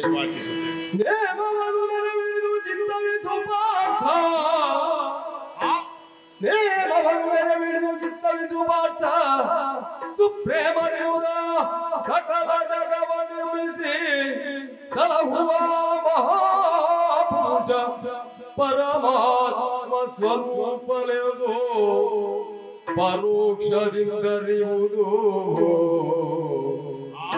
ಪ್ರೇಮ ದೇವರ ಸಕಲ ಜಗವ ನಿರ್ಮಿಸಿ ಸಲಹುವ ಮಹಾಪುರುಷ ಪರಮಾತ್ಮ ಸ್ವರೂಪನೆಂದು ಪರೋಕ್ಷದಿಂದರಿಯುವುದು.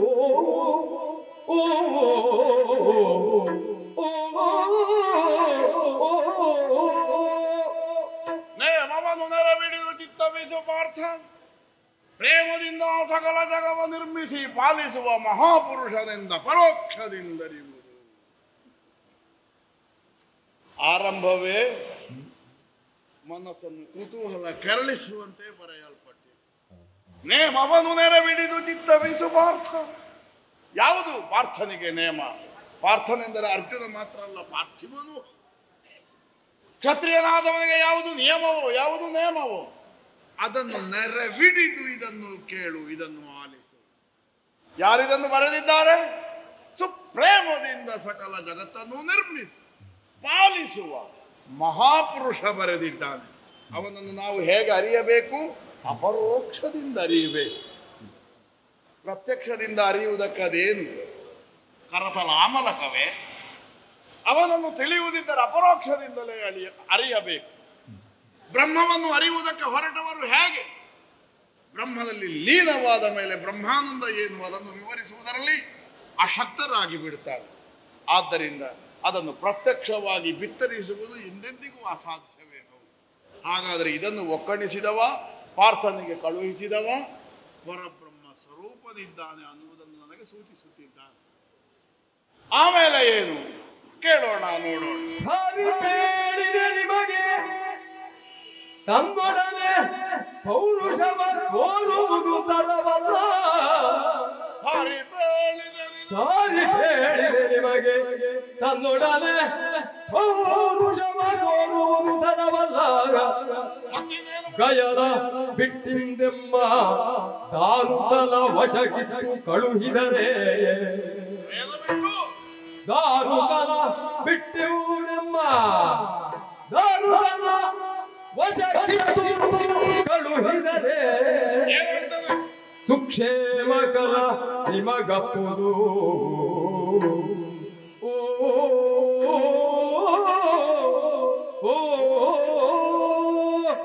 ಸಾರಿ ಬೇಡದ ನಿನಗೈದ ಬಿಟ್ಟಿಂದೀಗೆಮ್ಮ ದಾರುಕನ ವಶಕ್ಕಿತ್ತು ಕಳುಹಿದರೆ, ಸುಕ್ಷೇಮಕರ ನಿಮಗಪ್ಪುದು.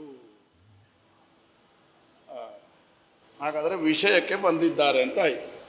ಗಯನ ಬಿಟ್ಟಿಂದೀಗೆಮ್ಮ ದಾರುಕನ ವಶಕ್ಕಿತ್ತು ಕಳುಹಿದರೆ, ಸುಕ್ಷೇಮಕರ ನಿಮಗಪ್ಪುದು. ಅಲ್ಲ, ಅದು ಈ ಮೊದಲೇ ಹೇಳಿದ ವಿಷಯವೇ ತಾನು. ಅಷ್ಟನ್ನೇ ಹೇಳುವುದಕ್ಕಾದ್ರೆ ಈ ಓಲೆಯ ಅವಶ್ಯಕತೆ ಏನು? ಸುಭದ್ರ ಹೇಳಿದ ವರ್ತಮಾನವೂ ಅದೇ, ಅವನ ನಿರೀಕ್ಷೆಯೂ ಅದೇ ಅನ್ನುವ ಹಾಗೆ ನಮಗೆ ಭಾವಿಸುವುದಕ್ಕಾಗುತ್ತದೆ. ಇಷ್ಟನ್ನೇ ಹೇಳುವುದೇ ತನ್ನ ಪರಮೋದ್ದೇಶ ಹೌದಾಗಿದ್ದರೆ ಓಲೆಯೊಂದನ್ನು ಒಕ್ಕಣಿಸಿ ದಾರುಕನ ಕೈಗೆ ಕೊಟ್ಟು ಕಳುಹಿಸಬೇಕಾದ ಅಗತ್ಯವಿತ್ತೆ? ಓಲೆಯಲ್ಲಿ ಹೇಳದೇ ಇರುವ ತಾನು ಹೇಳಲೇಬೇಕಾದ ಅವ್ಯಕ್ತವಾದ ಒಂದು ಅಭಿಪ್ರಾಯವನ್ನು ಅರ್ಜುನನ ಮನಂಬುಗುವಂತೆ ಸೂಚಿಸುವುದಕ್ಕೆ ಕೃಷ್ಣ ಅಪೇಕ್ಷಿಸುತ್ತಿದ್ದಾನೆ ಅನ್ನುವುದು ಸ್ಪಷ್ಟ. ಅದು ಏನು ಅನ್ನುವುದನ್ನು ಆಮೇಲೆ ಕಾಣಬಹುದೇ, ನೋಡೋಣ.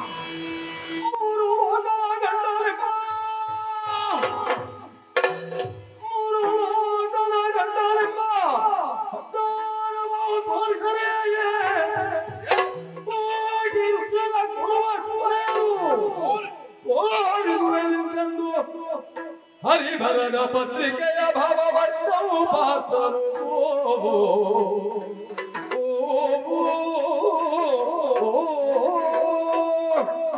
ಮೂರು ಲೋಕದ ಗಂಡನೆಂಬ ಅಹಂಕಾರವನ್ನು ತೋರಿದರೆ ಕೋಟಿ ರುದ್ರರ ಕೊಲ್ಲುವ ಕೊಲೆಯಂ ತೋರಿಸುವೆ.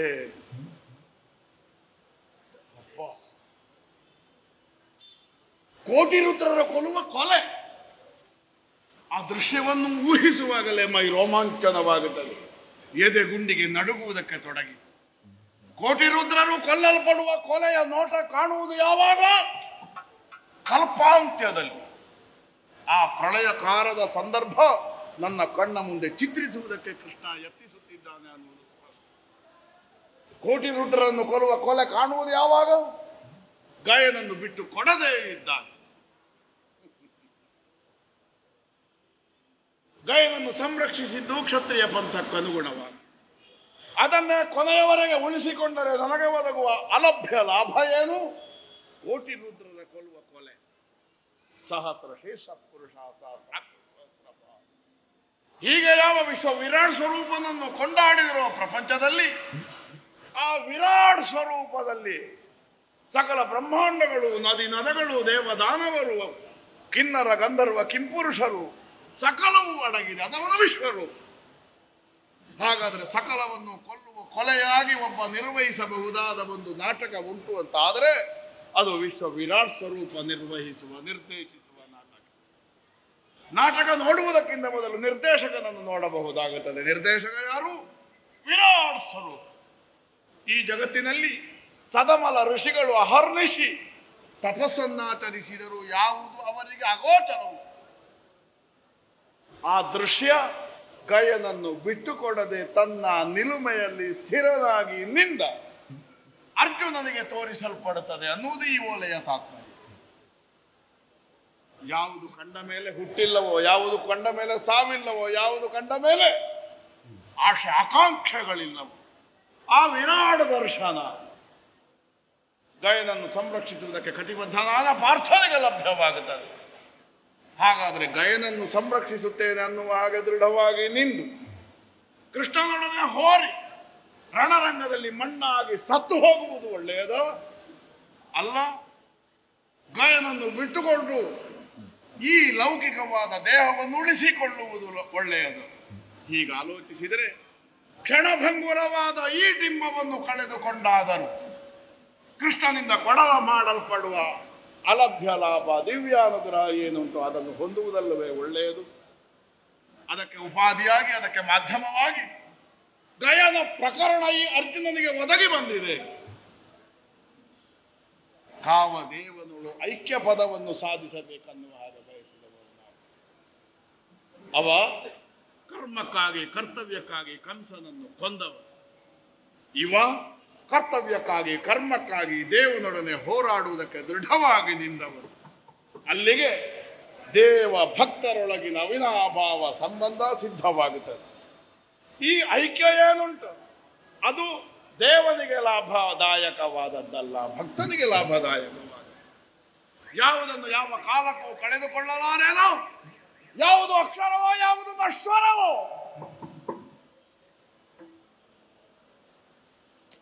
ಆ ದಿವ್ಯ ಪ್ರಸಾದವನ್ನು ಭಕ್ತನಾದ ಅರ್ಜುನನಿಗೆ ಈ ಮೃಣಮಯ ದೇಹಕ್ಕೆ ಕೊಡಮಾಡುವುದಕ್ಕೆ ನನ್ನ ದೇವರು ಈ ಕಾಲದಲ್ಲಿ ದೃಢವಾಗಿ ಸಂಕಲ್ಪವನ್ನು ಮಾಡಿದ್ದಾರೆ. ಎಣ್ಣೆ ಬಂದಾಗ ಕಣ್ಣು ಮುಚ್ಚಿಕೊಳ್ಳಕೂಡ ಆ ದಿವ್ಯ ಪ್ರಸಾದವನ್ನು ಬೊಗಸೆಯೊಡ್ಡಿ ಪಡೆದುಕೊಂಡು ಒದಗಿ ಬಂದ ಈ ಜನ್ಮವನ್ನು ಸಾರ್ಥಕಪಡಿಸಿಕೊಳ್ಳಬೇಕು. ಈ ಓಲೆಯನ್ನು ಓದುವುದರ ಮೂಲಕವಾಗಿ ಗಯನನ್ನು ಬಿಟ್ಟುಕೊಡಬಹುದಾದ ಕೊನೆಯ ಅವಕಾಶವನ್ನು ನಾನು ಮನಸ್ಸಿಂದ ಮರೆಮಾಡಿ ಆಯಿತು. ಗಯ ನಾನಿರುವವರೆಗೆ ನನ್ನಲ್ಲಿಯೇ ಇರ್ತಾನೆ. ಓಲೆಯನ್ನು ಅರ್ಥ ಮಾಡಿಕೊಂಡಿದ್ದೇನೆ. ಕೃಷ್ಣ ಕೃಷ್ಣ ಕೃಷ್ಣ ಸುಮ್ಮಗಿರ್ತೇನೆ.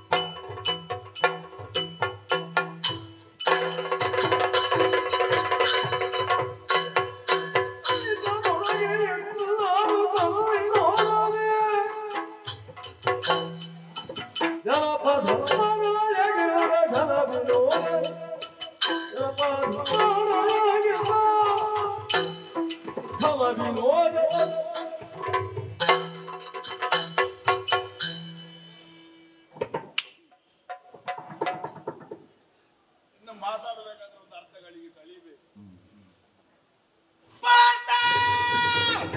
ಮಹಿಷಾಸುರ ಹೊರಡುವಾಗ ಇಷ್ಟೊತ್ತು ಮಾಡಿದರೆ ಇನ್ನು ಮಹಿಷ ವಧೆ ಆಗುವುದು ಯಾವ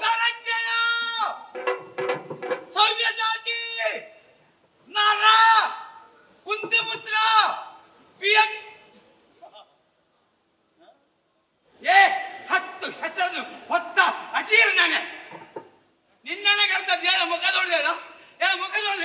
ನಾನು ಮುಖ ನೋಡ್ಲಿಲ್ಲ, ಮತ್ತೆ ನಾನು ಮುಸುಡು ನೋಡಿ. ಅದು ಇದು ಮುಸುಡು ಅಲ್ಲ, 16 ವಿಂದಂ.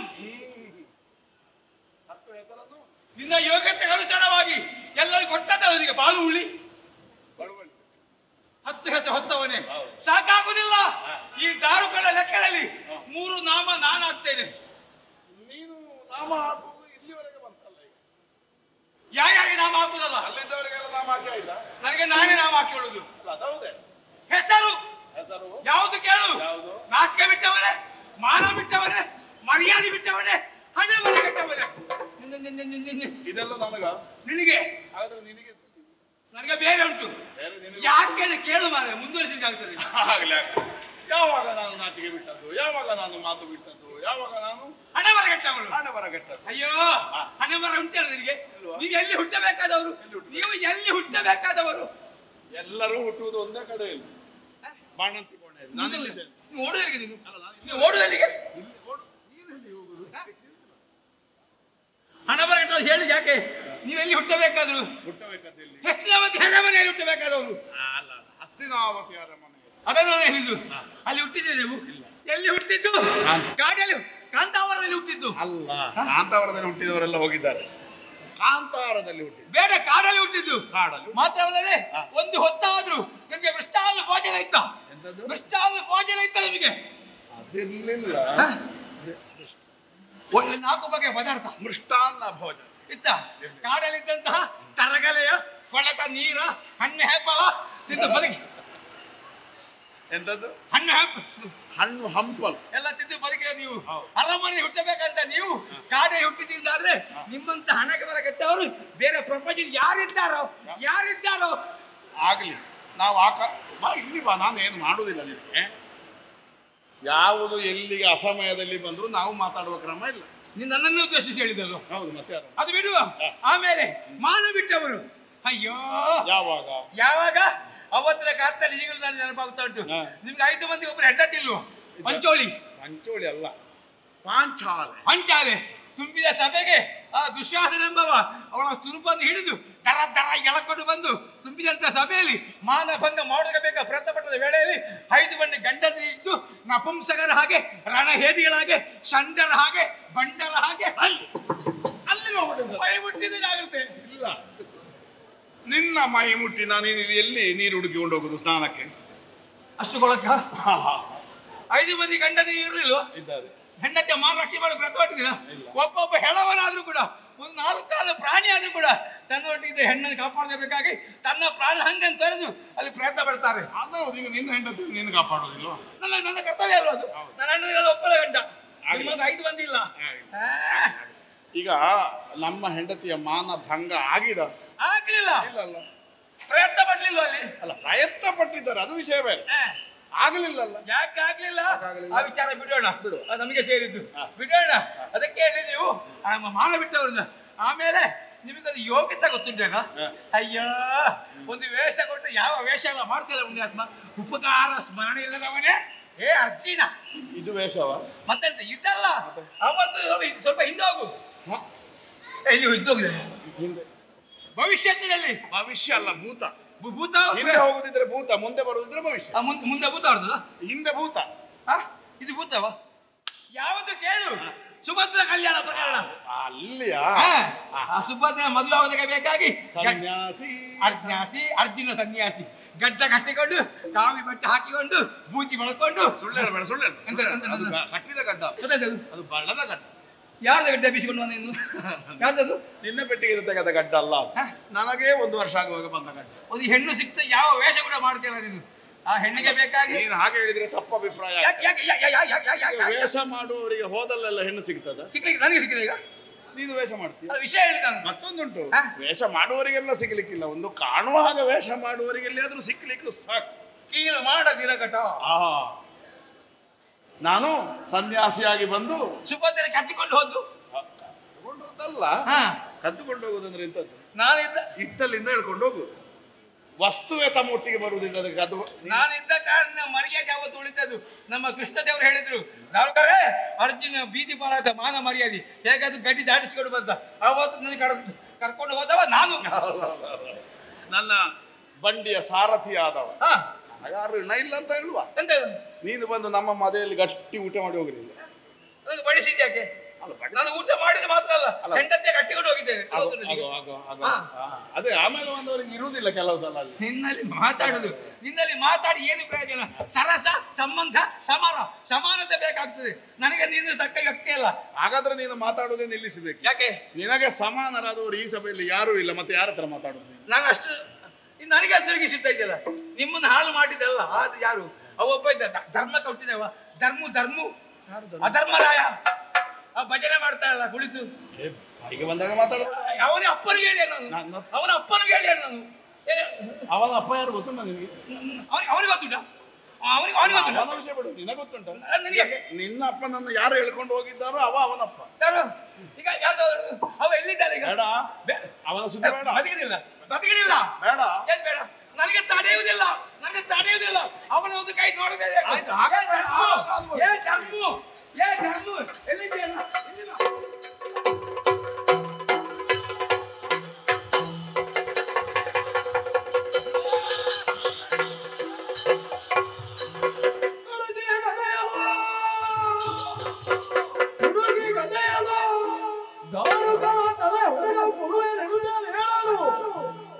ಪುರವೇ ಪಾಲನ ಸೆಲೆಯ ಕುಂಬಾಣಿಯಲು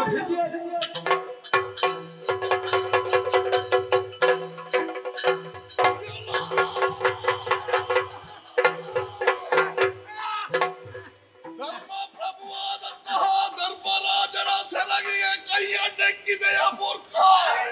ಈ ರುದಿರ ಮುಗಿದ ನಿಜ ತಲೆಯಡ ಅದೆಲ್ಲ ಇನ್ನು ಪಾಪಿ ಅದಮ್ಮ ದೂತವಾದ ನಿಷಿದ್ಧ ಅದು ಕೇಳಲಿ ಗಟ್ಟಿ ಹೇಳು. ತಡೆದೆಯಲ್ಲ, ಅದಕ್ಕೆ ನಿಲ್ಲಿಸಿದ್ದೇನೆ. ಇದನ್ನೆಲ್ಲ ಕೊಂದು ನನಗೇನು ಪ್ರಯೋಜನವೇ ಇಲ್ಲ. ಈಗ ಅಹಂಕಾರ ನೋಡುತ್ತೆ ಮತ್ತೆ ಧರ್ಮರಾಜನ ಸೆರಗಿಗೆ ಕೈ ಹಾಕಿದ್ದು. ಧರ್ಮರಾಯನ ಹೆಗಲಿಗೆ ಧರ್ಮರಾಯನ ಸೆರಗಿಗೆ ಕೈ ಹಾಕಿದವ ನಾಳೆ ಅವನ ನಾನು ನೋಡ್ಲಿಲ್ಲ. ಇವನು ದೂತನಾಗಿ ಬಂದವನ. ಹಾಗಾಗಿ ಕೊಳ್ಳಬೇಡ. ಒಂದು ಓಲೆ ತಂದಿದ್ದಾನೆ, ಅದಕ್ಕೆ ಸರಿಯಾದ ಉತ್ತರ ಬೇಡ ಉತ್ತರ ಬೇಕಾ ನಿನಗೆ? ಇಲ್ಲಿ ಬಾ, ನಿನಗೆ ಒಂದು ಸನ್ಮಾನ ಮಾಡ್ತೇನೆ. ಇದಕ್ಕೆ ದೊಡ್ಡ ಸನ್ಮಾನ ಬೇಡ ಅಂತ ಅದು. ಸರಿಯಾದಂತಹ ಉತ್ತರವನ್ನು ಕೊಡಬೇಕು ಅಂತ ಇದ್ರೆ ಇಲ್ಲಿಗೆ ಇವನು ಬಂದಿದ್ದಾನೆ ಎನ್ನುವುದಲ್ಲಿಗೆ ಗೊತ್ತಾಗಬೇಕಲ್ಲ. ಅದಕ್ಕೆ ಬಂದಂತಹ ಈತನಿಗೆ ಒಂದು ಸನ್ಮಾನ ಮಾಡಿ ಕಳುಹಿಸುವ. ಬಹಳ ಸಾಮಾನ್ಯನಿಗೆ ಅರ್ಹರಿಗೆ ಸನ್ಮಾನ ಆದ ಜಾಗ ಇದು. ಹೌದು, ಇದು ನಿನಗೆ ಪುಷ್ಪಗುಚ್ಛವ. ಹೌದಾ?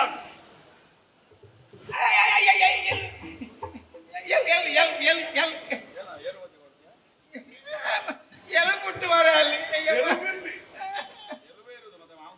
ನಿನ್ನ ಕೈಗಳನ್ನು ಕಟ್ಟಬೇಕು, ಕೈ ಕಾಲುಗಳನ್ನು. ಇಲ್ಲಿ ಕೊಡು ಕೈ.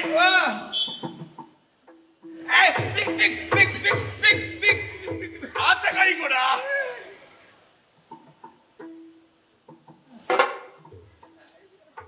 ಬೇಡ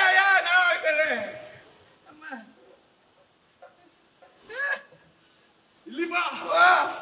ನಿನಗೆ ಒಂದು ನಾಮ ಆಗಬೇಕು. ಅಯ್ಯೋ, ನಮಗೆಲ್ಲ ನಾವೇ ಹಾಕಿ ಬಿಡ್ತೇವಪ್ಪ. ಯಾವುದು ನಾಮ? ಅದು ಸರಿ ಇಲ್ಲ. ಇದು ಸುಣ್ಣದ ನಾಮ.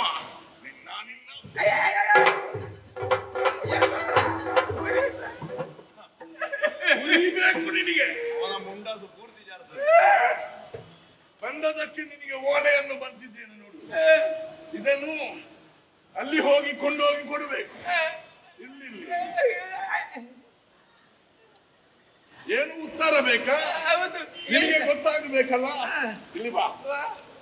ಯಾರು ನಿನ್ನನ್ನು ಕಳುಹಿಸಿದ್ದು? ಕೃಷ್ಣದೇವರು. ತಮ್ಮ ಉತ್ತರ ಕೊಡುವುದಲ್ಲ. ಯಾರು ಕಳಿಸಿದ್ದು? ಕೃಷ್ಣ. ಕೃಷ್ಣನಲ್ಲ. ಕೃಷ್ಣನೇ ಕಳಿಸಿದ್ದು. ಕೃಷ್ಣನಲ್ಲ. ಕೃಷ್ಣನ ಅನ್ನ ಬಲರಾಮನು ಅಲ್ಲ. ಅದು ಅವರನ್ನ ಬಲರಾಮ, ಬೇರೆ ಯಾರಿಲ್ಲ, ಅವರೇ. ಆಗ್ಲಿಲ್ವಾ? ವಾಕ್ಯ ಮುಂದುವರಿಯುವುದಕ್ಕಿದೆ. ಕೃಷ್ಣನ ಅನ್ನ ಬಲರಾಮನು ಅಲ್ಲ. ಅವರಿರುವರ ಅಪ್ಪ ವಸುದೇವನಲ್ಲ. ಅಪ್ಪನದು ಬದಲು ಮಾಡಲಿಕ್ಕಿಲ್ಲ, ಅಪ್ಪ ಅವರೇ. ಆಯ್ತಂದು ಮಧ್ಯದಲ್ಲಿ ಭಯ ಹಾಕಬೇಡ, ಮುಂದೆ ಹೋಗುವುದಕ್ಕುಂಟು ವಾಕ್ಯ. ವಸುದೇವನಲ್ಲ, ಆ ಚಂದ್ರಮೌಳಿಯಾದಂತಹ ಶಂಕರನೇ ತರಗಿಳಿದು ಬಂದರೂ ಕೂಡ ಯುದ್ಧಕ್ಕಾಗಿ ಬಂದು ನಿಂತರೆ ಗಾಯನನ್ನು ಬಿಟ್ಟು ಕೊಡುವ ಪ್ರಶ್ನೆಯೇ ಇಲ್ಲ. ಇಲ್ಲ ಇಲ್ಲ. ಹೋಗಿ ಹೇಳು ನಿನ್ನ ಅಪ್ಪನ. ಹೋಗಿ ನಿನ್ನ ಅಪ್ಪನಲ್ಲಿ ಹೇಳು. ಸಾಕಾಗುವುದಿಲ್ಲ.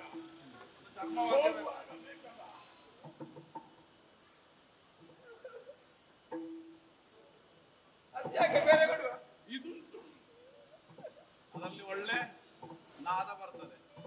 ಅಯ್ಯೋ, ಇದು ಬಹಳ ಉಂಟಪ್ಪ.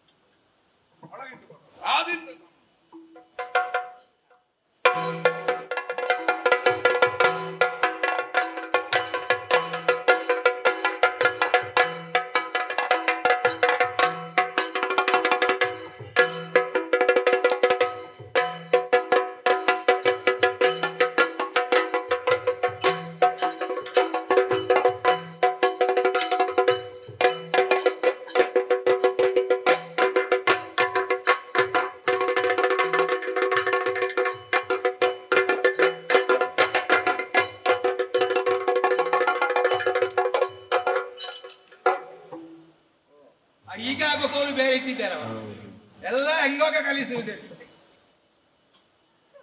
ನನಗೆ ಗೊತ್ತುಂಟು ಕೃಷ್ಣ ಇಷ್ಟು ಮಾಡ್ತಾನಂತ.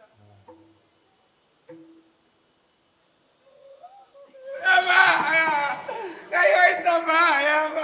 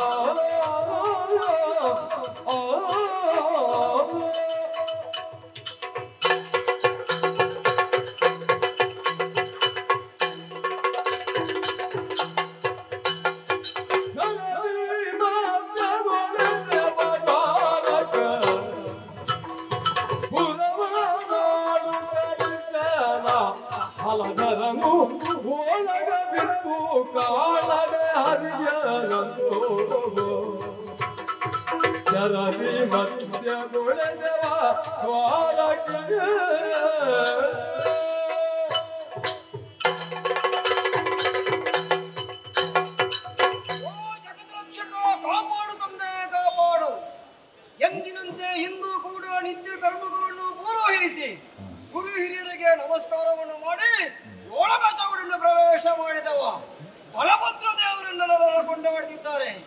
ನಮ್ಮವರೆಲ್ಲ ಜಯಘೋಷವನ್ನೇ ಮಾಡುತ್ತಿದ್ದಾರೆ. ಮನಸ್ಸಿಗೆ ಬಹಳಷ್ಟು ಸಂತೋಷವಾಯಿತು. ಯಾದವರಿಗೆಲ್ಲ ನಾನು ಒಡೆಯನಾಗಿದ್ದೇನೆ. ಹಾಗಾದರೆ ಬಲಭದ್ರ ದೇವರನ್ನು ನಮ್ಮವರೆಲ್ಲ ಕೊಂಡಾಡುತ್ತಿದ್ದಾರೆ. ಮನಸ್ಸಿಗೆ ಬಹಳಷ್ಟು ಸಂತೋಷ. ಹಾಗಾಗಿರುವಾಗ ಬಲಭದ್ರ ದೇವರೆಂದು ಹೇಳುವಾಗ ಕೆಲವರೆಲ್ಲ ಹೇಳ್ತಾರೆ ಬಲಭದ್ರ ದೇವರೆಲ್ಲ ಕೃಷ್ಣನೇ ದೇವರನ್ನೇ ಅವರನ್ನೇ ಕೊಂಡಾಡುತ್ತಿದ್ದಾರೆ. ಅದು ಹೋಗಿ ನಮಗೆ ಹೇಳಿದ್ರೆ ಹೇಳದಿದ್ರೆ ಹೇಳು. ಕೆಲವರೆಲ್ಲ ಹೇಳುವುದುಂಟು, ನಾನು ಬರುವಾಗಲೇ ಕೆಲವರು ಆಚೆ ಈಚೆ ನೋಡ್ತಾರೆ, ಇವತ್ತು ಗೋಲ್ರಮ ಬರುವ ಸ್ವಲ್ಪ ಇವತ್ತು ಹಾಕಿಕೊಂಡು ಬಂದಿದ್ದಾನೆ ಅಂತ ಹೇಳಿ ಹೇಳುವವರೆಗೆ ಬಾಯಿಗಿಷ್ಟು ಮಣ್ಣು ಹಾಕ್ಲಿ. ನಾವು ಯಾಕೆ ಹಾಕಿಕೊಂಡು ಬರ್ತೇವೆ? ರಾಜ್ಯಕ್ಕೆ ವಿಚಾರದಲ್ಲಿ ಹೊರಡುವವರು ನಾವು. ಮನಸ್ಸಿನ ಬೇಸರ, ಮನಸ್ಸಿನ ನೋವನ್ನು ದೂರ ಮಾಡುವುದಕ್ಕಾಗಿ ಒಂದಿಷ್ಟು ಸ್ವಲ್ಪ ಹಾಕಿಕೊಂಡು ಬರುವುದು ಹೌದು. ಕೆಲವರೆಲ್ಲ ಬೇಕಾಗಿ ಅದಕ್ಕೆಲ್ಲ ಅಪವಾದವನ್ನು ಹಾಕ್ತಾರೆ. ಅಪವಾದಕ್ಕೆಲ್ಲ ನಾವು ಹೆದರುವವರು, ಅದನ್ನು ಬಯಸುವವರು ನಾವಲ್ಲ. ಮನಸ್ಸಿಗೆ ಸಂತೋಷ ಹೌದು. ಈಗ ನಮ್ಮ ಪ್ರೀತಿಯ ತಮ್ಮ ಕೃಷ್ಣ ಯಾವತ್ತು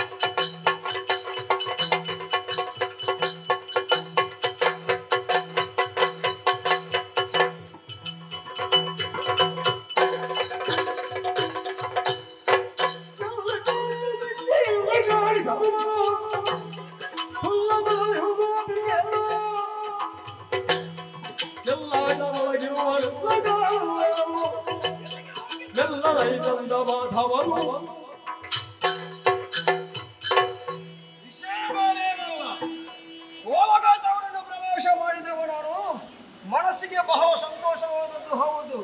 ನಮ್ಮವರೆಲ್ಲ ಜಯಘೋಷವನ್ನೇ ಮಾಡ್ತಿದ್ರೆ ಅದು ಸರಿ. ಹಾಗಾಗಿರುವಾಗ ನನ್ನ ತಮ್ಮ ಯಾವತ್ತೂ ಸಮಯಕ್ಕೆ ಸರಿಯಾಗಿ ಬರುವುದಿಲ್ಲ. ಕೆಲವರು ನಾಳೆ ಆಚೆಯಿಂದ ನನಗೆ ಕೆಲವರು ದೂರು ತರುವುದುಂಟು. ಅವ ಹಾಗೆ ಮಾಡ್ದ, ಇವ ಹೀಗೆ ಮಾಡ್ದ, ಅವ ಹಾಗೆ ಹೋದ, ಇವ ಹೀಗೆ ಹೋದ, ಅಪವಾದವನ್ನು ಕೆಲವರು ಹೇಳುವುದುಂಟು. ಹಾಗಾಗಬಾರ್ದು. ಹಾಗಾದ್ರೆ ಅವರು ಸಮಯಕ್ಕೆ ಸರಿಯಾಗಿ ಬರಬೇಕಿತ್ತು. ಇವ ಎಲ್ಲಿಗೆ ಹೋದ ಕೃಷ್ಣ? ಎಲ್ಲಿಗೆ ಹೋಗಿದ್ದ? ಎಲ್ಲಿಗೆ ಬರ್ಲಿಯವ? ಅವನನ್ನು ನನಗೆ ನಾಲ್ಕು ಬಾರಿಸಬೇಕು.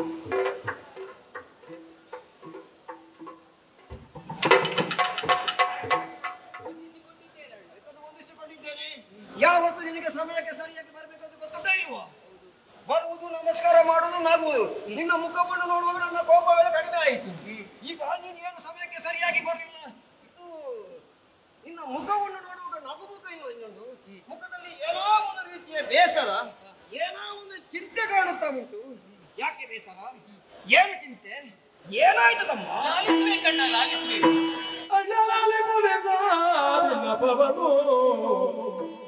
ಬಣ್ಣಗೊಂಡಿದ ಚಿನ್ನದ ತಾರೆ ನಾನು ಅಣ್ಣ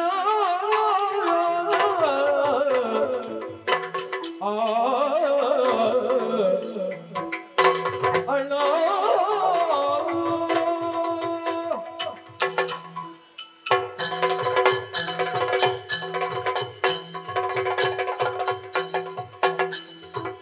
ಅಣ್ಣ ಲಾಲಿಪುದೆಲ್ಲ ಚಿನ್ನಪ್ಪ ಬಂದು ಬಣ್ಣಗುಡಿದ ಚಿನ್ನದ ತಾರೆ ನಾವು ಬಣ್ಣಗುಡಿದ ಚಿನ್ನದ ತಾರೆ ಸರಣಿ ಗರ್ಭವನೀವತವ ಕಡಿ ಕೈಯೊಡು ಸರಣಿ ಗರ್ಭವನೀವತವ ಕಡಿ ಕೈಯೊಡು ವರಗಲ್ಲ ಬೀರಲಗದಲ್ಲಿ ವರಜಲ ತುಂಬಿರಲಂಬರದಲ್ಲಿ ಸುರಗವರೇ ರುದ್ರ ತಿರುಗುತ್ತ ಸುರಗವರೇ ರುದ್ರ ತಿರುಗುತ್ತ ದಯಾಲಕ್ಷ ಸುರಿಸಿತು ಬೆವರಕ್ಷ ಕರಿತು ನನ್ನೋ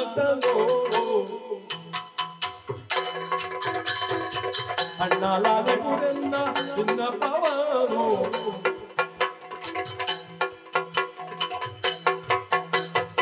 ಬಣ್ಣಗುಡಿದ ಚಿನ್ನದಂತಾರೆ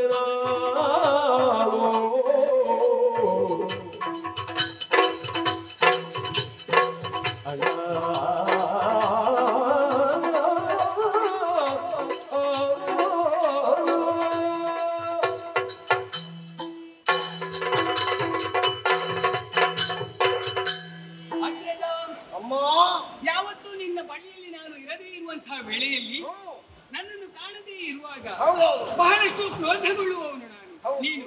ಆದ್ರೆ ನಿನ್ನ ಬಳಿಗೆ ಬಂದಂತಹ ಸಂದರ್ಭದಲ್ಲಿ ಎಷ್ಟೇ ಕೋಪ ಇದ್ರು ಅದೆಲ್ಲವೂ ಇಳಿದು ಹೋಗ್ತದೆ. ನಿನ್ನ ನಗುಮುಖವನ್ನು ನೋಡುವಾಗ ಎಲ್ಲ ಕೋಪ ದೂರ ಹೋಗ್ತದೆ. ಆದ್ರೆ ಇವತ್ತು ನನ್ನನ್ನು ಕಂಡಂತಹ ನೀನು ಯಾಕೆ ಹೀಗೆ ಅನ್ನುವಂತಹ ಪ್ರಶ್ನೆ ನಿನ್ನದು. ಏನೋ ಯೋಚನೆ, ಏನೋ ಚಿಂತೆ, ಏನೋ ಏನೋ ಏನೋ ನನ್ನ ಜೀವನ ಬಣ್ಣ ಕುಂದಿದ ಚಿನ್ನದಂತಾಗಿ ಹೋಯಿತಣ್ಣ. ಯಾಕೆ ಈ ಮಾತು? ಹಾಗೆ ಹೋದಂತಹ ಘಟನೆ ಏನು ಅನ್ನುವುದನ್ನು ನೀನು ತಿಳಿಯದೇ ಇದ್ದದ್ದೇನಲ್ಲ. ಯಾರಿಂದ ಕಷ್ಟ ಬಂತು ನಿನಗೆ? ಬೇರೆ ಯಾರದ್ದು ಅಲ್ಲ, ಸೂರ್ಯನಿಗೆ ಅರ್ಘ್ಯ ಜಲವನ್ನು ಅರ್ಪಿಸಬೇಕು ಅನ್ನುವಂತಹ ಉದ್ದೇಶದಿಂದ ಯಮುನಾ ನದಿ ತೀರಕ್ಕೆ ಹೋದ್ರೆ ಕೈಯಲ್ಲಿ ಹಿಡಿದಂತಹ ಅರ್ಘ್ಯ ಜಲ ಕೈಯಿಂದ ಅಪವಿತ್ರವಾಗಿ ಹೋಯಿತು. ಆವಾಗ ನಾನೊಂದು ಮಾತನ್ನು ಆಡಿದ್ದೆ, ಇನ್ನು 8 ದಿವಸದ ಒಳಗಾಗಿ ಈ ಕಾರ್ಯವನ್ನು ನಡೆಸಿದಂತಹ ಗಯನ ಶಿರವನ್ನು ಕತ್ತರಿಸ್ತೇನೆ. ಒಂದು ವೇಳೆ ಅದಕ್ಕೆ ಅಸಾಧ್ಯವಾದ ಅಂತಾದ್ರೆ ಅಗ್ನಿಗೆ ನಾನು ನನ್ನನ್ನು ಅರ್ಪಿಸ್ತೇನೆ ಅನ್ನುವ ಹಾಗೆ. ಆದ್ದರಿಂದಲೇ ನೇರವಾಗಿ ಹೋದಂತಹ ಗಯ ನಮ್ಮ ಭಾವನಾದಂತಹ ಪಾರ್ಥನಲ್ಲಿ ಆಶ್ರಯವನ್ನು ಪಡೆದುಕೊಂಡಿದ್ದಾನೆ. ಆದ್ದರಿಂದ ಸಂಧಾನವನ್ನು ಮಾಡಬೇಕು ಅನ್ನುವ ಹಾಗೆ ನಮ್ಮ ತಂಗಿಯನ್ನು ಕಳಿಸಿದ್ರೆ ಸಂಧಾನ ವಿಫಲವಾಗಿ ಹೋಯಿತು. ಪಾಂಡವರು ಯುದ್ಧಕ್ಕಾಗಿ ಸಿದ್ಧರಾಗಿದ್ದಾರೆ ಅನ್ನುವಂತ ವರ್ತಮಾನ ತಿಳಿಯಿತು. ಅಣ್ಣ, ಪಾಂಡವರೈವರು ಜೊತೆಯಾಗಿ ಯುದ್ಧಕ್ಕೆ ಸಿದ್ಧರಾಗಿದ್ದಾರೆ ಅಂತ ಇದ್ರೆ ನಾವು ಮುಂದೆ ಏನು ಮಾಡಬೇಕು ಅಂತ ಗೊತ್ತಾಗುವುದಿಲ್ಲ.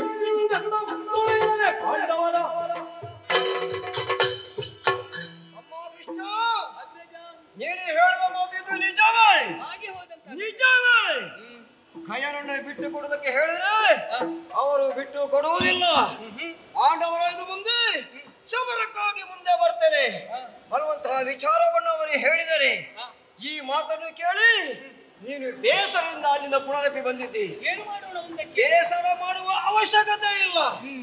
5 ಮಂದಿ ಅಲ್ಲ 10 ಮಂದಿ ಬಂದ್ರು ಈ ಬಲಭದ್ರ ಇರುವಷ್ಟು ಕಾಲ ಯಾರು ಭಯಕೊಳ್ಬೇಕಂತ ಅವಶ್ಯಕತೆ ಇಲ್ಲ.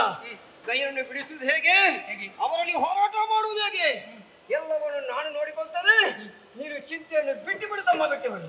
ಎಂತದ್ದು ಯುದ್ಧಕ್ಕೆ ಸಿದ್ಧನಾಗಿದ್ದಾನೆ? ಸಿದ್ಧನಾಗ- ಬೇರೆಯವರು ಹೋಗಿ ಬಡಿಯುವುದೆಯಾ? ಹಾ. ಅಣ್ಣ ಏನು ಸ್ವಲ್ಪ ಸಮಾಧಾನವನ್ನು ತಂದು ಯಾಕೆ ಹೇಗೂ ಪಾಂಡವರು ಸಕಲ ಸೇನೆಯನ್ನು ಜೊತೆ ಸೇರಿಸಿಕೊಂಡು ಯುದ್ಧಕ್ಕಾಗಿ ಸಿದ್ಧರಾಗಿದ್ದಾರೆ. ಹೌದು. ಹಾಗೆಂದು ನಾವು ಕೂಡ ಅದನ್ನು ತಿಳಿದು ಹಾ. ನೇರವಾಗಿ ಹೊರಟು ಹೋರಾಡುವುದೇ ಅಣ್ಣ ತಡ ಮಾಡ್ಲಿಕ್ಕೆ ಇಲ್ಲೇನು? ನಾವು ಹೋಗುವುದು ಹೌದು, ಹಾ. ನಮ್ಮವರ ಬಗ್ಗೆ ಯೋಚನೆ ಮಾಡುವುದು ಬೇಡ. ನಮ್ಮವರ ಬಗ್ಗೆ ಎಂತದ್ದು ಆಲೋಚನೆ ಮಾಡುದು? ಭದ್ರೆಯ ಬಗ್ಗೆ ಯೋಚನೆ ಮಾಡು. ಸುಭದ್ರೆ ತಂಗಿಯ ಬಗ್ಗೆ ನಮ್ಮ ಜೊತೆ ಇದ್ದಾಳೆ. ಪಾರ್ಥನ ಜೊತೆಯಲ್ಲಿ ನಾವು ಯುದ್ಧಕ್ಕಾಗಿ ಅಡಿಯಾಗಿದ್ದೇವೆ ಅನ್ನುವಂಥ ವರ್ತಮಾನ ಅವಳಿಗೆ ತಿಳಿಯಿತು ಅಂತಾದ್ರೆ ನಮ್ಮ ತಂಗಿ ನೋವನ್ನು ಅನುಭವಿಸ್ತಾಳೆ. ಹಾಗಾಗಬಾರ್ದು. ಅವರಿಗೆ ನಾವು ಹೊರಟಂತ ವಿಚಾರ ತಿಳಿದೇ ಇರಬೇಕು ಅಂತ ಇದ್ರೆ ಏನು? ಈ ಸಮಯದಲ್ಲಿ ಹೋಗುವುದಲ್ಲ, ನಾವು ಮತ್ತೆ ದಿಶಾ ಸಮಯದಲ್ಲಿ ಹೋಗಬೇಕು. ಆದ್ರೆ ರಾತ್ರಿಯ ಸಮಯದಲ್ಲಿ ನಾವು ಈ ನಾಡನ್ನು ಬಿಡಬೇಕು. ಹೇಗೆ ಬಿಡುವುದು? ಹೇಗೆ? ಕಾಳಿಕಾ ಪೂಜೆಗೆ ಆಹಾ. ಅಥವಾ ಮಾರಿ ಪೂಜೆಗೆ ಅನ್ನುವಂತ ವರ್ತಮಾನವನ್ನು ಅವರಿಗೆ ತಿಳಿಸಿ ಆ ನಿಮಿತ್ತ ಹೊರಟು ಹೋಗಿದ್ದೇವೆ ಅನ್ನೋ ಹಾಗೆ ಗೊತ್ತಾಗಬೇಕು ಅವರಿಗೆ. ಹೌದಾ? ಆದ್ದರಿಂದ ಸಕಲ ಸಿದ್ಧತೆಯೊಂದಿಗೆ ಹಾ. ರಾತ್ರಿಯ ಸಮಯದಲ್ಲಿ ಮಾರಿ ಪೂಜೆಗೆ ಅನ್ನುವಂತ ಉದ್ದೇಶದಿಂದ ಹೊರಟು ಹೋಗುವ. ತಮ್ಮ ಸರಿಯಾದಂತ ಸಮಯಕ್ಕೆ ಸರಿಯಾದಂತ ಸೂಚನೆ ನೀನು ಕೊಟ್ಟಿದ್ದಿ. ಹಾ. ಕೋಪಗೊಂಡಂತಹ ನಾವು ಯುದ್ಧಕ್ಕೆಂದು ಮುಂದುವರಿದ್ರೆ ನಮ್ಮ ತಂಗಿ ಅದರವರು ನಮ್ಮ ಹಿಂದೆ ಹೊರಟು ಬಂದ್ರೆ ನಾಳೆ ಯುದ್ಧ ಅರ್ಥದಲ್ಲಿ ನಿಲ್ತದೆ ಖಂಡಿತ. ಸಮಸ್ಯೆ ನಮ್ಮನ್ನು ತಡೆಯುತ್ತಾರೆ, ಖಂಡಿತ ತಡೆಯುತ್ತಾರೆ. ಹೌದು, ನೀನು ಹೇಳಿದಂತೆ ರಾತ್ರಿ ವೇಳೆ ಮಾರಿ ಪೂಜೆಗೂ ಇನ್ನೊಂದಕ್ಕೂ ಹೊರಡುವುದು ನಾವು ವಿಚಾರಗಳಲ್ಲಿ ಹೇಳಿ ನಾವು ಯುದ್ಧ ಸಿದ್ಧತೆ ಅವರಿಗೆ ಗೊತ್ತಾಗ ಹಾಗೆ ನಾವು ಹೋಗಬೇಕು. ಸರಿ, ಹಾ. ಹಾಗಿದ್ರೆ ಸಕಲ ಸೇನೆಯನ್ನು ಕೂಡಿಕೊಂಡು ನಾವು ಅಸಮರಕ್ಷೆ.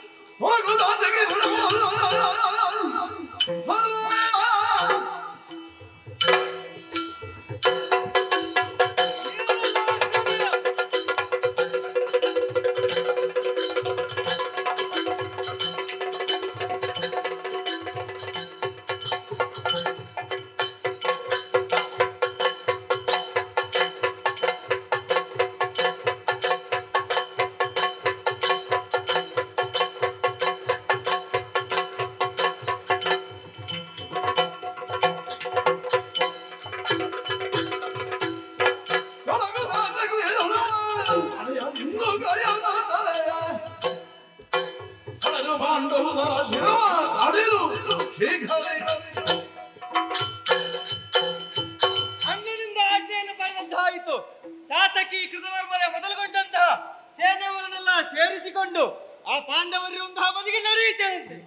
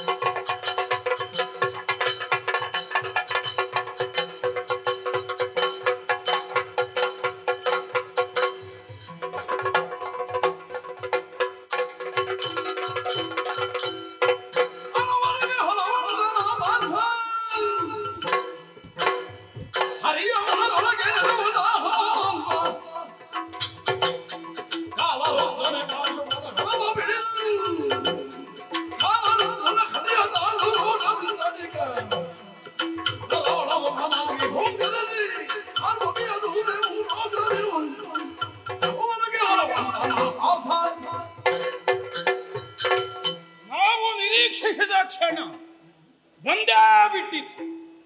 ಕಾಮ್ಯಕಾವನವನ್ನು ದ್ವಾರಕೆಯ ಸೇನೆ 4 ದೆಸೆಗಳಿಂದಲೂ ಸುತ್ತುವರಿದು ಯುದ್ಧದ ಪಂಥಾಹ್ವಾನವನ್ನು ಕೊಡುವುದಕ್ಕೆ ಮುಂದಾಗಿದ್ದಾರೆ.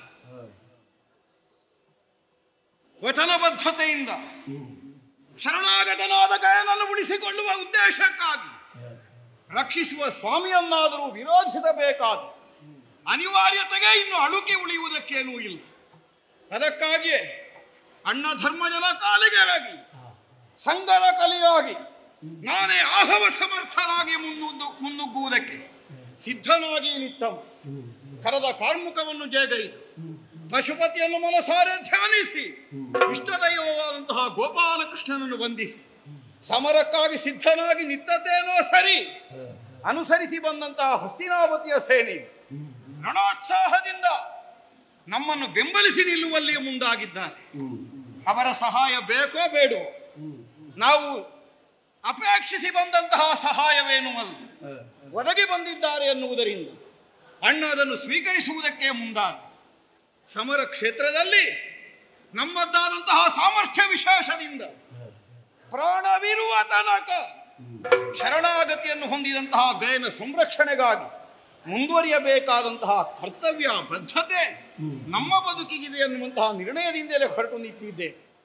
ಪ್ರಯತ್ನ ನಮ್ಮದ್ದು, ಫಲ ಕೊಡುವವ ಭಗವಂತ. ನಂಬಿದ್ದು ಕೃಷ್ಣನ ಪಾದವನ್ನು, ಬೇಕಾದಂತೆ ನಮ್ಮನ್ನು ಮುನ್ನಡೆಸ್ತಾನೆ, ನಮಗೆ ಒದಗಬೇಕಾದದ್ದನ್ನು ಒದಗಿಸ್ತಾನೆ.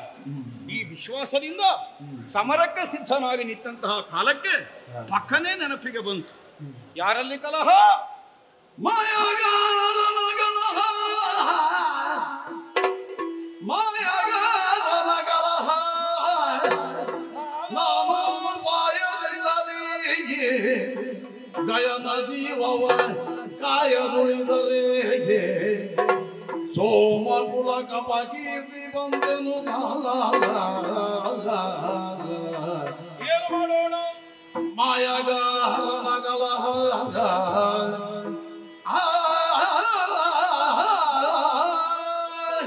ಕಲಹ ಯಾವನಲ್ಲಿ? ಲೋಕರಕ್ಷಕನಾದಂತಹ ಕೃಷ್ಣ ಅಘಟಿತ ಘಟನಾ ಪಟು ಅನ್ನುವಂತೆಯೇ ಪ್ರಪಂಚದಲ್ಲಿ ಈಗಾಗಲೇ ಹೊಗಳಿಸಿಕೊಂಡವು. ಅಂಥವನೊಂದಿಗಿನ ಹೋರಾಟದಲ್ಲಿ ಗೆಲುವನ್ನು ಸಾಧಿಸುವಲ್ಲಿ ಎಷ್ಟು ಎಚ್ಚರ ಇದ್ದರೂ ಸಾಕಾಗುವುದಿಲ್ಲ.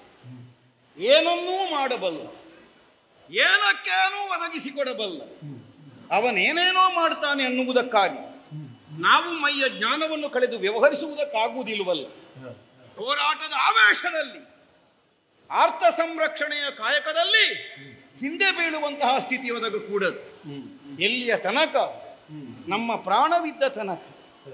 ಪಾದಬುಡದಲ್ಲಿ ಬಿದ್ದು ದೇಹಿಂತ ಯಾಚಿಸಿದ ಗಂಧರ್ವ ಜನಾದಂತಹ ಆ ಗಯನನ್ನು ಉಳಿಸಿಕೊಳ್ಳುವಲ್ಲಿ ನನಗೆ ಅಸಮರ್ಥತೆ ಬಂದರೆ ಕೇವಲ ಅರ್ಜುನನಿಗೊಬ್ಬನಿಗದು ಕೊರತೆಯಲ್ಲ, ಪವಿತ್ರವಾದಂತಹ ಸೋಮ ವಂಶಕ್ಕೆ ಅಪಖ್ಯಾತಿ ಬರ್ತದೆ.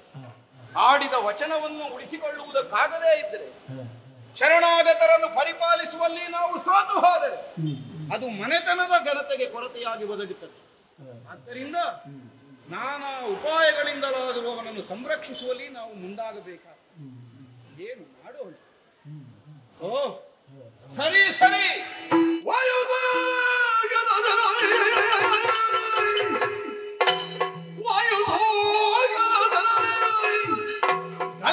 ಸಾಯಗದ ಬತ್ತನಿಗೆ ಒಳಗಿಟ್ಟು ಬೆನ್ನಿನೊಳು ಬಂದಿದ್ದರಿಂದ ನಾವಗೆ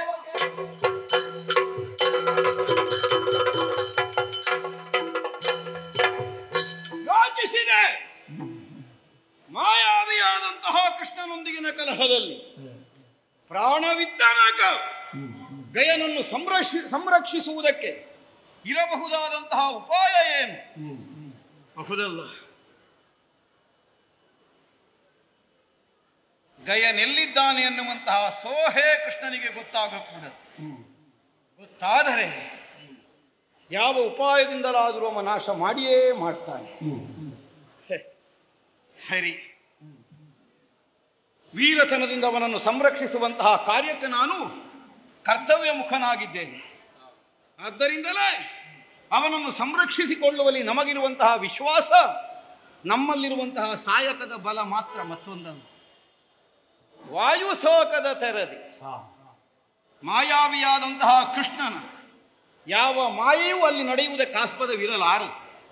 ಯಾಕಂದ್ರೆ ಎಲ್ಲಿಗೆ ವಾಯು ಪ್ರವೇಶವಾಗ್ತದೆಯೋ ಅಲ್ಲೆಲ್ಲ ಮಾಯೆಯೂ ಪ್ರವೇಶವಾಗುತ್ತದೆ. ವಾಯುವೇ ಪ್ರವೇಶವಾಗದೆ ಹೋದರೆ ಮಾಯೆಯೂ ಪ್ರವೇಶವಾಗುವುದಕ್ಕೆ ಸಾಧ್ಯ ಇಲ್ಲ. ಆದ್ದರಿಂದ ಬತ್ತಳಿಕೆಯಲ್ಲಿ ಯಾರಿಗೂ ಅರಿಯದಂತೆ ಗಯನನ್ನು ಬಚ್ಚಿಟ್ಟು ಸಮರ ಕ್ಷೇತ್ರಕ್ಕೆ ನಾನು ಒದಗುತ್ತೇನೆ. ಒಂದು ದೃಷ್ಟಿಯಿಂದ ಸರಿಯೇ, ನಾನು ಆಡಿದ್ದು ಅದನ್ನೇ. ನಿನ್ನಯ ತಲೆಯ ಕೊಂಬ ಸಟರಿಗೆ ಎನ್ನಯ ತಲೆ ಕೊಡುವೆ, ಅಲ್ಲದೊಡೆ ಹಗೆಯನ ತಲೆಯ ಕೊಂಬೆ. ಹಾಗಿದ್ರೆ ಗಯನ ತಲೆ ತೆಗೆಯಬೇಕೆಂದಾದ್ರೆ ಅದಕ್ಕಿಂತ ಮೊದಲು ನನ್ನ ಕುತ್ತಿಗೆ ಗಮಕ್ರಯ ಮಾಡಬೇಕು. ಬತ್ತಳಿಕೆಯಲ್ಲಿ ಅವನನ್ನು ಜೋಪಾಸನದಿಂದ ಇಟ್ಟುಕೊಂಡು ನಡೀತಾನೆ ಸಮರ ಕ್ಷೇತ್ರ.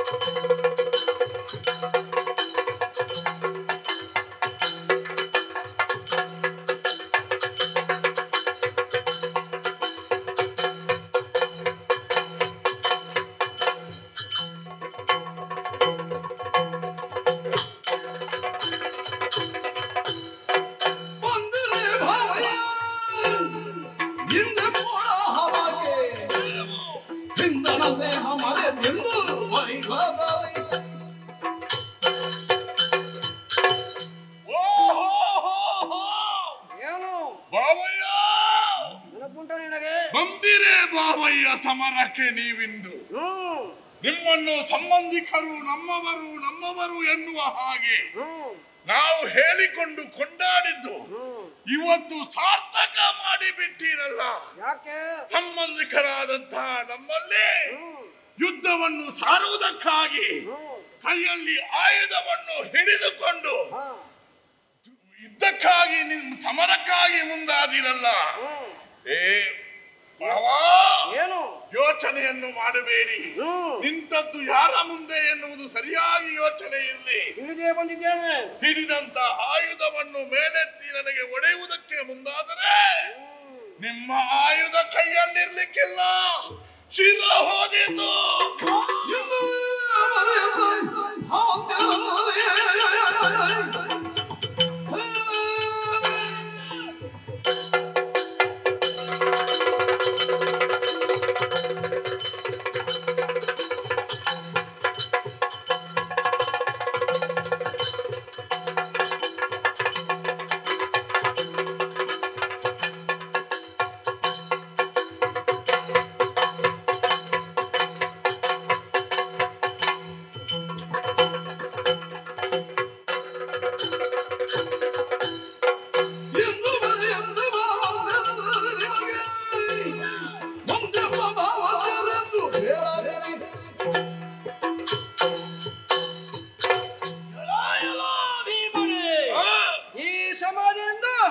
ಬಹಳಷ್ಟು ಸಂತೋಷದಿಂದ ಆ ಭಾವಯ್ಯ ಅನ್ನುವಂತ ಮಾತನ್ನು ಬಿಟ್ಟು ಬಿಡು. ಸಂಬಂಧದಲ್ಲಿ ಭಾವ ಮಾತ್ರ ಅಲ್ಲ, ಹಿಂದಿನ ಸಂಬಂಧವನ್ನೇ ಮರೆತು ಯುದ್ಧಕ್ಕಾಗಿ ಬಂದಿದ್ದೀರಲ್ಲ. ಕೇವಲ ನಿನಗೆ ನಾನು ಭಾವ ಮಾತ್ರ ಅಲ್ಲ, ನಿನಗೆ ಗುರು ನಾನು ಆಗಿದ್ದೇನೆ. ಹೌದಾ? ನೀನು ನನಗೆ ಶಿಷ್ಯನಾಗಿದ್ದಿ. ಇದನ್ನು ಯಾವುದನ್ನು ಲೆಕ್ಕಿಸದೆ ಈ ಸಮಯದಲ್ಲಿ ನಿಮ್ಮಲ್ಲಿಗೆ ಸಂಧಾನಕ್ಕಾಗಿ ಬಂದ ಗಯನನ್ನು ಬಿಡಿಸಿಕೊಂಡು ಕೇಳುವುದಕ್ಕಾಗಿ ಬಂದಂತ ನಮ್ಮವರನ್ನು ಪಡೆದು ತಡೆದು ಅಲ್ಲಿಂದ ಕಳುಹಿಸಿದ್ಯಲ್ಲ, ನನಗೆ ಬೇಸಾರೆ ಬೇರೆ ಏನಲ್ಲ. ಗಯರು ನೀವು ಬಿಟ್ಟು ಕೊಡುತ್ತಿದ್ದರೆ ಅದು ಹೇಗೆ ಬಿಡಿಸ್ಕೊಂಡು ಬಂದು ಮತ್ತೆ ನಾನು ನೋಡ್ತಿದ್ದೆ. ಪಾಪ ನಮ್ಮವನಿಗೆ ಪಡೆದು ವಿಧ ವಿಧವಾಗಿ ಶಿಕ್ಷಿಸಿ ಅವನು ಕಳುಹಿ ಕೊಟ್ಟಿದ್ಯಲ್ಲ. ಭೀಮ, ನಿನ್ನ ಪರಾಕ್ರಮ ನನ್ನಲ್ಲಿ ತೋರಿಸುವುದು ತಪ್ಪು ಮಾಡಿದ್ದು.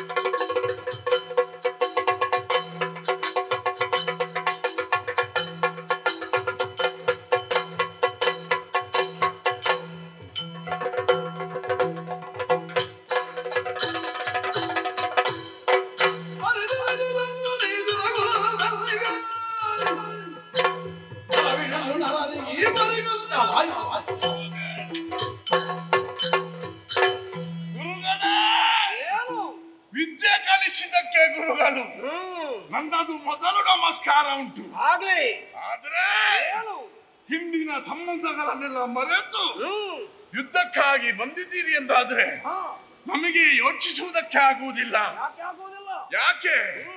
ತಪ್ಪು ಮಾಡಿದ್ದು ನಾವೇ. ಏನು ತಪ್ಪು? ಗೋವುಗಳನ್ನು ಕಾಯುವಂತಹ ನೀವು ಗೋವಾಳರಾದಂತಹ ಜಾತಿಯಲ್ಲಿ ಹುಟ್ಟಿಕೊಂಡವರು. ನಿಮ್ಮನ್ನು ನೋಡಿ ನಮ್ಮ ತಮ್ಮನಿಗೆ ನಿಮ್ಮ ತಂಗಿಯಾದ ಸುಭದ್ರಿಯನ್ನು ಮದುವೆ ಮಾಡಿಕೊಂಡೆವು. ಅಲ್ಲಿ ನಾವು ದಾರಿ ತಪ್ಪಿದೆವು. ಗೋವಾಳರಾದಂತಹ ನಿಮ್ಮನ್ನು ನೆಂಟಸ್ತಿಗೆಯನ್ನು ಬಯಸಿಕೊಂಡೆವಲ್ಲ. ಇಲ್ಲದಿದ್ರೆ ಇಷ್ಟೆಲ್ಲ ಪ್ರಕರಣ ಮುಂದುವರಿಯುವುದಕ್ಕೆ ಸಾಧ್ಯವೇ ಇರುತ್ತಿರಲಿಲ್ಲ. ನೀವು ಯಾರೋ ನಾವು ಯಾರೋ ಎನ್ನುವಂತಹ ವಿಷಯದಲ್ಲಿ ನಾವಿರ್ತಿದ್ದೆವು. ಆದ್ರೆ ನಾವು ತಪ್ಪು ಮಾಡಿಕೊಂಡೆವು. ಆದ್ರೂ ತೊಂದರೆ ಇಲ್ಲ. ಯುದ್ಧಕ್ಕಾಗಿ ನೀನು ನಾನು ಗುರುಗಳು ಅಥವಾ ನಾನು ಬಲರಾಮ ಎನ್ನುವ ಹಾಗೆ ಯೋಚನೆ ಮಾಡಿಕೊಂಡು ನಮ್ಮಲ್ಲಿ ಸಮರಕ್ಕಾಗಿ ಭೀಮಸೇನಲ್ಲಿ ನಿಂತರೆ ಗುರುಗಳಿಗಿಂತಲೂ ಒಂದು ಪಟ್ಟು ಮೇಲು ಎನ್ನುವ ಹಾಗೆ ಈ ಗದಾ ಪ್ರಹಾರದಿಂದ ತೋರಿಸಿಕೊಟ್ಟೇನು. ಎಚ್ಚರವಿರಲಿ, ಹಿಂದೆ ನಡೀರಿ.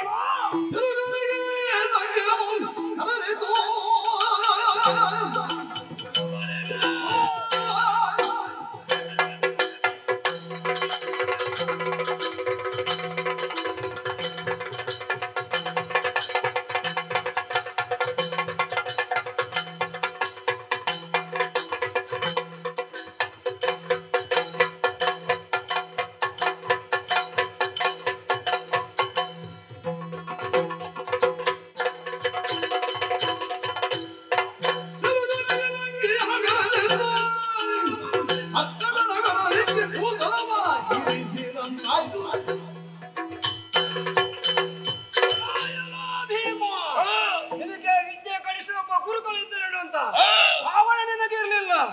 ಹಾಗಾಗಿರುವಾಗ ಗುರುಗಳೊಬ್ಬರು ಇದ್ದರು ಎಂಬಂತ ಯೋಚನೆ ಇಲ್ಲದೆ ಅದನ್ನೆಲ್ಲ ಮರೆತು ನೀನು ಕೂಡ ಸಮರಕ್ಕಾಗಿ ಮುಂದುವರೆದಿದ್ದಿ. ಸಮರವನ್ನು ಮಾಡಿ ನಾನು ಯಾವುದಕ್ಕೆ ಹೊರಟಿದ್ದೇನೋ ಅದನ್ನು ಇವತ್ತು ಪಡೆಯುತ್ತೇನೆ. ನಿಮಗೆ ಸಾಮರ್ಥ್ಯ ಉಂಟಂತಾದ್ರೆ ನೋಡ, ಇವತ್ತು ಗುರು ಶಿಷ್ಯರ ಕಾಲಗಮನ ನೋಡ್ಲಿಕ್ಕೆ ಎಲ್ಲರೂ ಇದ್ದಾರಲ್ಲ, ಪ್ರಾರಂಭಿಸೋಣ.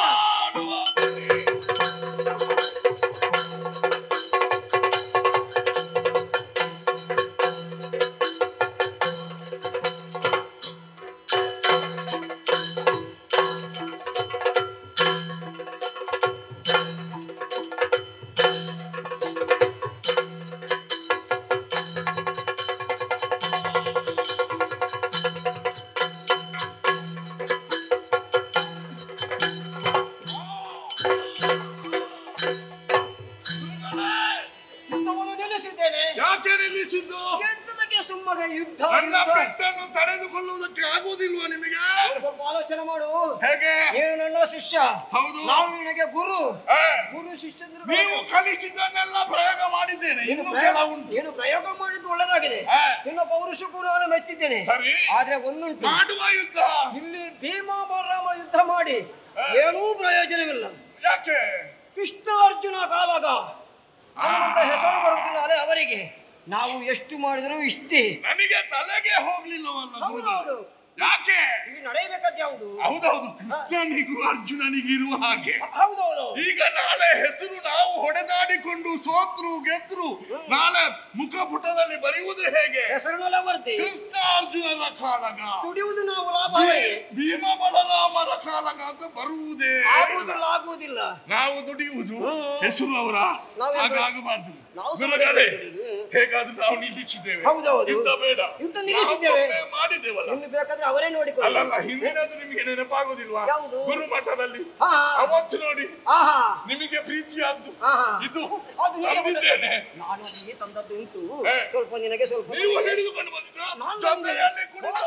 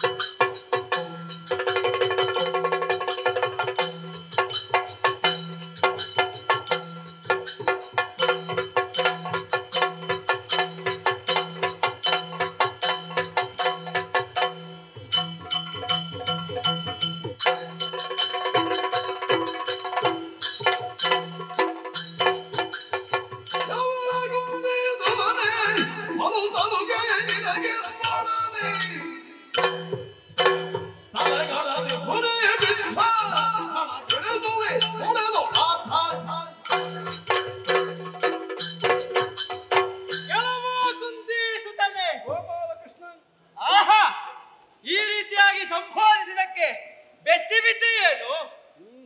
ಅತ್ತೆಯ ಮಕ್ಕಳು ನೀವುಗಳು ಸಂಬಂಧದಲ್ಲಿ. ಹಾಗಿದ್ದರೂ ಕೂಡ ನಾನು ನೀವು ಎನ್ನುವಂತಹ ಭೇದ ಭಾವವನ್ನು ನಿಮ್ಮಲ್ಲಿ ಕಾಣದೆ ಬಂಧುಗಳು ಎನ್ನುವಂತಹ ದೃಷ್ಟಿಯಿಂದಲೇ ನಿಮ್ಮನ್ನು ನಾನು ಪ್ರೀತಿಸಿದೆ. ಭಾವನೆನ್ನುವಂತಹ ನೆಲೆಯನ್ನು ಕಂಡುಕೊಂಡೆ. ಭಾವ ಎನ್ನುವಂತಹದ್ದನ್ನು ಮಾಸದಂತೆ ನೋಡಿಕೊಂಡು ಅದರಲ್ಲಿ ಪ್ರೀತಿಯನ್ನು ತುಂಬಿಸಿಕೊಂಡು ನಿಮ್ಮನ್ನು ನಾನು ಪೋಷಿಸಿದೆ. ಆದರೆ ಅದೆಲ್ಲವನ್ನು ಮರೆತಂತಹ ನೀವುಗಳು ಭಾವನೆ ಎನ್ನುವುದನ್ನು ಮರೆತು ಇಂದು ನೀವು ನನ್ನೊಂದಿಗೆ ಯುದ್ಧಕ್ಕಾಗಿ ಸನ್ನದ್ಧರಾಗಿದ್ದೀರಿ. ಇದೆಲ್ಲವನ್ನು ಕಾಣುವಾಗ ನನಗೆ ಭಾವಿಸಿದ್ದಾದರೂ ಹೇಗೆ, ನಿಮಗೆ ನಾನು ಕೊಟ್ಟಂತಹ ಸಲುಗೆ ಹೆಚ್ಚಾಯಿತು, ಪ್ರೀತಿ ಹೆಚ್ಚಾಯಿತು. ಅತಿಯಾದರೆ ಅಮೃತವೂ ವಿಷವಾಗುವುದಂತೆ ನನ್ನ ಪ್ರೀತಿ ಎನ್ನುವಂತಹದ್ದು ನಿಮಗೆ ಈ ಸಮಯದಲ್ಲಿ ವಿಷವಾಗಿ ಕಂಡಿದೆ. ಅದನ್ನು ನಾನು ಚೆನ್ನಾಗಿ ಬಲ್ಲೆ. ನಿಮಗೆ ಅದರದಂತಹ ಪಿತ್ತವನ್ನು ಇಳಿಸಿಯೇನು? ಈಗ ಶ್ರೀಪತಿ ಮಾತಾಡುದಲ್ಲ? ಹೌದು.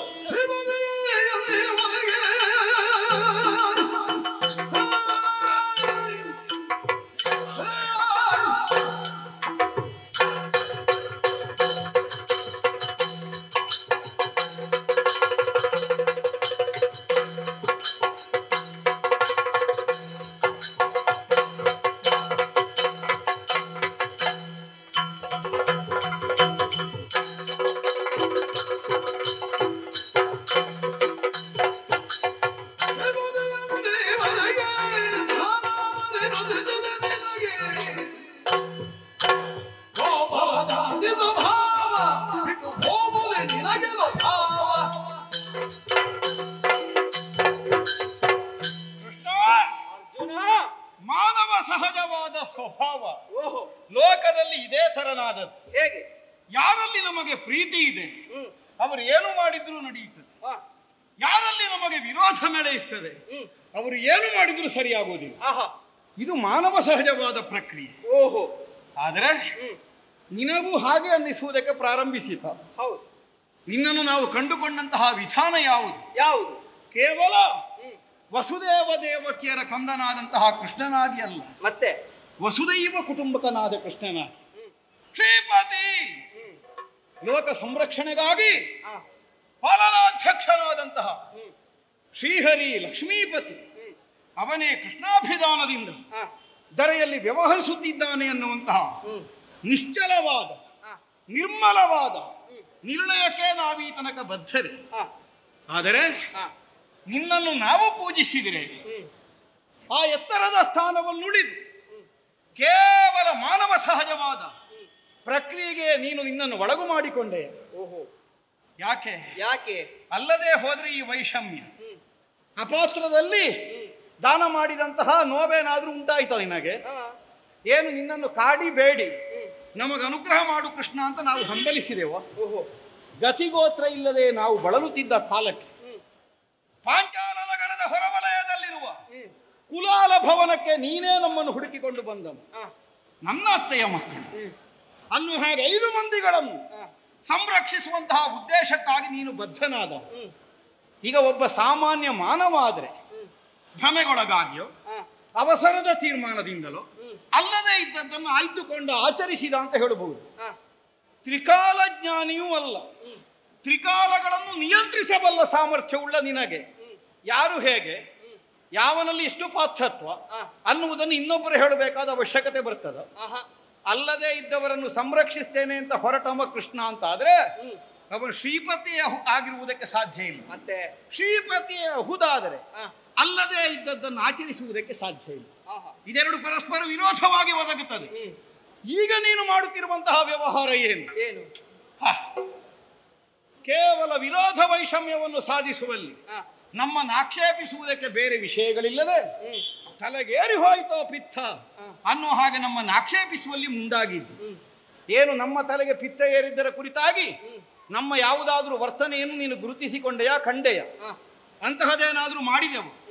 ನಾವಾಗಿ ಕಾಲು ಕೆದಕಿ ನಿನ್ನಲ್ಲಿ ಜಗಳಕ್ಕೇನು ಬಂದದ್ದಲ್ವಲ್ಲ, ಅನಿವಾರ್ಯವಾಗಿ ಹೋಯಿತು. ಅರಿವಿಲ್ಲದೇ ಆಗಲಿ ಗಯನನ್ನು ಸಂರಕ್ಷಿಸಬೇಕಾದಂತಹ ಒಂದು ಅನಿವಾರ್ಯತೆ ನಮ್ಮ ಪಾಲಿಗೆ ಒದಗಿ ಬಂತು. ನಾವು ರಕ್ಷಿಸುವುದಕ್ಕಾಗಿ ಹೊರಟವನನ್ನು ಕೊಲ್ಲುವುದಾಗಿ ನಿನ್ನ ಪ್ರತಿಜ್ಞೆ ಇರುವುದರಿಂದ ನಾವು ಪರಸ್ಪರ ಸಮರ ಕ್ಷೇತ್ರದಲ್ಲಿ ಮುಖಾಮುಖಿಗಳಾಗಬೇಕಾದಂತಹ ಅನಿವಾರ್ಯತೆ ಬಂತು. ಒಂದು ವೇಳೆ ನನ್ನ ಭಜಕರು ಪಾಂಡವರು ಅವರು ಸಂರಕ್ಷಿಸುವುದು ಅಂದ್ರೆ ಏನು, ನಾನು ಸಂರಕ್ಷಿಸುವುದು ಅಂದ್ರೆ ಏನು, ಎರಡೂ ಒಂದೇ. ಈ ಭಾವದಿಂದ ನಿನಗೆ ನಿನ್ನ ಪ್ರತಿಜ್ಞೆಯಿಂದ ಹಿಂದಕ್ಕೆ ಸಾಗಬಹುದಿತ್ತು. ಆದ್ರೆ ನಿನಗೆ ನಿನ್ನನ್ನು ಸ್ಥಾಪಿಸುವಂತಹ ಒಂದು ಉದ್ದೇಶ ಏನು, ಪಾಂಡವರಲ್ಲಿ ಹೋರಾಡಿ ಅಥವಾ ಅರ್ಜುನನನ್ನು ಸಂಘರ್ಷಿಸಿ ಆ ಮೂಲಕವಾಗಿ ನಿನಗೊಂದು ಹೊಸ ಹೆಸರು ಬಿರುದು ಬರ್ಲಿಕ್ಕುಂಟ. ಇನ್ನು ಈಗಾಗಲೇ ಪ್ರಪಂಚದಲ್ಲಿ ಮಾನಿಸುವವರು ನಿನ್ನನ್ನು ಮನ್ನಿಸಿದ್ದಾರೆ, ಮಾನಿಸದೇ ಇದ್ದವರು ಏನು ಮಾಡಿದ್ರು ನಿನ್ನನ್ನು ಮನ್ನಿಸುವುದಿಲ್ಲ. ಯಾಕೆಂದ್ರೆ ನಿನ್ನನ್ನು ಎರಡು ವಿಧದಿಂದ ಪ್ರಪಂಚ ಕಂಡುಕೊಂಡಿದೆ. ಮರೆಯ ಮಹಾಚೇತನವೆಂದು ಕೈ ಮುಗಿಯುವಂತಹ ಜ್ಞಾನಿಗಳೂ ಇದ್ದಾರೆ, ಕೇವಲ ಹಾಲು ಮೊಸರು ಕದ್ದು ಗೋಪಾಲನೆಯ ವೃತ್ತಿಯನ್ನು ಮಾಡಿದಂತಹ ಗೋಪಾಲಕರ ಹುಡುಗ ಅನ್ನೋ ಹಾಗೆ ನಿನ್ನ ಕುರಿತಾಗಿ ಆಕ್ಷೇಪದ ಧ್ವನಿಗಳನ್ನೆತ್ತುವವರು ಅದಕ್ಕಿಂತ ಹೆಚ್ಚು ಮಂದಿ ಇದ್ದಾರೆ.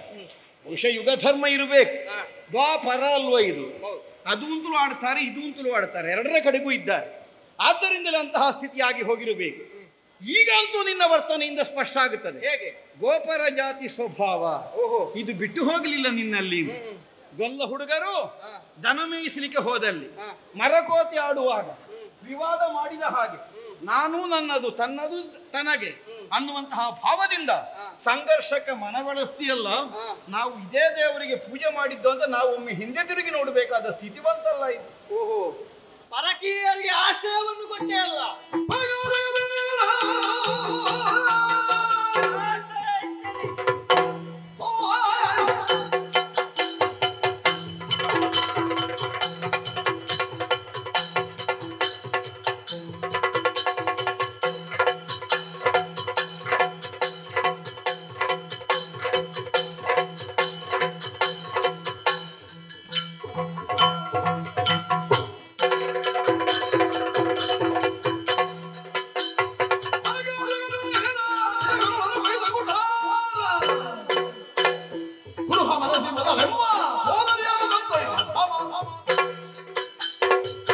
ಆಶ್ರಯವನ್ನು ಇತ್ತದ್ದಾದರೂ ಯಾರಿಗೆ? ಪರಕೀಯನಿಗೆ. ಅವನೇನು ನಿನಗೆ ಸಂಬಂಧದಲ್ಲಿ ಅಣ್ಣನೋ ತಮ್ಮನೋ ಚಿಕ್ಕಪ್ಪನೋ ದೊಡ್ಡಪ್ಪನೋ ಅಥವಾ ಮಾವನೋ ಅದು ಯಾವುದೂ ಅಲ್ಲ ಅಂತ ಆದ್ಮೇಲೆ ಅವನಿಗೆ ನೀನು ಆಶ್ರಯವನ್ನಿತ್ತೇ ಅಲ್ಲ. ಸಂಬಂಧದಲ್ಲಿ ನಾನು ಭಾವನಿದ್ದೇನೆ, ನೀನು ನನ್ನನ್ನು ದೇವ ಎನ್ನುವ ಹಾಗೆ ಕೊಂಡಾಡಿದವಳಿದ್ದೀಯ. ದೇವ ಬಿಡೋಣ, ಭಾವನೆನ್ನುವಂತಹ ನೆಲೆಯಲ್ಲಾದರೂ ಅವನನ್ನು ನನಗೆ ನಿನಗೆ ಬಿಟ್ಟು ಕೊಡಬಹುದಿತ್ತು. ಅದು ಅಲ್ಲದೆ ನೀನು ಬಿಟ್ಟು ಕೊಡುವುದಕ್ಕಾಗದೆ ನನ್ನ ಎದುರಿಗಾಗಿಯೇ ನಿಂತೆ. ಹೌದೇನೋ ಅಂದೇ ನಾನು ತಿಳಿಯಬೇಕಾಗಿತ್ತು. ಕಳ್ಳರಂತೆ ವೇಷ ಮಾಡಿ ಬಂದು ನನ್ನ ತಂಗಿಯನ್ನು ಮದುವೆಯಾದಂತಹ ಚೋರ ನೀನು. ನಾವೇನು ಬಯಲಿನಲ್ಲಿ ಅಡಗುವ ಜಾತಿ ಅಂತ ಭಾವಿಸಿದ್ಯೋ? ಯಾಕೆ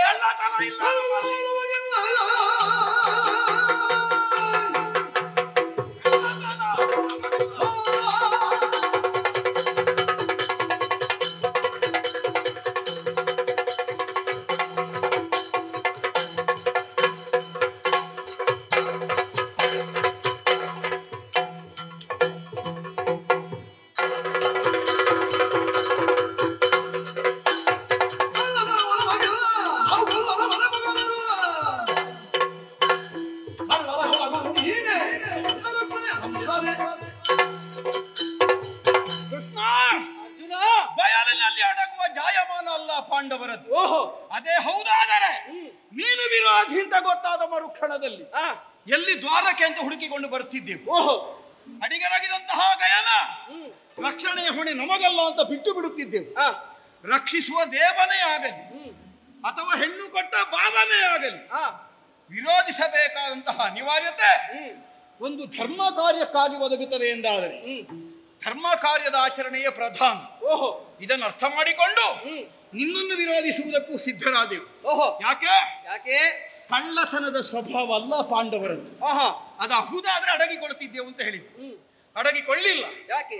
ನಿಚ್ಚಳವಾಗಿ ಈ ಪ್ರಪಂಚ ಒಪ್ಪುವಂತಹ ಪಥದಲ್ಲಿ ಸಾಗುವಂತಹ ಮನೋಗತ ಪಾಂಡವರದ್ದು ಅನ್ನುವುದು ಈ ವಿಷಯದ ಮೂಲಕವಾಗಿ ನೀನು ಅರ್ಥ ಮಾಡಿಕೊಳ್ಳಬೇಕು. ಓಹೋ, ಸುಭದ್ರಾಹರಣ ಇದಕ್ಕೆ ನೀನೇ ಅಲ್ವ ನನಗೆ ಗುರು, ನೀನೇ ಅಲ್ವ ದಾರಿ ತೋರಿಸಿದ್ದು. ನೀನೇ ಹೇಳಿದಿ ಒಳಗೆ ಬಂದಂತಹ ಈ ವೇಷದಿಂದಲೇ ಇದ್ದುಕೋ, ನಿನ್ನ ಬಳಿಗೆ ನನ್ನಣ್ಣನಾದಂತಹ ಬಲಭದ್ರ ಬರ್ತಾನೆ, ಒಳಗೆ ಕರೆದೊಯ್ತಾನೆ, ಆಮೇಲೆ ಕಾಲವರೆತು ನಿನಗೆ ಸುಭದ್ರಾ ಕಲ್ಯಾಣವಾಗುವ ಸಂದರ್ಭ ಸೃಷ್ಟಿಯಾಗುತ್ತದೆ. ಸೂಚನೆ ಕೊಟ್ಟದ್ದೇ ನೀನು. ಯಾಕೆ ಯಾಕೆ? ನಿನಗೆ ಇದರಲ್ಲೆಲ್ಲ ಯಾವ ಮಡಿವಂತಿಕೆಯೂ ಇಲ್ಲ. ಓಹೋ, ನನಗೆ ಮೊದಲೇ ಗೊತ್ತಿಲ್ವ? ಯಾರಿಗೋ ನಿಶ್ಚಯವಾದ ಹೆಣ್ಣನ್ನು ಅವ ಬಾಸಿಂಗ ಕಟ್ಟಿಕೊಂಡು ಬಂದವ ತಲೆ ತಗ್ಗಿಸಿಕೊಂಡು ಹೋಗುವ ಹಾಗೆ ಕಾಳಿಕಾಲಯಕ್ಕೆ ಪೂಜೆಗಾಗಿ ಬಂದಂತಹ ವಧುವನ್ನು ಕದ್ದುಕೊಂಡು ಬಂದವ. ನನಗೆ ಗೊತ್ತಿಲ್ವ ಇದು ರುಕ್ಮಿಣಿ ಅಪಹಾರದ ಕಥೆ? ಹಾಗಿದ್ರೆ ನೀನು ಪ್ರಪಂಚಕ್ಕದನ್ನು ಮೊದಲು ಮಾಡಿ ತೋರಿಸಿದ್ದು. ಒಲಿದ ಹೆಣ್ಣನ್ನು ಸಂಪಾದಿಸುವಲ್ಲಿ ಬೇರೆ ಬೇರೆ ವಿಧಾನದ ಮೂಲಕವಾಗಿ ಆದರೂ ಒಬ್ಬ ಪುರುಷನಾದವ ಪ್ರಯತ್ನಿಸಬೇಕು ಅನ್ನುವುದಕ್ಕೆ ನೀನು ರುಕ್ಮಿಣಿಯನ್ನು ವಿವಾಹವಾದದ್ದೇ ನಮಗೆ ನಿದರ್ಶನವಾಗಿದೆ. ಓಹೋ, ಕಳ್ಳರ ಕುಲಗುರು ಅದು ನೀನು. ಸಣ್ಣದಾರಭ್ಯದಿಂದ ಪ್ರಾರಂಭ ಮಾಡಿದ್ದಿ. ನಿನಗೆ ಮುಂಬಾಗಿಲು ತೆರೆದಿದ್ರೆ ಅಲ್ಲಿ ಹೋಗುವ ಜಾಯಮಾನ ಇಲ್ಲ. ಮತ್ತೆ ಎಲ್ಲಿ ಹಿಂಬಾಗಿಲು ಮುಚ್ಚಿಕೊಂಡು ಉಂಟು ಅಂತ ಮೆಲ್ಲಗೆ ದೂಡಿ ನೋಡುವ ಜಾತಿ. ಓಹೋ, ಅಲ್ಲೇ ಒಳಗೆ ಹೋಗಿ ಹಾಲು ಮೊಸರು ಬೆಣ್ಣೆ ಆಮೇಲೆ ಹಾಲು ಮೊಸರು ಕಡೆಯುವಂತಹ ಹೆಣ್ಣು ಎಲ್ಲರನ್ನೂ ಕದ್ದುಕೊಂಡು ಅಭ್ಯಾಸ ಆಗಿ ಹೋಗಿದೆ. ಈಗ ನಮ್ಮನ್ನು ಕಳ್ಳ ಅಂತ ಆಕ್ಷೇಪ ಮಾಡುತ್ತೆ. ಒಳ್ಳೇದುಂಟು ನಿನ್ನ ಹೇಳಿಕೆ. ನೀನು ನಮಗೆ ಬಂಧು, ಆದ್ದರಿಂದ ನಾವು ಬಂದು ಶರಣಾಗತಿಯನ್ನು ಹೊಂದಿದಂತಹ ಗಯನನ್ನು ನಿನ್ನ ಪಾದ ಮೂಲಕ ಒಪ್ಪಿಸಬೇಕು. ಏನು ಅವನು ನಿನಗೆ ಬಂಧುವೋ ಬಳಗವೋ ಸ್ನೇಹವೋ ನೆಂಟನೋ ಇಷ್ಟನೋ? ಆರ್ತತ್ರಾಣ ಪರಾಯಣತೆ ಅನ್ನುವುದು ಸಂಬಂಧಿಗಳನ್ನು ಸಂರಕ್ಷಿಸುವುದಕ್ಕಾಗಿ ಕ್ಷತ್ರಿಯರಿಗಿರುವ ಕರ್ತವ್ಯ ಅಲ್ವಲ್ಲ. ಯಾವನು ಆರ್ತನಾಗಿ ಬಂದಿದ್ದಾನೆ ಅವನು ಒಂದು ವೇಳೆ ಬದ್ಧ ಶತ್ರುವೇ ಆಗಿರಲಿ ಅಂತವನಿಗೆ ರಕ್ಷಣೆಯನ್ನು ಕೊಡಬೇಕಾದದ್ದು ಒಬ್ಬ ಕ್ಷತ್ರಿಯನಿಗೆ ಕರ್ತವ್ಯ. ಈ ಹಿಂದೆ ಆಗಿ ಹೋದ ಆದರ್ಶ ಪುರುಷನಾದಂತಹ ಶ್ರೀರಾಮಚಂದ್ರಮ್ಮ ಒಂದು ವಾಕ್ಯವನ್ನು ಆಡಿದನಂತೆ. ಹೇಗೆ? ವಿಭೀಷಣ ಶರಣಾಗತಿಯ ಸಂದರ್ಭದಲ್ಲಿ ಒಂದಿಗಿದ್ದ ವಾನರರೆಲ್ಲ ಆಕ್ಷೇಪ ಮಾಡಿದ್ರಂತೆ, ರಾವಣನ ತಮ್ಮನಿದ್ದಾನೆ, ನಿನ್ನ ಬದ್ಧ ಶತ್ರುವಿನ ಸಹೋದರ, ಏನು ಉಪಾಯಾಂತರಗಳನ್ನು ಯೋಚಿಸಿ ಬಂದಿದ್ದಾನೋ ತಿಳಿಯದು, ನಾಳೆ ನಮ್ಮೊಳಗೆ ಸೇರಿಕೊಂಡು ನಮ್ಮನ್ನು ನಾಶ ಮಾಡುವ ಕುತಂತ್ರದಿಂದ ಬಂದಿರಲೂ ಬಹುದು. ಆದ್ದರಿಂದ ಇವನಿಗೆ ಆಶ್ರಯವನ್ನು ಕೊಡಕೂಡದು. ಆ ಕಾಲಕ್ಕೆ ಮರ್ಯಾದಾ ಪುರುಷೋತ್ತಮನಾದ ಶ್ರೀರಾಮಚಂದ್ರ ತನ್ನ ಮನದಿಂಗಿತವನ್ನು ಪ್ರಕಟಿಸಿದನಂತೆ. ಯಾವನು ಪ್ರಪನ್ನ ಮಾನಸನಾಗಿ ಪರಿಪೂರ್ಣವಾದ ಶರಣಾಗತಿಯಿಂದ ನನ್ನ ಪಾದ ಮೂಲವನ್ನು ಬಂದು ಸೇರ್ತಾನೆಯೋ ಅವನು ವಿರೋಧಿಯ ಕಡೆಯಿಂದ ಬಂದವಲ್ಲ. ಸಾಕ್ಷಾತ್ ನನ್ನ ಸತಿಯನ್ನು ಅಪಹರಿಸಿದ ದಶಕಂಠನೇ ಬಂದು ಕಾಲಿಗರಾಗಿ ನನ್ನನ್ನು ಸಂರಕ್ಷಿಸಬೇಕು ಅಂತ ಕೇಳಿಕೊಂಡರೆ ಅವ ಮಾಡಿದ ಅಪರಾಧವನ್ನು ಮನ್ನಿಸಿ ಅವನನ್ನು ರಕ್ಷಿಸುವ ಶರಣಾಗತ ಪರಿಪಾಲನೆ ನನ್ನ ಕರ್ತವ್ಯ, ನನಗದು ಬಿರುದು. ರಾಮನ ಎತ್ತರಕ್ಕೆ ನಾವಿದ್ದೇವೆ ಅಂತಲ್ಲ, ಮಹಾತ್ಮರಾದವರ ಕಥನವನ್ನು ನಾವು ದಿನನಿತ್ಯ ಆಲಿಸುವುದು ಅವರ ಎತ್ತರವನ್ನು ಏರುವ ಪ್ರಯತ್ನವನ್ನು ಮಾಡುವುದಕ್ಕಾಗಿ, ಅವರ ಎತ್ತರದಲ್ಲೇ ನಾವಿದ್ದೇವೆನ್ನುವ ಮನೋಭಾವದಿಂದಲ್ಲ. ಆದ್ದರಿಂದಲೇ ಲೋಕಾದರ್ಶಪ್ರಾಯವಾದ ಚಾರಿತ್ರ್ಯವನ್ನು ಪ್ರಪಂಚದಲ್ಲಿ ಸ್ಥಾಪಿಸಿದ ಅಂತವನ ಆದರ್ಶವನ್ನು ಅನುಸರಿಸಿ ಕಾಲಿಗೆರಾಗಿದ ಗಯನನ್ನು ಪ್ರಾಣವಿದ್ದನಕ ರಕ್ಷಿಸುವುದಕ್ಕೆ ನಿರ್ಣಯಿಸಿದ್ದೇನೆ. ಯಾವ ಕಾಲಕ್ಕೂ ಬಿಟ್ಟುಕೊಡುವ ಮಾತಿಲ್ಲ. ಯುದ್ಧವೇ ಬದ್ಧ ಅಂತ ಆದ್ರೆ ಆ ಯುದ್ಧವೇ ನನಗೆ ಬದ್ಧ.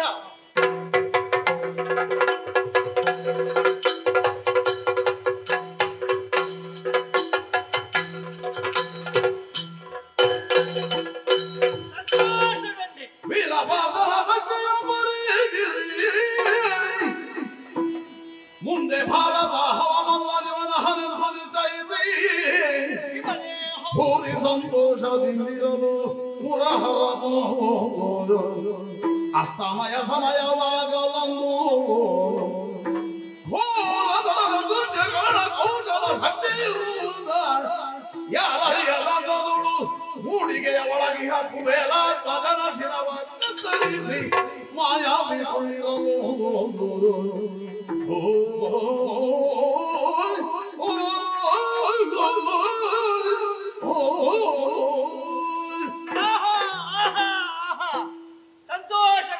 ಸಂತೋಷಗೊಂಡೆ.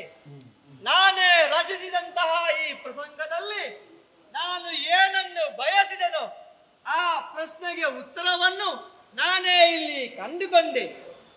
ಮುಂದೆ ನಡೆಯುವಂತಹ ಘನಘೋರ ಯುದ್ಧದಲ್ಲಿ, ಮಹಾಭಾರತದಲ್ಲಿ ಏಕವೀರನಾಗಿ ಬೆರೆಯಬೇಕಾದಂತಹ ಮಹಾನುಭಾವ ಯಾರು, ಆ ಸಮರ್ಥನ ಯಾರು ಎನ್ನುವ ಹಾಗೆ ಆಲೋಚಿಸಿದ ಇದ್ದಂತಹ ಸಮಯದಲ್ಲಿ ಅದಕ್ಕೆ ಉತ್ತರವು ಸಿಕ್ಕಿಯೇ ಹೋಯಿತಲ್ಲ.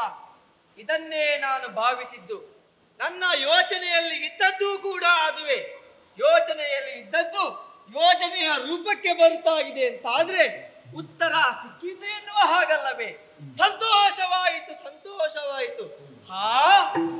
ಏನದು ಸೂರ್ಯನ ಪಶ್ಚಿಮಾಂಬುದಿಯನ್ನು ಸೇರುವುದಕ್ಕಾಗಿ ಬರ್ತಾ ಇದ್ದಾನೆ. ಹಾಗೆಂದ ಮಾತ್ರಕ್ಕೆ ನಾನು ಆಡಿದಂತಹ ಭಾಷೆ ಖುಷಿಯಾಗಿ ಕೂಡುವುದಲ್ಲ. ಅದಕ್ಕಾಗಿ ಸುಧಾ ದಿವ್ಯ ದೃಷ್ಟಿಯಲ್ಲಿಯೇ ನೋಡಬೇಕು.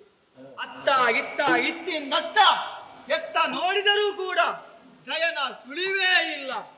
ಹಾಗಿದ್ರೆ ಸರಿ, ದಿವ್ಯ ದೃಷ್ಟಿಯಲ್ಲೇ ನೋಡಿದೆ ಅಂತಾದ್ರೆ ಗಯನು ಅವನ ಬತ್ತಳಿಕೆಯನ್ನು ಸೇರಿದ್ದಾನೆ. ಯಾವ ರೀತಿಯಲ್ಲಿ? ವಾಯುವೇ ಸೋಂಕದಂತಹ ರೀತಿಯಲ್ಲಿ ಅಲ್ಲ. ಯಾವುದೇ ಒಂದು ಜೀವಿಗಾದರೂ ಪ್ರಪಂಚದಲ್ಲಿ ಉಸಿರು ಎನ್ನುವಂತಹದ್ದು ಬಹಳ ಮುಖ್ಯ. ವಾಯುವಿನ ಅವಶ್ಯಕತೆ ಇದೆ ಬದುಕುವುದಕ್ಕಾಗಿ. ಆದ್ರೆ ವಾಯುವೇ ಸೋಂಕದಂತಹ ರೀತಿಯಲ್ಲಿ ತನ್ನ ಬತ್ತಳಿಕೆಯಲ್ಲಿ ಈತ ಗಯನನ್ನು ಬಂಧಿಸಲ್ಪಟ್ಟಿಸಿದ್ದಾನೆ ಅಂತಾದ್ರೆ ಅವ ಬದುಕಬೇಕೋ ಬೇಡೋ? ಇವ ಬಯಸಿದ್ದು ಗಯ ಸಾಯ್ಬೇಕು ಅಂತಲೋ ಅಥವಾ ಬದುಕಬಾರ್ದು ಅಂತಲೋ? ಭಯ ಬದುಕಬೇಕು ಅಂತ ಇದ್ರೆ ಗಾಳಿ ಬೇಕೋ ಬೇಡೋ? ಹಾಗಿದ್ರೆ ಅದು ಏನೇ ಇರಲಿ ಅದು ನಮಗೆ ಅವಶ್ಯಕತೆ ಇಲ್ಲ. ನಮಗೆ ಬೇಕಾದದ್ದು ಆ ಗಯನನ್ನು ಸಂಹರಿಸಬೇಕಾದ ಅನಿವಾರ್ಯತೆ. ಹಾಗಾಗಿ ಸುದರ್ಶನಿಗೆ ಆಜ್ಞೆಯನ್ನು ಇಟ್ಟಿದ್ದೇನೆ. ಅವಾತನ ಬತ್ತಳಿಕೆಯಲ್ಲಿದ್ದ ಶಿರವನ್ನು ಕತ್ತರಿಸಿದ್ದಾನೆ. ನಮಗೆ ಬೇಕಾದದ್ದು ಇಷ್ಟೇ. ಇನ್ನು ಯುದ್ಧ ಯಾಕೆ? ಸುಮ್ಮನೆ ಕುಳಿತುಕೊಳ್ತೇನೆ ನೋಡುವ. ಇವ ಮೊದಲಿನಿಂದಲೂ ಹೀಗೆ ಬೇಕಾದ್ದನ್ನು ಬೇಕಾದಲ್ಲಿ ಮಾಡುವುದಿಲ್ಲ, ಬೇಡದಿದ್ದದಲ್ಲಿ ಬೇಡದಿದ್ದದ್ದು ಎಷ್ಟು ಮಾಡ್ತಾನೆ. ಸುಮ್ಮನೆ ಗೊತ್ತಿದ್ದಾನೆ.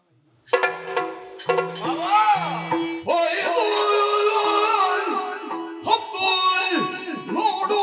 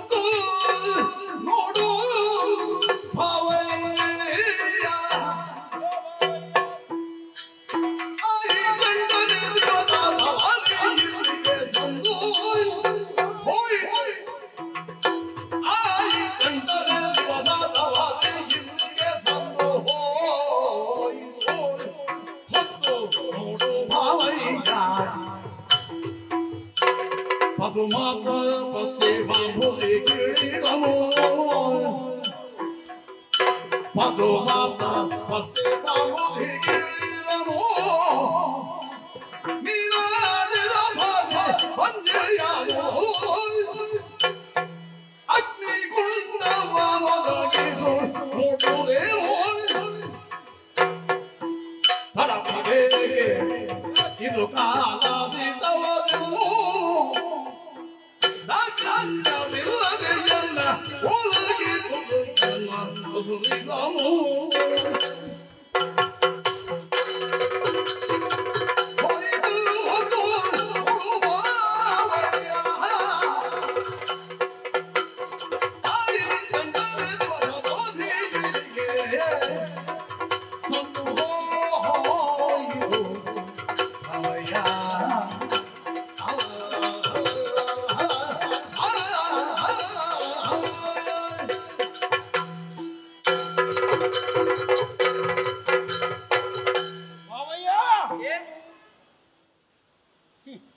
ಏನು ಸಾರ್ವಜನಿಕ ಸಮಾರಾಧನೆ ನಡೆಯುವ ಜಾಗವೊಂದು, ಸಮರ ಕಣದ ಮಧ್ಯದಲ್ಲಿ ಸಮಾರಾಧನೆಗೆ ಕುಳಿತ ಹಾಗೆ ಕುಳಿತುಕೊಂಡಿದ್ಯಲ್ಲ ನೀನು. ಈ ತನಕ ಉತ್ಸಾಹದಿಂದ ಹೋರಾಟವನ್ನು ಮಾಡಿ ಆಡಿದ ಭಾಷೆಯನ್ನು ಊರ್ಜಿತವಾಗಿ ಉಳಿಸಿಕೊಳ್ಳುವಂತಹ ಉದ್ದೇಶದಿಂದಲೇ ಒದಗಿ ಬಂದವು. ಈ ಕ್ಷಣದಲ್ಲಿ ನಿರುತ್ಸಾಹವನ್ನು ಹೊಂದಿದವನ ಹಾಗೆ ಅಥವಾ ಆ ಕುರಿತು ಗಮನವೇ ಇಲ್ಲದವನ ಹಾಗೆ ಯುದ್ಧ ವಿರಾಮವನ್ನು ಹೊಂದಿ ಸುಮ್ಮನೆ ಕುಳಿತಿರುವೆಯಲ್ಲ. ನೋಡು, ನೀನಾಡಿದಂತಹ ವಚನದಂತೆಯೇ 8ನೆಯ ದಿನದ ಸೂರ್ಯಾಸ್ತಮಾನಕ್ಕಿಂತ ಮುನ್ನ ನೀನು ವಿರೋಧಿ ಎಂದು ಘೋಷಿಸಿದ ಆ ಗಯನ ತಲೆಯನ್ನು ನೀನು ಕಡಿಯಲೇಬೇಕು. ಇದು ನಿನ್ನ ಭಾಷೆ. ನೋಡು, ಉದಯಿಸಿದ ಸೂರ್ಯ ನಡುಗಡಲಿನಿಂದ ವಾಲ್ತಾ ಇದ್ದಾನೆ. ಇನ್ನೇನು ಈಗಲೋ ಅರೆಕ್ಷಣದಲ್ಲೋ ಸೂರ್ಯಾಸ್ತಮಾನವಾಗಿ ಹೋಗುತ್ತದೆ. ತಾವರೆಯ ಮಿತ್ರ ನಿನ್ನೆಯೂ ಸಮುದ್ರಕ್ಕಿಳಿದಿದ್ದಾನೆ, ಇಂದು ಸಮುದ್ರದಿಂದ ಮೇಲೆದ್ದಿದ್ದಾನೆ, ಇಂದು ಮುಳುಗಿದವ ನಾಳೆಯೂ ಹೇಳ್ತಾನೆ. ಆದರೆ ನನ್ನ ಭಾವನ ಜೀವನದಲ್ಲಿ ಇಂದು ಸೂರ್ಯ ಮುಳುಗಿದರೆ ನಾಳೆಗೆ ಮತ್ತೆ ಬೆಳಗ್ಗೆ ಸೂರ್ಯೋದಯ ನೋಡುವ ಅವಕಾಶ ಭಾವನೆಗಿಲ್ಲದೆ ಹೋಗ್ತದಲ್ಲ. ಅದ್ಯಾಕೆ? ಇದನ್ನು ಮರೆತೆಯೋ ಹೇಗೆ? ಗಯನ ಶಿರವನ್ನು ಕತ್ತರಿಸದೆ ಹೋದ್ರೆ ಜ್ವಲಿಸುವಂತಹ ಅಗ್ನಿಕುಂಡವನ್ನು ಪ್ರವೇಶಿಸಿ ದೇಹವನ್ನು ನೀಗಾಡುತ್ತೇನೆ. ಹೀಗೆ ನೀನು ಪ್ರತಿಜ್ಞಾಬದ್ಧನಾದವನು. ಬಾವಾ, ಹೇಗೂ ಆಡಿದ ಮಾತು ನಡೆಸಲಿಕ್ಕಾಗಲಿಲ್ಲ. ನಾಳೆ ನಾನಾದ್ರೂ ಊರಿನಲ್ಲಿ ಮುಖ ಎತ್ತಿ ನಡಿಬೇಡ. ಈಗ ನಾಳೆ ಎಲ್ಲ ಬೆರಳು ತೋರಿಸಿ ಏನು ಹೇಳಿಯಾರು? ಏನು ಹೇಳಿಯಾರು? ಇಷ್ಟರವರೆಗೆ ನನಗೆ ಒದಗುವಂತಹ ಗೌರವದಲ್ಲಿ ನಿನ್ನ ಕೊಡುಗೆಯು ಇದ್ದದ್ದನ್ನು ನಾನು ಅಲ್ಲಗಳೆಯುವುದಿಲ್ಲ. ಕೆಲವರೆಲ್ಲ ನಿನ್ನನ್ನು ಒಪ್ಪುವ ಮಂದಿಗಳಾದ್ರೂ ಹೇಳುತ್ತಿದ್ರು, ಕೃಷ್ಣನ ಭಾವ ಬಂದ, ವಾಸುದೇವನ ನಂಟ ಬಂದ, ಹೀಗೆ ನನಗೊಂದು ಗೌರವ ಸಿಗ್ತಾ ಇತ್ತು. ಈಗ ನಾಳೆಗೆ ಅವರೇ ಏನು ಹೇಳಿಯಾರು? ಏನು ಹೇಳಿಯಾರು? ಆ ಭಾಷೆ ಇಲ್ಲದವನ ಭಾವ ಹೋಗುತ್ತಾ ಇದ್ದಾನೆ, ಭಾಷೆ ತಪ್ಪಿದವನ ನಂಟ ಬಂದು ಬಿಟ್ಟ ಅನ್ನೋ ಹಾಗೆ ನನ್ನ ಬಗ್ಗೆ ಆಕ್ಷೇಪದ ನುಡಿಗಳಾಡುವ ಹಾಗಾಗ್ಲಿಕ್ಕಿಲ್ಲ. ಹೋಗಲಿ ಬಿಡು, ನಿನಗೆ ಎರಡಾದ್ರೂ ಒಂದೋ 8ನೆಯ ದಿನದ ಸೂರ್ಯಾಸ್ತಮಾನಕ್ಕಿಂತ ಮುನ್ನ ಗಯನ ಗಂಟಲನ್ನು ಕತ್ತರಿಸುವುದು, ಅಲ್ಲದೆ ಹೋದ್ರೆ ಅಗ್ನಿಕುಂಡವನ್ನು ಪ್ರವೇಶಿಸುವುದು. ಅದು ನಿನ್ನಿಂದ ಆಗಲಿಲ್ಲ. ಯಾಕೆಂದ್ರೆ ಅದಕ್ಕೊಂದು ತಡೆ ಉಂಟು. ಗಯನನ್ನು 8 ದಿನದ ಕಾಲ ಸಂರಕ್ಷಿಸ್ತೇನೆ ಅಂತ ನಾನು ಪ್ರತಿಜ್ಞಾಬದ್ಧನಾಗಿದ್ದೇನೆ. ಆದ್ರೆ ನೀನು ಬೆಂಕಿಗೆ ಹಾರುವುದಕ್ಕೆ ಯಾರ ಪ್ರತಿಬಂಧಕವೂ ಇಲ್ಲವಲ್ಲ, ಯಾರು ತಡೆ ಇಲ್ಲ. ಅಗ್ನಿಕುಂಡ ನಿರ್ಮಾಣ ಮಾಡುವುದು, ಬೆಂಕಿಗೆ ಹಾರುವುದು. ನೋಡುವ, ನಿನ್ನನ್ನು ಸುಡುವೊಮ್ಮೆ ಬೆಂಕಿಯನ್ನು ನೋಡಬೇಕು. ನನಗೆ ಬೇಗ ಬೆಂಕಿ ಮಾಡುವವ ಹಾರು. ಅರ್ಜುನ ಬಾವಯ್ಯ, ಏನು ಅಂತ ಮಾತಾಡ್ತೀವಿ? ಪಾತ ಕೇಳಾದರೆ ಕಾಶಿಯು ಕಲಿಯುಗ ಬಂದೆ ಜ್ಞಾನಿಗಳಂತೆ ಹೋರುವೆ ಯಾಕೆ? ಸಂತನ ಭಾಗಗಳು ಮತ್ತಳಿಗೆ ಯೋಳಾಟೆ ಗೋಳನ ಬೆರಳು ತೆಗೆದು ನೋಡು, ತೆಗೆದು ನೋಡು, ಚಿಂತೆಯಾಗದೆ ಮೋದ ಬಂದೆಂದು ಹಿರಿದಾಗ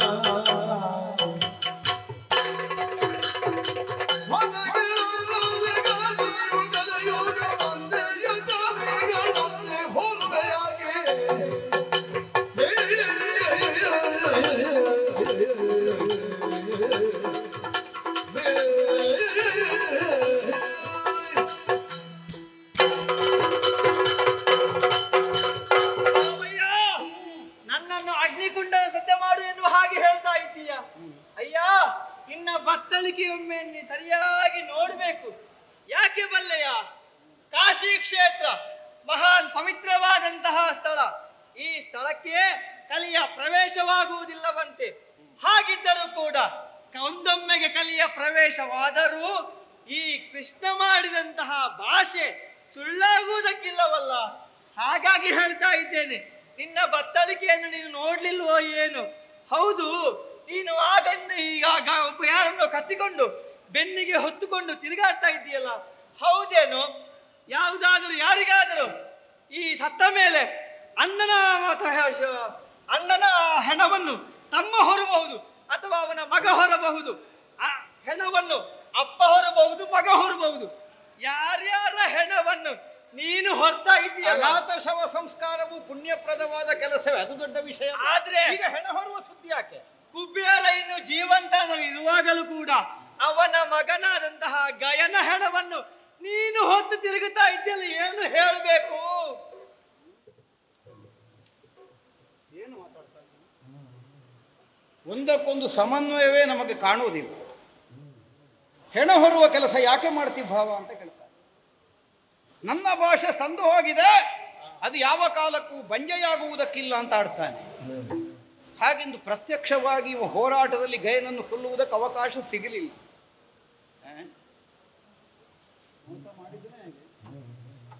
ಒಮ್ಮೆ ಬತ್ತಳಿಕೆ ಬಿಚ್ಚಿ ನೋಡುವುದೇ ಒಳ್ಳೆಯದು.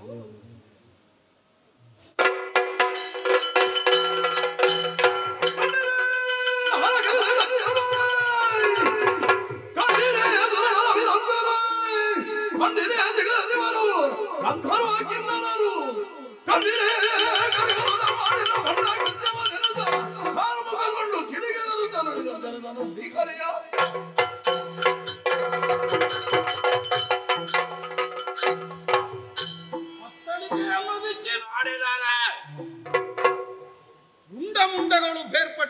ಸ್ಥಿತಿಯಲ್ಲಿ ಗಯಾಕುಮಾರ ಮುಖಾಮುಖಿಯಾದ ಹೋರಾಟ ನಡೆಯಲಿಲ್ಲ. ವಾಯುಶೋಕದ ತರನ ಬಂಧನವನ್ನು ಒದಗಿಸಿದ್ದಂತಹ ಗಯನ ಪ್ರಾಣಕ್ಕೆ ಆಪತ್ತನ್ನು ತಂದುದಕ್ಕಾದರೂ ಕಾರಣ ಯಾವುದು? ಮುಖಾಮುಖಿಯಾದ ಸಮರವಲ್ಲ, ಮೋಸ. ಕಂಡೀರ ಕಂಡೀರ ದಿಗಾದಿಪಾರು, ಕಂಡೀರ ಸಪ್ತರ್ಷಿವರರು, ಬ್ರಹ್ಮಾದಿ ಸುರವರರು ಈ ಮೋಸಗಾರ ಮಾಡಿದ ದಂಡ ಕೃತ್ಯವನ್ನು ನೀವೆಲ್ಲ ಕಂಡಿರಲ್ಲ. ಕೇವಲ ಮೋಸ ಆಗಿದೆ ಅಂತ ಹಂಬಲಿಸುವಂತಹ ದುರ್ಬಲ ಅಲ್ಲ ಪಾರ್ಥ.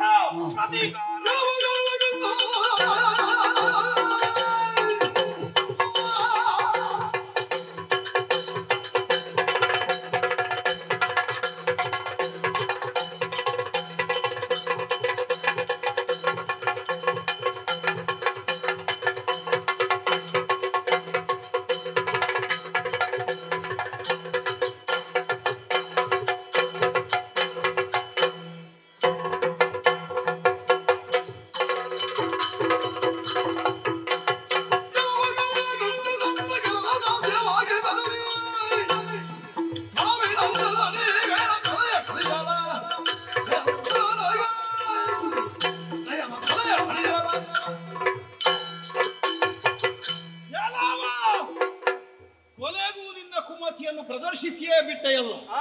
ಅನುಮಾನ ಇತ್ತು ಸಮರ ಕ್ಷೇತ್ರದಲ್ಲಿ ನಾನು ಎದುರಿಸುವ ವ್ಯಕ್ತಿಯ ವ್ಯಕ್ತಿತ್ವದ ಕುರಿತಾಗಿ. ಮಾಯಗಾರ ಕೊನೆಗೂ ಅದನ್ನೇ ದೃಢಪಡಿಸಿ ಬಿಟ್ಟೆ. ಮುಖಾಮುಖಿಯಾಗಿ ಹೋರಾಡುವುದಕ್ಕೆ ಸಾಮರ್ಥ್ಯ ಸಾಲದೆ ಆಡಿದ ಮಾತನ್ನು ಹೇಗಾದ್ರೂ ಉಳಿಸಿಕೊಳ್ಳಬೇಕನ್ನುವ ಉದ್ದೇಶದಿಂದ ಮೋಸದ ಎಸುಗೆಯಿಂದ ಗಯನ ಹಸುವನ್ನು ಕಳೆದೆಯೋ ಬಿಡಲಾರೆ. ಪಿಡಿಕೊಳ್ಳ ಚಕ್ರಮಂ ಗಿರಿಜತನಗೊಲಿದಿದ್ದ ಪರಮ ವೈಷ್ಣವ ಶಕ್ತಿ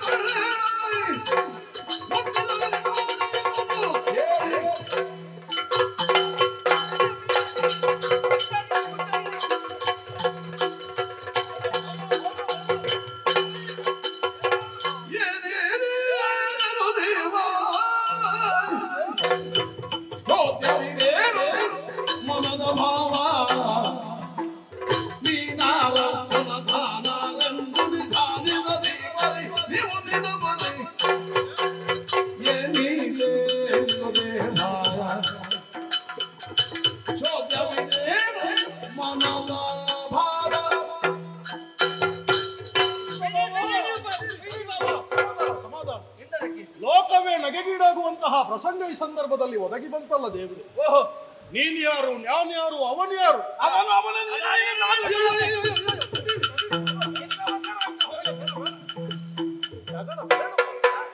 ಏನು ಅರ್ಜುನ ನಿಮಗೆ ಭಾವ, ನಿಮ್ಮ ತಂಗಿಯ ಗಂಡ, ಅದನ್ನು ಅರ್ಥ ಮಾಡಿಕೊಂಡು ಕೂಡ ನಿಮ್ಮ ಪರಮ ಭಕ್ತನಿದ್ದಾನೆ. ಇದುವರೆಗೆ ನೀವು ತೋರಿದ ದಾರಿಯಲ್ಲೇ ನಡೆದುಕೊಂಡು ಬಂದವ ಪಾರ್ಥ. ಅವನು ಯಾರು ಅಂತ ಗೊತ್ತಿದ್ದರೂ ಕೂಡ ನೀವು ಅವನ ಯುದ್ಧವನ್ನು ಮಾಡುವುದಕ್ಕೆ ಮುಂದಾದದ್ದ. ಈಗ ನಿಮ್ಮ ಆಸೆ ನೆರವೇರಲಿಲ್ವಾ?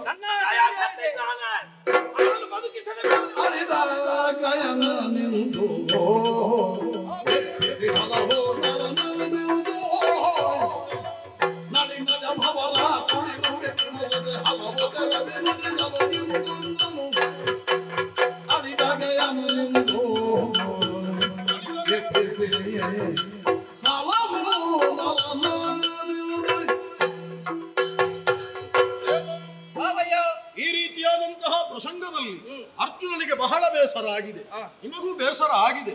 ಆದ್ರೆ ಅರ್ಜುನ ಮಾತು ಕೊಟ್ಟಿದ್ದಾನೆ ಗಯನಿಗೆ, ನಿನ್ನನ್ನು ನಾನು ಉಳಿಸ್ತೇನೆ. ಆದ್ರೆ ಈಗ ಮಾತು ಹುಸಿಯಾಯಿತು. ಅರ್ಜುನ ಗಯ ಸತ್ತಿದ್ದಾನೆ. ಈಗ ನಿಮ್ಮ ಮಾತು ನೆರವೇರಿದೆ, ಆದ್ರೆ ಅರ್ಜುನನಿಗೆ ಬೇಸರ ಆಗಿದೆ. ಈಗ ಗಯ ಬದುಕಿದ್ರೆ ಅರ್ಜುನನಿಗೆ ಸಂತೋಷ ಆಗುತ್ತದೆ. ಅವನು ಕೊಟ್ಟಂತಹ ಮಾತೇನಿದೆ ಅದು ನೆರವೇರುತ್ತದೆ. ಹಾಗಾಗಿ ಸತ್ತಂತಹ ಗಯನನ್ನು ಬದುಕಿಸುವಂತಹ ಯೋಗ್ಯತೆ ನಿಮಗಿದೆ ಅನ್ನುವಂತಹ ಕಾರಣದಿಂದ ಹೇಳ್ತಾ ಇದ್ದೇನೆ. ಸತ್ತಂತಹ ಗಯನನ್ನು ಬದುಕಿಸಿ ಅರ್ಜುನನ ಮುಖದಲ್ಲಿ ನಗು ಬರುವ ಹಾಗೆ ಮಾಡಿ. ನನ್ನ ಭಾಷೆ ಈಡೇರಿ ಆಗಿದೆ ಅಂತಾದ ಮೇಲೆ ಇನ್ನವ ಬದುಕಿದರೂ ಕೂಡ ನನ್ನ ಆಕ್ಷೇಪ ಇಲ್ಲ. ನನ್ನ ಭಾವನ ಭಾಷೆ ಬಂಜಾಗ ಕೂಡದಲ್ಲ, ಬದುಕಿಸಿದ್ದೇನೆ.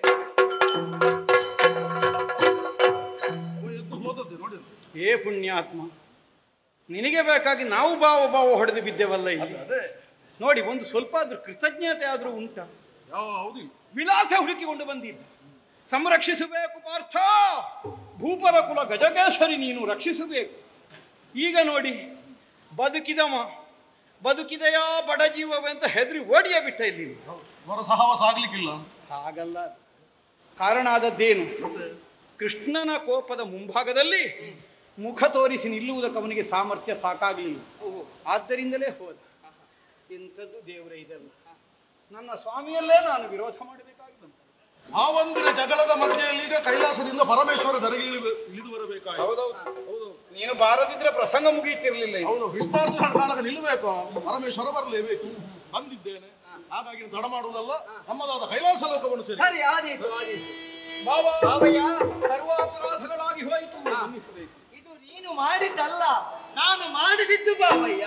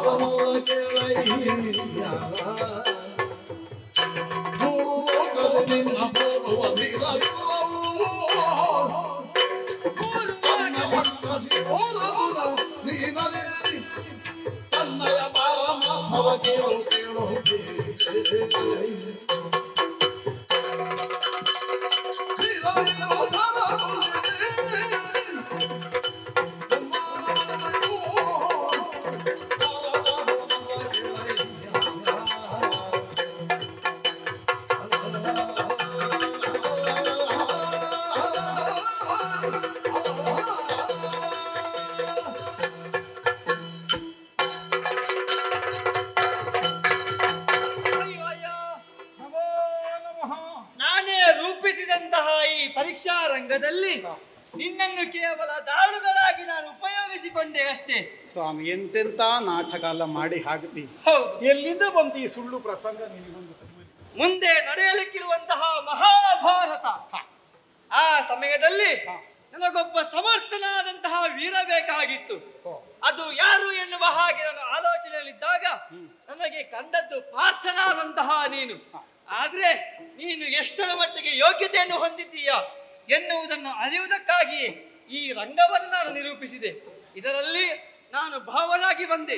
ನಿನ್ನ ಹೆಂಡತಿಯಾಗಿರಬಹುದು, ಅಣ್ಣಂದಿರಾಗಿರಬಹುದು, ಸಂಬಂಧಿಗಳಾಗಿರಬಹುದು, ಎಲ್ಲರನ್ನೂ ಕೂಡ ನೀನು ಸಂಬಂಧದಲ್ಲಿ ದೂರ ಮಾಡಿಕೊಂಡು ನಿಂತುಕೊಳ್ಳುವಂತಹ ಪ್ರಸಂಗ ಒದಗಿ ಬಂದಿದೆ. ಮುಂದೆಯೂ ಹಾಗೆ, ಮುಂದೆ ಯಾರು ನಿನ್ನೊಂದಿಗೆ ಸೆಣಸಾಡುವುದಕ್ಕಾಗಿ ಸಂಬಂಧಿಗಳು ಬಂದು ನಿಲ್ಲುತ್ತಾರೆ ಎನ್ನುವುದನ್ನು ಹೇಳುವುದಕ್ಕಾಗುವುದಿಲ್ಲ. ಆ ಸಮಯದಲ್ಲಿ ನೀನು ಏನು ಮಾಡುತ್ತೀಯಾ ಎನ್ನುವುದನ್ನು ತಿಳಿಯುವುದಕ್ಕಾಗಿ ಈ ಪ್ರಸಂಗವನ್ನು ನಾನು ರೂಪಿಸಿದೆ ಅಷ್ಟೇ.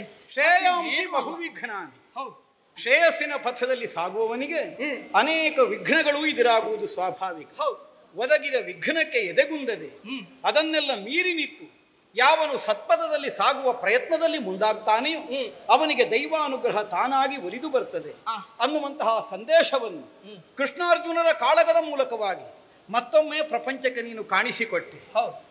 ಧರ್ಮ ಜಾಗೃತವಾದಂತಹ ಮತಿಯನ್ನು ಹೊಂದಿ ಕರ್ತವ್ಯವನ್ನು ಎಸಗಬೇಕಾದಂತಹ ಅನಿವಾರ್ಯವಾದ ಕಾಲಘಟ್ಟದಲ್ಲಿ ಧರ್ಮ ಪ್ರಧಾನವಾಗುತ್ತದೋ ಪಾಂಡವರಿಗೆ, ಅಲ್ಲ ಸಂಬಂಧ ಮುಖ್ಯವಾಗುತ್ತದೋ? ಕೇವಲ ಮೋಹವಶರಾಗಿ ಉಳಿಯುತ್ತಾರೋ, ಅಲ್ಲ ಕರ್ತವ್ಯ ಕಾರಣಕ್ಕಾಗಿ ಎಲ್ಲ ಮೋಹವನ್ನಾದರೂ ತ್ಯಜಿಸಿ ಮುನ್ನುಗ್ಗುತ್ತಾರೋ? ಯಾಕಂದ್ರೆ ಅನುಗ್ರಹಿಸುವ ದೇವನಾದಂತಹ ನೀನು ನಮ್ಮ ಬದುಕಿನಲ್ಲಿ ಅನಾದಿಯಿಂದಲೇ ಒದಗಿ ಬಂದವ. ಒಂದು ಜನ್ಮದಿಂದ ನಿನ್ನನ್ನು ಯಾವನು ಅನುಗ್ರಹವನ್ನು ಸಂಪಾದಿಸುವುದಕ್ಕೆ ಸಾಧ್ಯ ಇಲ್ಲ, ಆಗುವುದು ಜನ್ಮ ಜನ್ಮಾಂತರಗಳ ಪುಣ್ಯ ವಿಶೇಷದಿಂದ ಮಾತ್ರ ನಿನ್ನ ಕೃಪಾಕಟಾಕ್ಷದ ಒಳಗೆ ಒಬ್ಬಾತ ಬರುವುದಕ್ಕೆ ಸಾಧ್ಯವಾಗುತ್ತದೆ. ನಾವೇನು ನಿನ್ನ ಕುರಿತಾಗಿ ಧ್ಯಾನಿಸಿದೆವು, ನಿನ್ನನ್ನು ಭಜಿಸಿದೆವು, ಆದ್ರೆ ನೀನೇ ಬಂದಿದ್ದಿ ಅಂತಾದ್ರೆ ಅರ್ಥ ಏನು? ಈ ಪ್ರಪಂಚದಲ್ಲಿ ವ್ಯಕ್ತಿಗಳಾಗಿ ನಮಗೊಂದು ಕರ್ತವ್ಯವಿದ್ದರೂ ಆ ಕರ್ತವ್ಯವನ್ನು ಪೂರ್ಣಗೊಳಿಸುವಲ್ಲಿ ದೈವವಾದಂತಹ ನಿನ್ನ ಸಹಾಯ ನಿನ್ನ ಇಚ್ಛೆಯಂತೆಯೇ ತಾನಾಗಿಯೇ ನಮಗೆ ಒದಗಿ ಬರ್ತದೆ. ಈ ಸಂದೇಶವನ್ನು ನೀನು ಮೊದಲೇ ತೋರಿಸಿಕೊಟ್ಟಿದ್ದು. ಅಲ್ಲದೆ ಹೋದರೆ ಎಂದೋ ಕುಂತಿ ಭೋಜನಿಗೆ ದತ್ತಕವಾಗಿ ಕೊಡ ಮಾಡಲ್ಪಟ್ಟಂತಹ ಶೂರಸೇನನ ಪುತ್ರಿ ಪೃಥಾದೇವಿ ನಿನಗೆ ಅತ್ತೆಯಾಗಿ ಉಳಿಯುವುದಕ್ಕೆ ಹೇಗೆ ಸಾಧ್ಯ? ನೀನಿಲ್ಲದ ಸಂಬಂಧವನ್ನು ಕಲ್ಪಿಸಿದ್ದಿ. ಹಾಗಿದ್ರೇನು? ಕೇವಲ ರಕ್ತ ಸಂಬಂಧ ಅಲ್ಲ, ಭಾವದ ಸಂಬಂಧ, ಭಕ್ತಿಯ ಬಂಧ ನಿನಗೂ ನಮಗೂ ಇರುವಂತಹದ್ದು. ಅಂತಹದರಲ್ಲಿ ಯಾವ ಕಾಲಕ್ಕೂ ಕಲ್ಮಶ ತಲೆದೋರ ಕೂಡದು. ಅನಿವಾರ್ಯವಾದ ಕಾಲಘಟ್ಟದಲ್ಲಿ ಒಬ್ಬ ವ್ಯಕ್ತಿಯಾದ ಕೈಗೊಳ್ಳಬೇಕಾದಂತಹ ಕಾರ್ಯ ಯಾವುದು ಅನ್ನುವುದನ್ನು ಆಯ್ದುಕೊಳ್ಳುವಲ್ಲಿ ಸ್ವಲ್ಪ ವಿಚಲಿತ ಮಾನಸನಾದರೂ ಘೋರವಾದಂತಹ ಪರಿಣಾಮವನ್ನೇ ಅನುಭವಿಸಬೇಕಾಗುತ್ತದೆ. ನಿನ್ನಂತಹ ಒಬ್ಬನನ್ನು ವಿರೋಧಿಸಬೇಕಾದ ಸನ್ನಿವೇಶ ಪಾಂಡವರ ಬದುಕಿನಲ್ಲಿ ಬಂದ್ರೆ ಧರ್ಮಕ್ಕಾಗಿ ನಿನ್ನನ್ನಾದರೂ ವಿರೋಧಿಸುತ್ತಾರೋ, ಅಯ್ಯೋ ಕೃಷ್ಣನ ವಿರೋಧ ಬೇಡ ಅನ್ನುವುದಕ್ಕಾಗಿ ಧರ್ಮಕ್ಕೆ ಬಿಡ್ತಾರೆ ಅನ್ನುವಂತಹ ಪರೀಕ್ಷೆಯನ್ನು ನೀನೊಡ್ಡಿದ್ದಿ. ಒಂದು ದೃಷ್ಟಿಯಿಂದ ಸರಿಯೇ, ಸಾಕ್ಷಾತ್ ಅನುಗ್ರಹಿಸುವ ಪರಶಿವನಲ್ಲಾದರೂ ಪ್ರತ್ಯಕ್ಷವಾಗಿ ಸಮರವನ್ನು ಮಾಡಿ ಅವನಿಂದ ಪಾಶುಪತಾದಿ ಅಸ್ತ್ರಗಳನ್ನು ನಾನು ಸಂಪಾದಿಸಿದನು. ಸತ್ಯ. ಪರಮೇಶ್ವರನಲ್ಲಿ ನಾನು ವಿರೋಧ ಸಾಧಿಸಿದ್ದೇನೆ.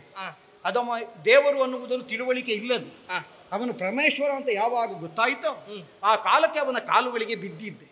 ಬಹುಶಃ ಪರಮೇಶ್ವರ ಅಂತ ತಿಳಿದ ಮೇಲೂ ಒಂದು ಸುತ್ತಿನ ಹೋರಾಟ ನಾನಲ್ಲಿ ನಡೆಸುತ್ತಿದ್ದೇನೆ.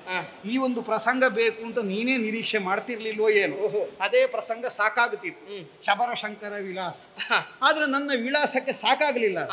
ಯಾಕೆ? ಅಲ್ಲಿ ನಾನು ಈಶ್ವರ ಅಂತ ಗೊತ್ತಾದ ಮೇಲೆ ಕೈ ಮುಗಿದಿದ್ದೇನೆ. ಹಾಗಿದ್ರೆ ದೇವರು ಅಂತ ಹೇಳುವಾಗ ಕೈ ಮುಗಿದು ಹಿಂದೆ ನಿಲ್ತಾನೋ?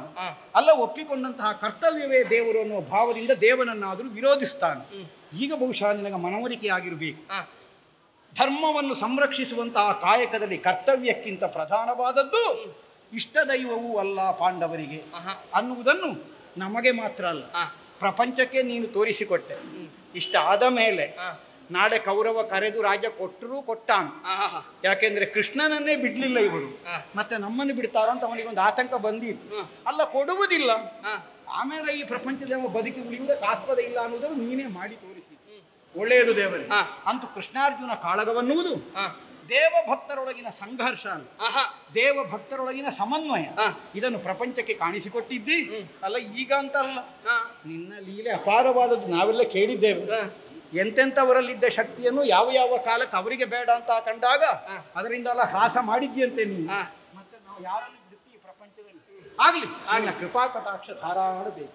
ಕಾಮ್ಯಕಾಮನ ಇಲ್ಲಿಯೇ ಉಂಟಲ್ಲ. ಇವತ್ತು ನೀನು ಬರ್ಲಿಕ್ಕಿಲ್ಲ, ಕರೆದು ಇದು ಬರುವ ಅಷ್ಟಮಿಗೊಂದು ಬರ್ಬೇಕು. ಅಲ್ಲ, ಅಷ್ಟಮಿಗೆ ಬರ್ಬೇಕು. ಅಷ್ಟಮಿಯ ಮರುದಿವಸ ಮೊಸರು ಹುಡುಕಿ ಇಲ್ಲಿಯೇ ಖಂಡಿತ.